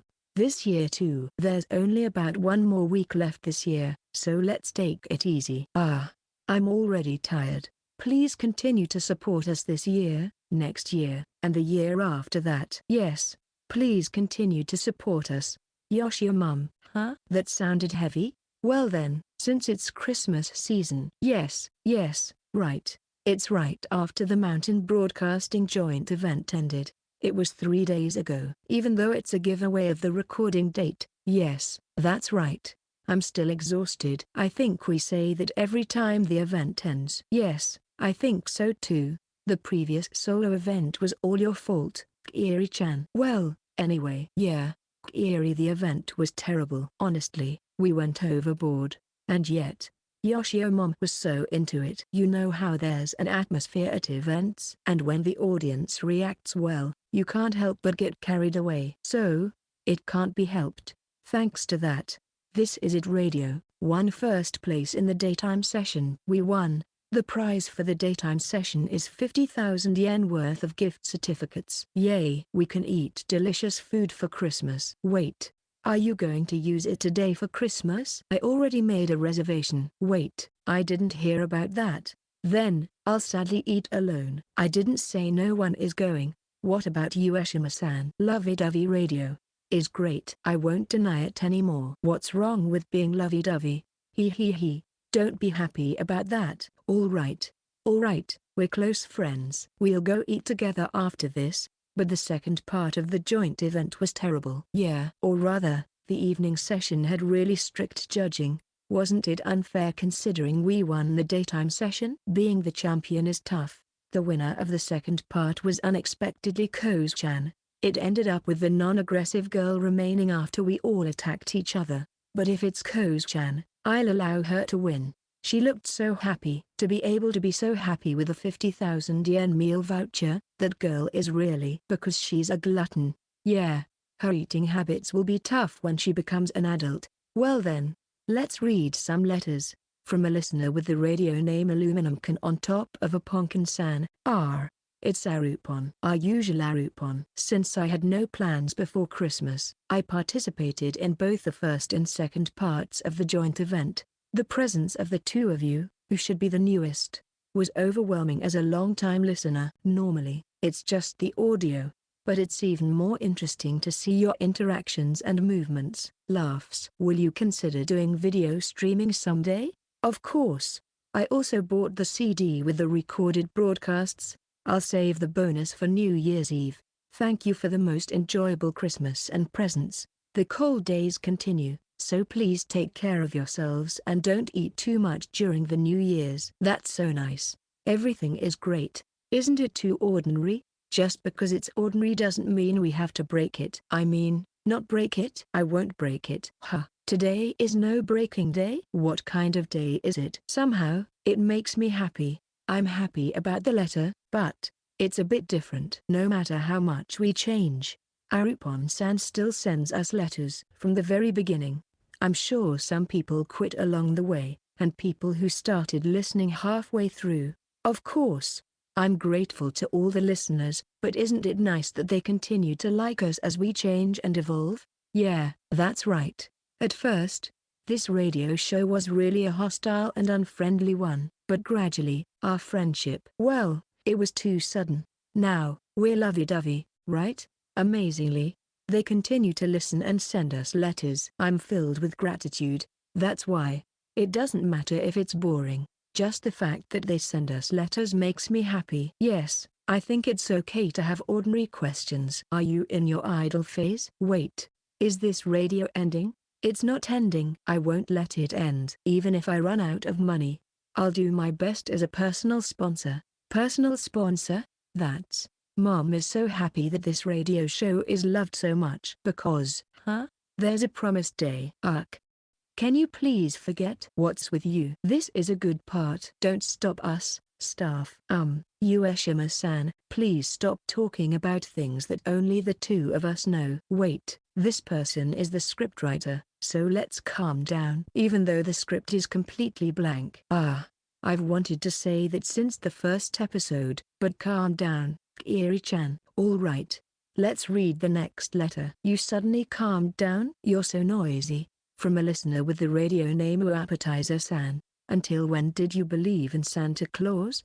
Okay, we don't need ordinary letters. Boring. Hey, your mood changed so quickly. What happened to the nice mood from earlier? 1 year is coming to an end. The radio program has been on for 9 months. My world has completely changed. An unforgettable year. And a new year is coming again. How will I change in the next year? Will I get trolls? Can I continue as a voice actor? The plans are undecided. But I've decided. I will live here. I will live as a voice actor. There's no going back. I can't go back. I don't intend to go back. And how will we change? That's also unknown. There's no going back, and surely no one will bring us back. And I don't intend to go back to how things were. For now, I only think about what's in front of me. Not about next year, not about when the promise will be fulfilled. Today is Christmas. The radio recording is over. And we're temporarily disbanding. Planning to meet again. I arrived too early. I'm too excited, aren't I? In front of the station, a large Christmas tree and shining illuminations catch my eye. Normally, I would find the lights annoying. But this year I can look at them with warm feelings. I wait for her under the cold sky. My breath turns white, but I don't feel cold at all. Chapter 17.7. It's okay to have ordinary talk. 7. My phone vibrated. Thinking something had happened to Kiri-chan, I hurriedly took it out of my pocket, but it was a false alarm. The call was from the office. Hello. This is Yoshioka. Yoshioka-san. Good evening. Are you okay? I answered the call and it was from my manager, Katayama-kun. I'm fine. I'm waiting for someone, so I'll be okay until they arrive. Oh. You're waiting for someone? Meeting up on Christmas? Is it a guy? No. It's not a guy. Oh, okay then. Okay, I know that our office is pretty laid back. Did I do something wrong again that you had to contact me so suddenly? No, there's no trouble or anything. Is it about a radio job? Do I have to go to the location tomorrow without any prior notice? We don't usually give you last-minute notices. That was true for the first radio recording, but it seems like my manager has completely forgotten about it. But even so, it feels like a distant memory now. Why do you always ask about things related to job? What does Yoshioka-san think of herself? A comedian? Since when did you become a comedian? You're a voice actor. Sorry, I got it wrong. Yes, I'm a voice actor. That's right. So if it's something the manager needs to tell the voice actor, you should know, right? Something the manager needs to tell the voice actor right away. It must be the result of an audition. And if they're in a hurry to tell me, you got the role, the lead role. Really? That's why I called you. It's for that witch-themed anime. I did it. You did it. I'll send you the details by email, so please check it out. Thank you, Katayama-kun. Thanks for contacting me on Christmas. That's part of the job. Congratulations. Thank you. The call ended, and the noise of the city returned. The lead role. It's been a while since I had a lead role. Since Q1, in other words, since my first year as a voice actor. An unexpected Christmas present. No, not a present, but the result of my hard work. But still, I feel grateful to Santa. My hand trembles as I grip it tightly. I try my best to hide my expression, but my joy seeps out. I'm happy, and somehow, I feel like it's fate. The role I was chosen for is a girl witch. A girl who used to be called a genius but can no longer fly in the sky, desperately trying her best. Sorry, Kanae. I made you wait. Kiri-chan. No, I haven't been waiting at all. I got a sudden call from my manager. That's why I'm late. You seem really happy, don't you? Listen, Kiri-chan. I got the role. Me too. Me too? I also got a call saying I got the role.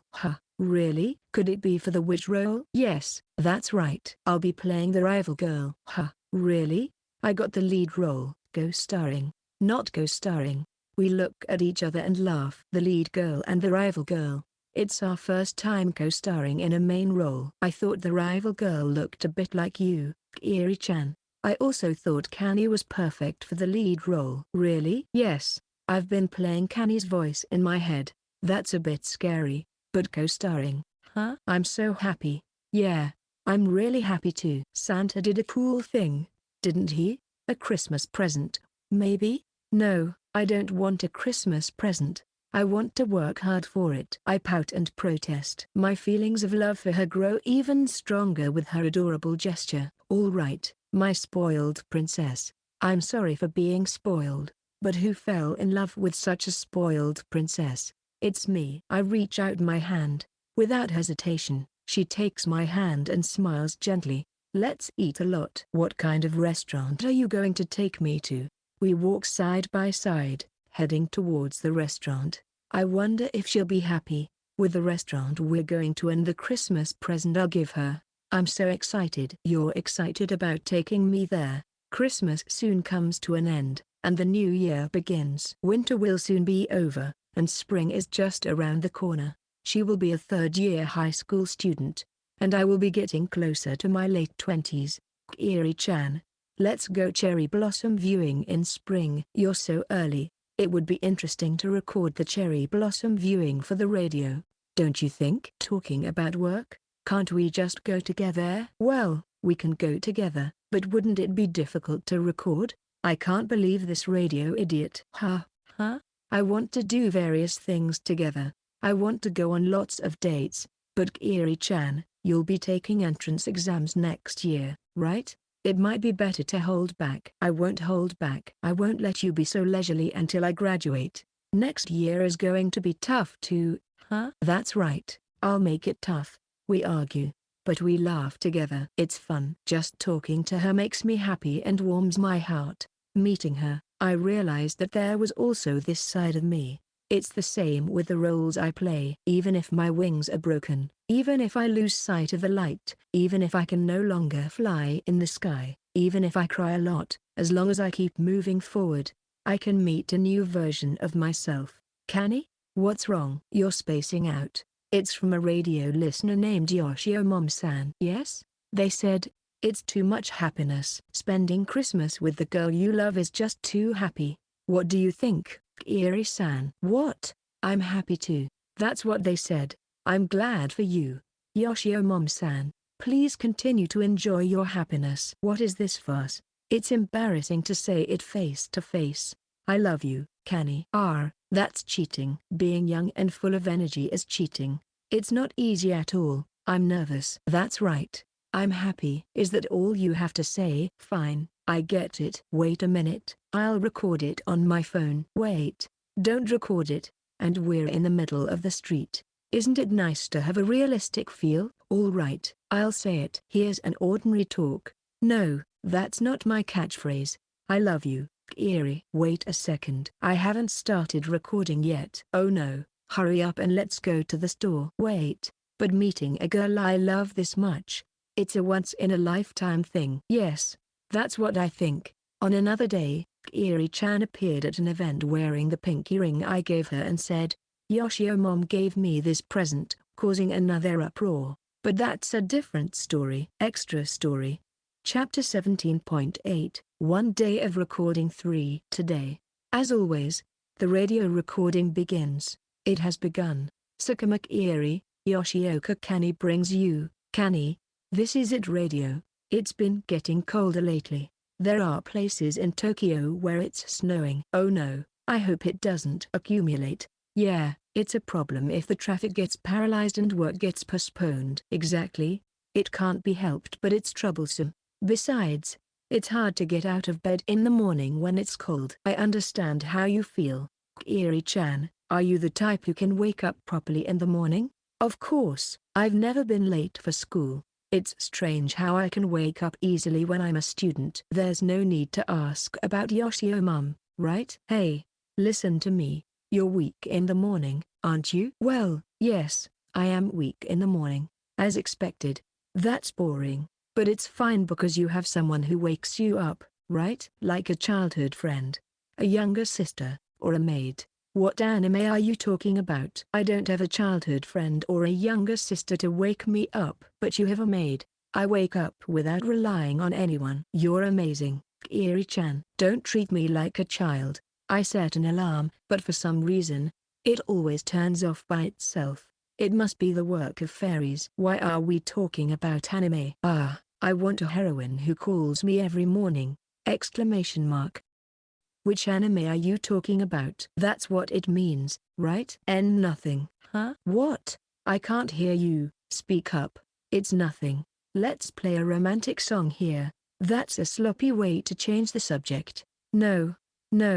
We don't play songs on this radio show, and your choice is a bit outdated. Are you really a high school girl with a 10-year age difference? You're so annoying. My princess is angry. If mornings are no good for you, then you must not eat breakfast properly. right? You're right. Sometimes I skip breakfast, and when I do eat, it's usually just a jelly or a piece of bread. Really? I want to have a leisurely breakfast with rice in the morning. You make it, don't you? Well, yes. But even I can cook a little, unlike you.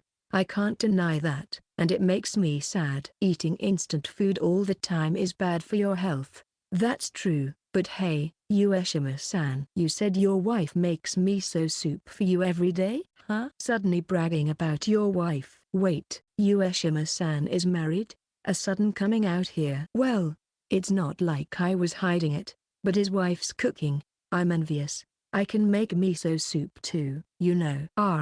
Miso soup for breakfast sounds nice. Should I make some? Huh? Yeah. If you can, I'd like you to make miso soup every day. Note, make me miso soup every day is a marriage proposal in Japan.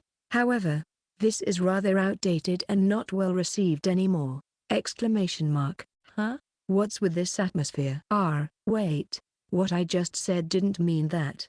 Let's go look for a new place to live. I told you. I didn't mean it in that way. The maid's mornings are early. Yane's Haruko, am a housekeeper serving the Sakuma family. Today, as I entered the kitchen to prepare breakfast, there was already someone there. Good morning, Kiri-san. Are you making breakfast this morning? Yes, I am. I'm practicing. I see.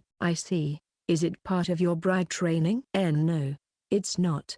Yuri said that with a bright red face. While I feel a bit lonely about my job. Oh, Yuri-san. You should mix it like this first. Like this? Yes, that's right. And then there's a secret ingredient. I see. Seeing Yuri's growth is a joy.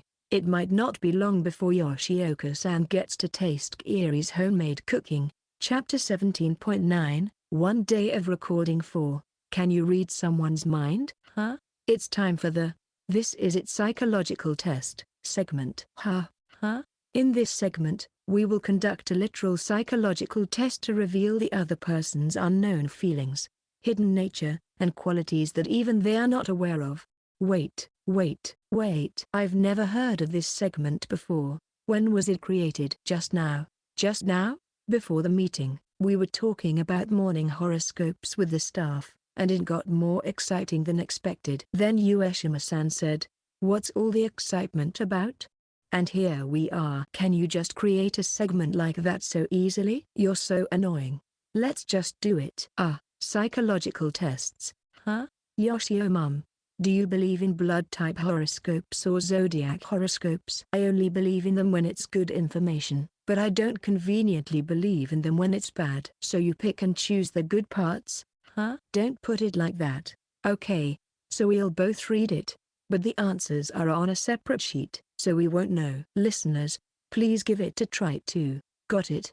Okay, I'll start reading. There is a mirror that reflects yourself more attractively than your true self. What shape is this mysterious mirror? Round mirror 2. Square mirror. Triangle mirror 4. Oval mirror. Reflecting yourself more attractively. Like on social media. Editing with apps or retouching with filters. No, that's not it. It means that your true self is probably attractive too. There are people who always take photos from the same angle. Don't make enemies. Okay, let's answer. Choose one from the 4 options. Fine.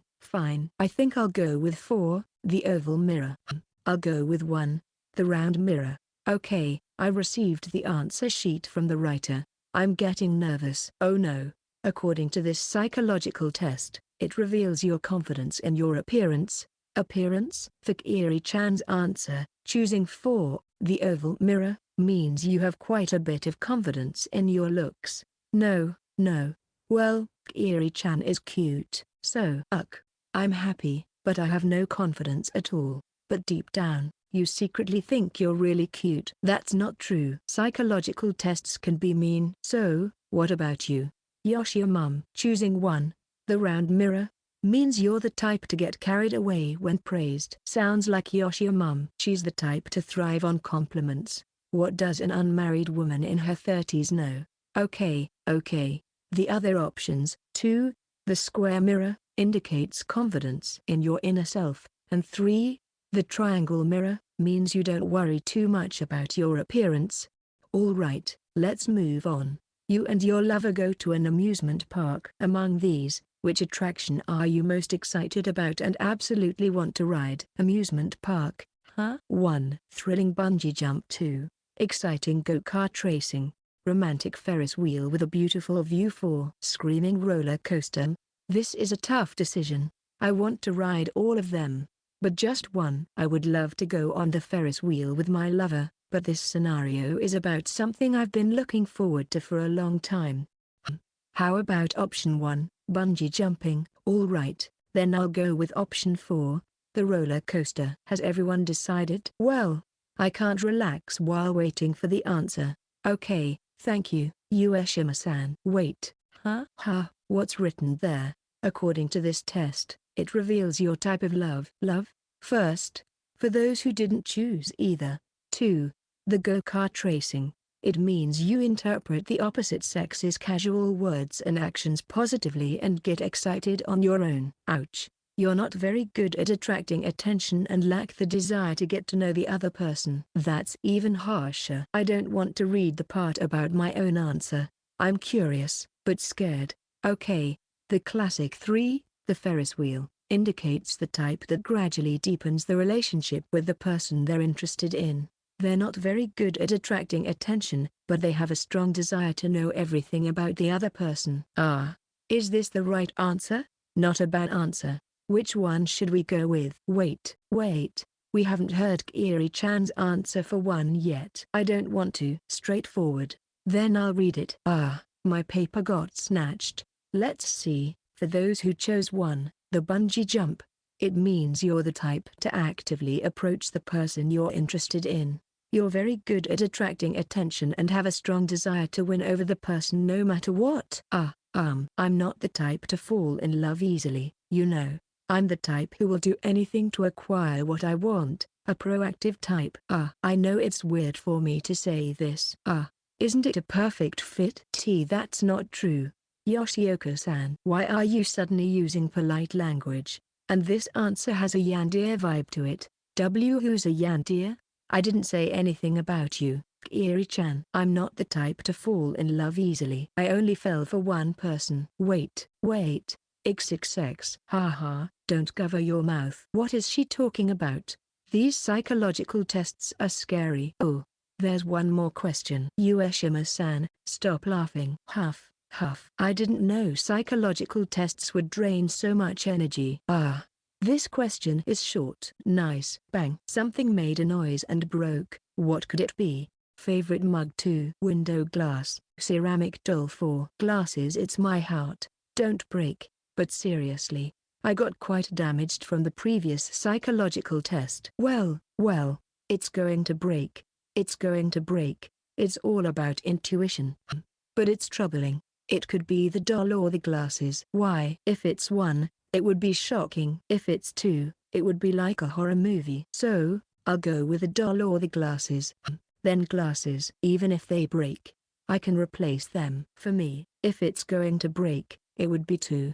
The window glass. I have a feeling that something is going to happen. In terms of drama, if it can break, it's window glass. Alright, Yoshioka-san, thank you. But this is another unpleasant answer. What is it? This psychological test reveals what can easily lead to fights with your lover. GHH. If you chose 2, the window glass, it means money will be the cause of your fights. That's so like you, Kanae. I'm not a poor character, but money troubles are never good. Whether it's with a lover, family, or friends. That's true. Money troubles are never good. I'll make sure to manage our bank account properly. What are you talking about? Our conversation. We're going to live together, right? I knew it. You have the potential to be a yandere. So, what about the other options? If you chose 1, the mug represents pride, and 3, the doll represents loneliness. 3 was dangerous. Fights due to loneliness. What's wrong with making someone feel lonely? Anyway, let's move on. About Kiri-chan's choice, for glasses is, glasses. Psychological tests might be accurate. What is it? Just say it already. It's jealousy. Fights were caused by jealousy. Kiri-chan, you're a jealous woman. That's not true. I'm not jealous. Speaking of which, I went to see a movie the other day. Who did you go with?